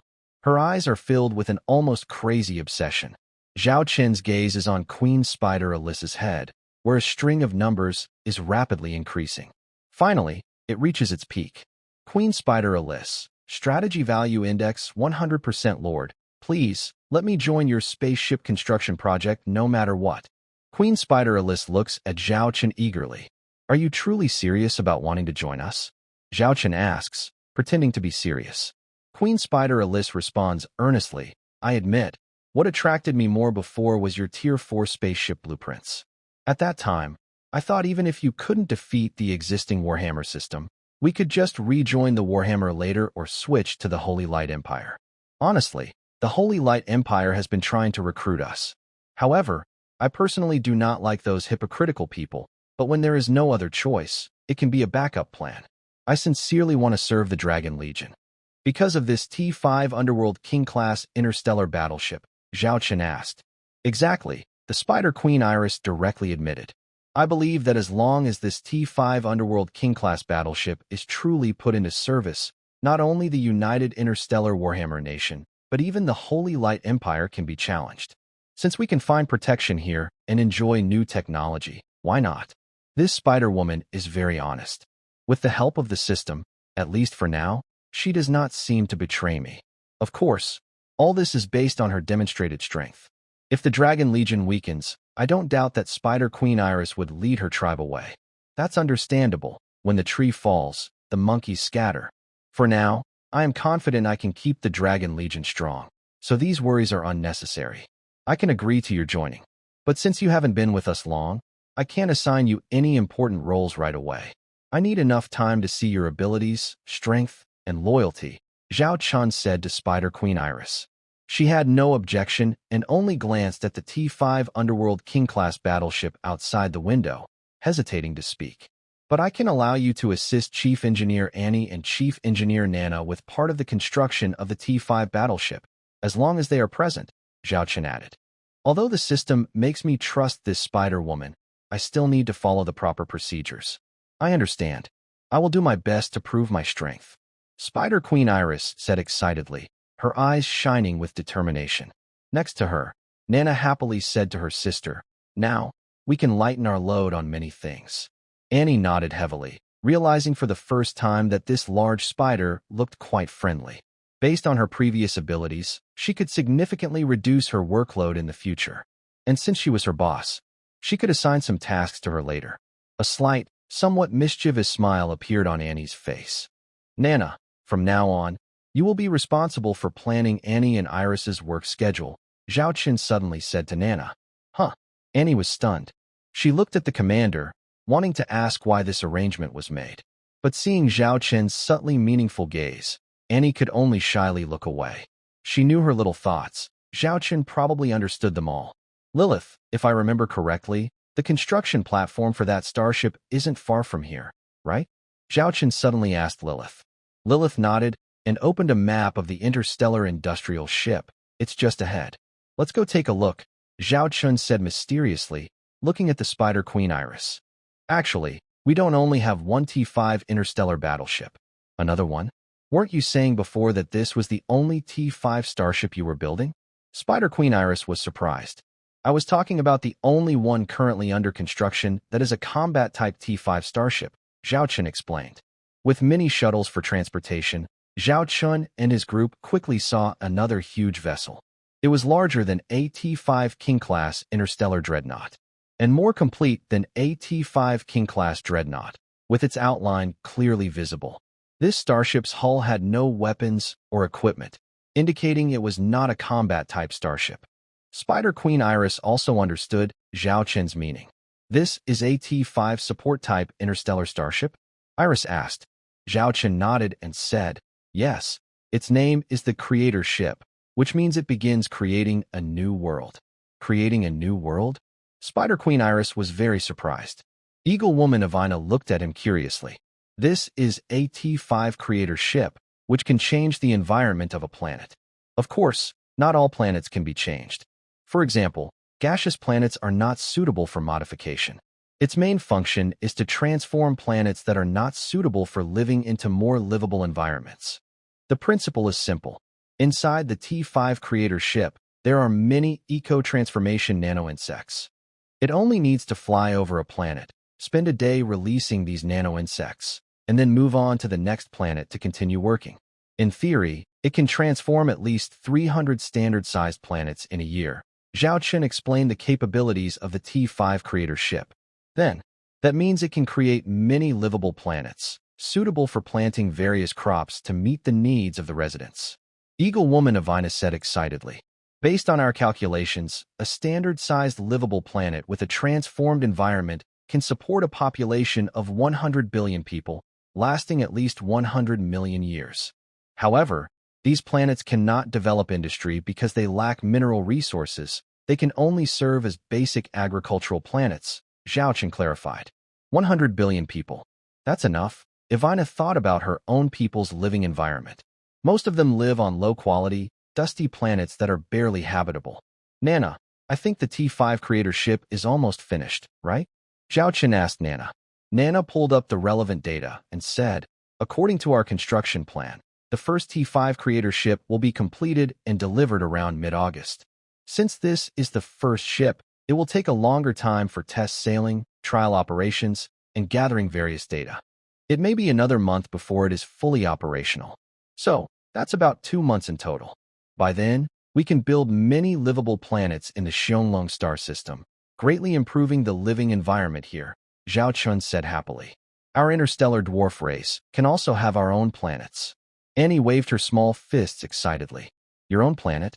Evina, the harpy, looked at Annie in surprise. Annie crossed her arms proudly and said, That's the commander's rule. Besides humans, other alien races also serve the Xianglong Legion. For example, our interstellar dwarf race, the succubus race, and from your Warhammer universe, the White Tiger tribe, and others. Many of these people work within the Xianglong Legion. Our commander said that anyone with outstanding performance can be rewarded with a few habitable planets. The commander promised me and my sister that once we successfully put these 2 T5 interstellar warships into service, he will give me 10 habitable planets. Then, I, Annie, will become Lady Annie. Evina, the harpy, looked at Zhao Chun in surprise. Yes, there are such rules. I also promised Charlotte to leave some habitable planets for their White Tiger tribe, so some of the half-orcs willing to move can live there. The Xianglong star system isn't very large, and there aren't many planets available for modification. However, the 5 newly developed star regions outside the Stellar Shine Empire are all my territories. And that Reef Star region too. I will gradually start the project to transform these planets into livable worlds, Zhao Chun explained. Evina's eyes sparkled with excitement, as if she saw a vibrant interstellar scene. All right, we've basically finished exploring here. As a welcome gift, I've ordered a celebration feast, Zhao Chun said with a smile. Just now, we entered a strange interstellar battleship, didn't we? The harpy Evina looked at the scene before her, which resembled a paradise on Earth. She glanced back at the corridor behind her. If she hadn't truly come out of the corridor just now, she might have thought she was dreaming. Could this be an interstellar battleship designed for ecological environments? As an expert, the Spider Queen Iris quickly saw the features. Yes, to be precise, it's an ecological farm ship with industries like farming, forestry, animal husbandry, and fishing. Its main purpose is to provide various natural foods. This is our most advanced ship, the T4 Golden Eden class starship. Before this, we had the T3 Silver Eden class and T2 Bronze Eden class ships, but they are now discontinued, with only the current models remaining, explained Zhao Chun. The construction and research costs must be very high, right? You actually built such a starship just to get food. The Spider Queen Iris looked at Zhao Chun in surprise. In the United Interstellar Federation, they don't usually invest in research like this. People rely on food, Zhao Chun said with a smile. Then, the group crossed a fruit grove and reached the lakeside. By then, everyone was holding various kinds of fruit. The taste is really good. The Spider Queen Iris bit into her fruit, and nearby, she had temporarily spun a spider web with a bunch of fruits on it. Zhao Chun had previously allowed them to pick freely, as long as they didn't waste. All right, let's have a picnic here. Zhao Chun pointed to a prepared picnic spot not far away. A campfire, delicious food, and beautiful scenery. Zhao Chun relaxed in a lounge chair, glancing at Evina, who was standing by the lake, lost in thought. Harpy Evina, strategy score 97%, and this number keeps rising. Lord, sir, can I fly up and take a look? Evina looked at Zhao Chun. Zhao Chun casually said. Annie waved her hand and said, Avelina sister, you fly out and help me catch a few rabbits on the next plane. The spicy rabbit head is so delicious. Okay, sure, responded the harpy Avelina. She then spread her wings and soared into the sky. She hovered above the lake, looking around at the beautiful scenery. There were fruit trees, grasslands, farms, lakes, and even snow-capped mountains. United Interstellar Alliance of Warhammer already back so soon? Madir looked surprised at Zhao Chun and the others, who had returned in just one day. She thought they would be gone for several days. Unexpectedly, they came back so quickly. Is the matter finished? Charlotte didn't ask directly, but Hu Xiner, who was beside her, couldn't help but ask. Because she saw that the Spider Queen Alice, who had followed Zhao Chun earlier, and the harpy Avelina, both stood on either side behind Zhao Chun. And in their eyes, there was a new color, completely different from when they first met. As Charlotte's current deputy, Hu Xiner naturally knew the purpose of their trip, to win over these 2 major tribes. The Harpy tribe was manageable, but winning over the Spider Queen tribe was very difficult. Let's formally introduce our new friends. Spider Queen Alice and Harpy Avelina, from now on, they are our allies. But considering the current unstable situation, this news should only be shared among our upper ranks. Your tribes don't need to be publicly announced yet. Once we have the ability to ensure the safety of your star system's tribes, we will do so, Zhao Chen said. Yes, Commander, Alice and Avelina replied in unison. Their respectful attitude surprised Hu Exiner even more. Charlotte, have we finished planning our next move? I heard Lilith say that the logistics support is fully in place. This means we are not just aiming to completely destroy the major tribes of the Starhammer United Federation. At least, we can manage a regional war without problems. Zhao Chen looked at Charlotte. Charlotte nodded and sent a secure file to Zhao Chen. This is our current strategic plan. The exact timing hasn't been decided yet. It can be any time within the next 3 days. Zhao Chen thought for a moment. It has been 4 days since he made a bold promise to the Beast Alliance about conquering a star system within 7 days. There's no need to wait 3 days. Since everything is ready, we will carry out this plan tomorrow. We will fight quickly and decisively. We won't give the enemy much time to respond. Zhao Chen set the schedule firmly.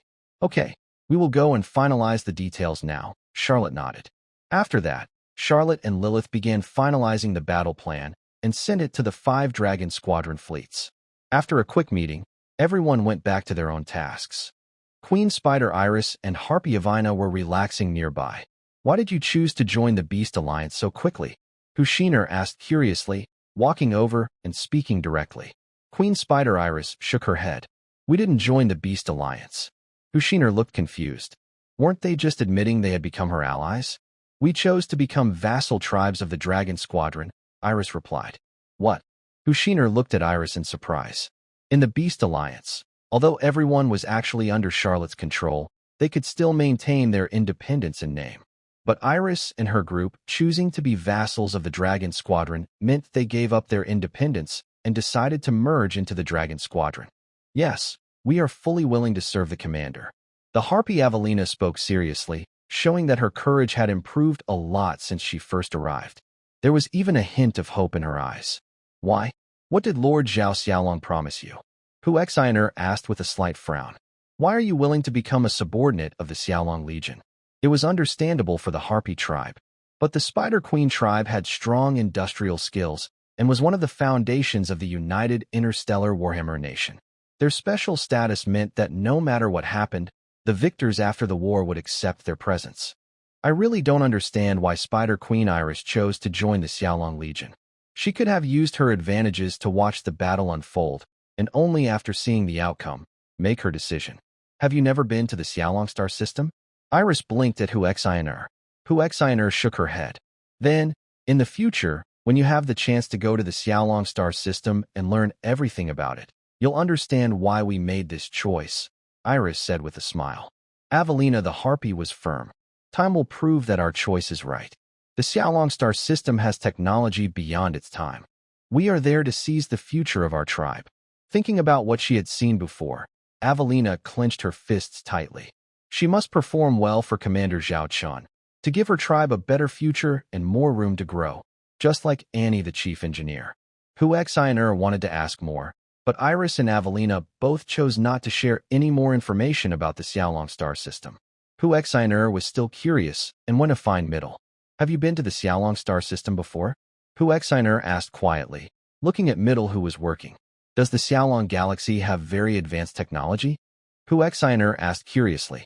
Midar thought back to her visit to the Xiaolong galaxy and said, when we went there, everything was quite impressive. They had very advanced warships, but as for having extremely strong technological abilities, I don't think I saw anything like that. It was roughly comparable to a few important star systems within the Warhammer Interstellar United Federation. When did you go there before? About a year ago, Midar replied. A year isn't enough time for major changes. But even if it's just comparable to a few prosperous star systems in the Warhammer Federation, or even the main star system of the Dragon Clan, it's hard to believe that Queen Ellis and the Harpy Avina could change their attitudes so quickly in just one day. Filled with curiosity, Hu Exiner finally couldn't hold back and moved closer to Charlotte, asking about her curiosity. Are you curious about what exactly is in the Xiaolong galaxy that could make Queen Ellis and Harpy Yavina suddenly change their attitudes and submit to the commander? Charlotte looked at Hu Xiner. Hu Xiner nodded heavily. Charlotte thought for a moment and said, I can't really explain this with words. Here's what we'll do. After the Warhammer Interstellar United Federation's current battle ends, I will take you to visit the Xiaolong galaxy. You can find out the answer yourself. Hu Xiner rolled her eyes, still not getting the answer she wanted. Charlotte looked at Hu Xiner, whose curiosity was still unsatisfied, and secretly smiled. She had long planned to take a group of key personnel to visit the Xiaolong galaxy. So far, most people in the Beast Alliance were amazed by the military strength of the Xiaolong Legion, but they hadn't truly realized how terrifying and powerful the Xiaolong Legion's background was. Only after experiencing it firsthand would they understand how strong and frightening the Xiaolong Legion really is. Fear of the strong is the quickest way to create loyalty in the shortest time. Galactic Calendar, July 24th, 3034, 5:50 p.m. Zhao Chun looked at the Star Wars simulation map in front of him, which displayed various data. Report to the commander. All 5 Shadow Dragon fleet groups are ready and on high alert. Commander, our Shadow Dragon star system is also prepared. If anything unexpected happens, we will activate the backup plan. We can mobilize additional war resources worth 100 billion star coins within 3 days. Within a week, we can gather another 300 billion star coins. In 20 days, we can additionally mobilize 600 billion star coins. However, this will affect our current production plans and other construction projects. Latest intelligence from the frontline Starship reconnaissance. There is no movement from the Dragon People tribe and no unusual reactions from the target. Zhao Qin sat calmly in the captain's chair, listening to these reports. Why don't you let me join General Charlotte in the battle? Hu Xiner looked at Zhao Chun with some dissatisfaction from the captain's seat. Although this is the overall command platform for the military operation, it is located behind the front lines. Compared to being on the battlefield, Hu Xiner prefers to stay close to General Charlotte. If you go, who will arrange things for the others? Zhao Chun pointed to the VIP viewing area behind him, where the leaders of the Beast Alliance, some with real power, are gathered. It's impossible for Zhao Chun or his people to host them. This task is only for Hu Xiner and her mother, Leader Foxia, to handle. Besides, the Spider Queen Iris and the Harpy Yavina, who have chosen to serve Zhao Chun, are also here watching the battle unfold in real time. Hu Xiner, you must not be rude to the commander. The leader of the Fox Yao tribe swayed her hips gracefully, walking over to Zhao Chun like a black butterfly, scolding her daughter. Fox Xiner pouted. Because of Charlotte, she actually felt quite resistant to Zhao Chun, like she was jealous. Has everyone who was supposed to come arrived? Zhao Chun asked. The tribe leader nodded. Everyone is here. Good. Then let them enjoy this battle. That way, they will see what kind of master they are following, Zhao Chun said calmly. Yes. The tribe leader slightly bowed and then moved with Fox Xiner to the VIP viewing area. Mother, he actually attacked the Black Tiger tribe directly? Isn't that a bit too bold? The Black Tiger tribe is one of the top 3 strongest among the 20 major tribes in the interstellar United States, Fox Xiner whispered. The tribe leader looked back at the starry battlefield model and softly said, I'm also surprised by their strategy. When Charlotte told me they planned to attack the Black Tiger star domain, I doubted it and warned General Charlotte and tribe leader Ted. But General Charlotte told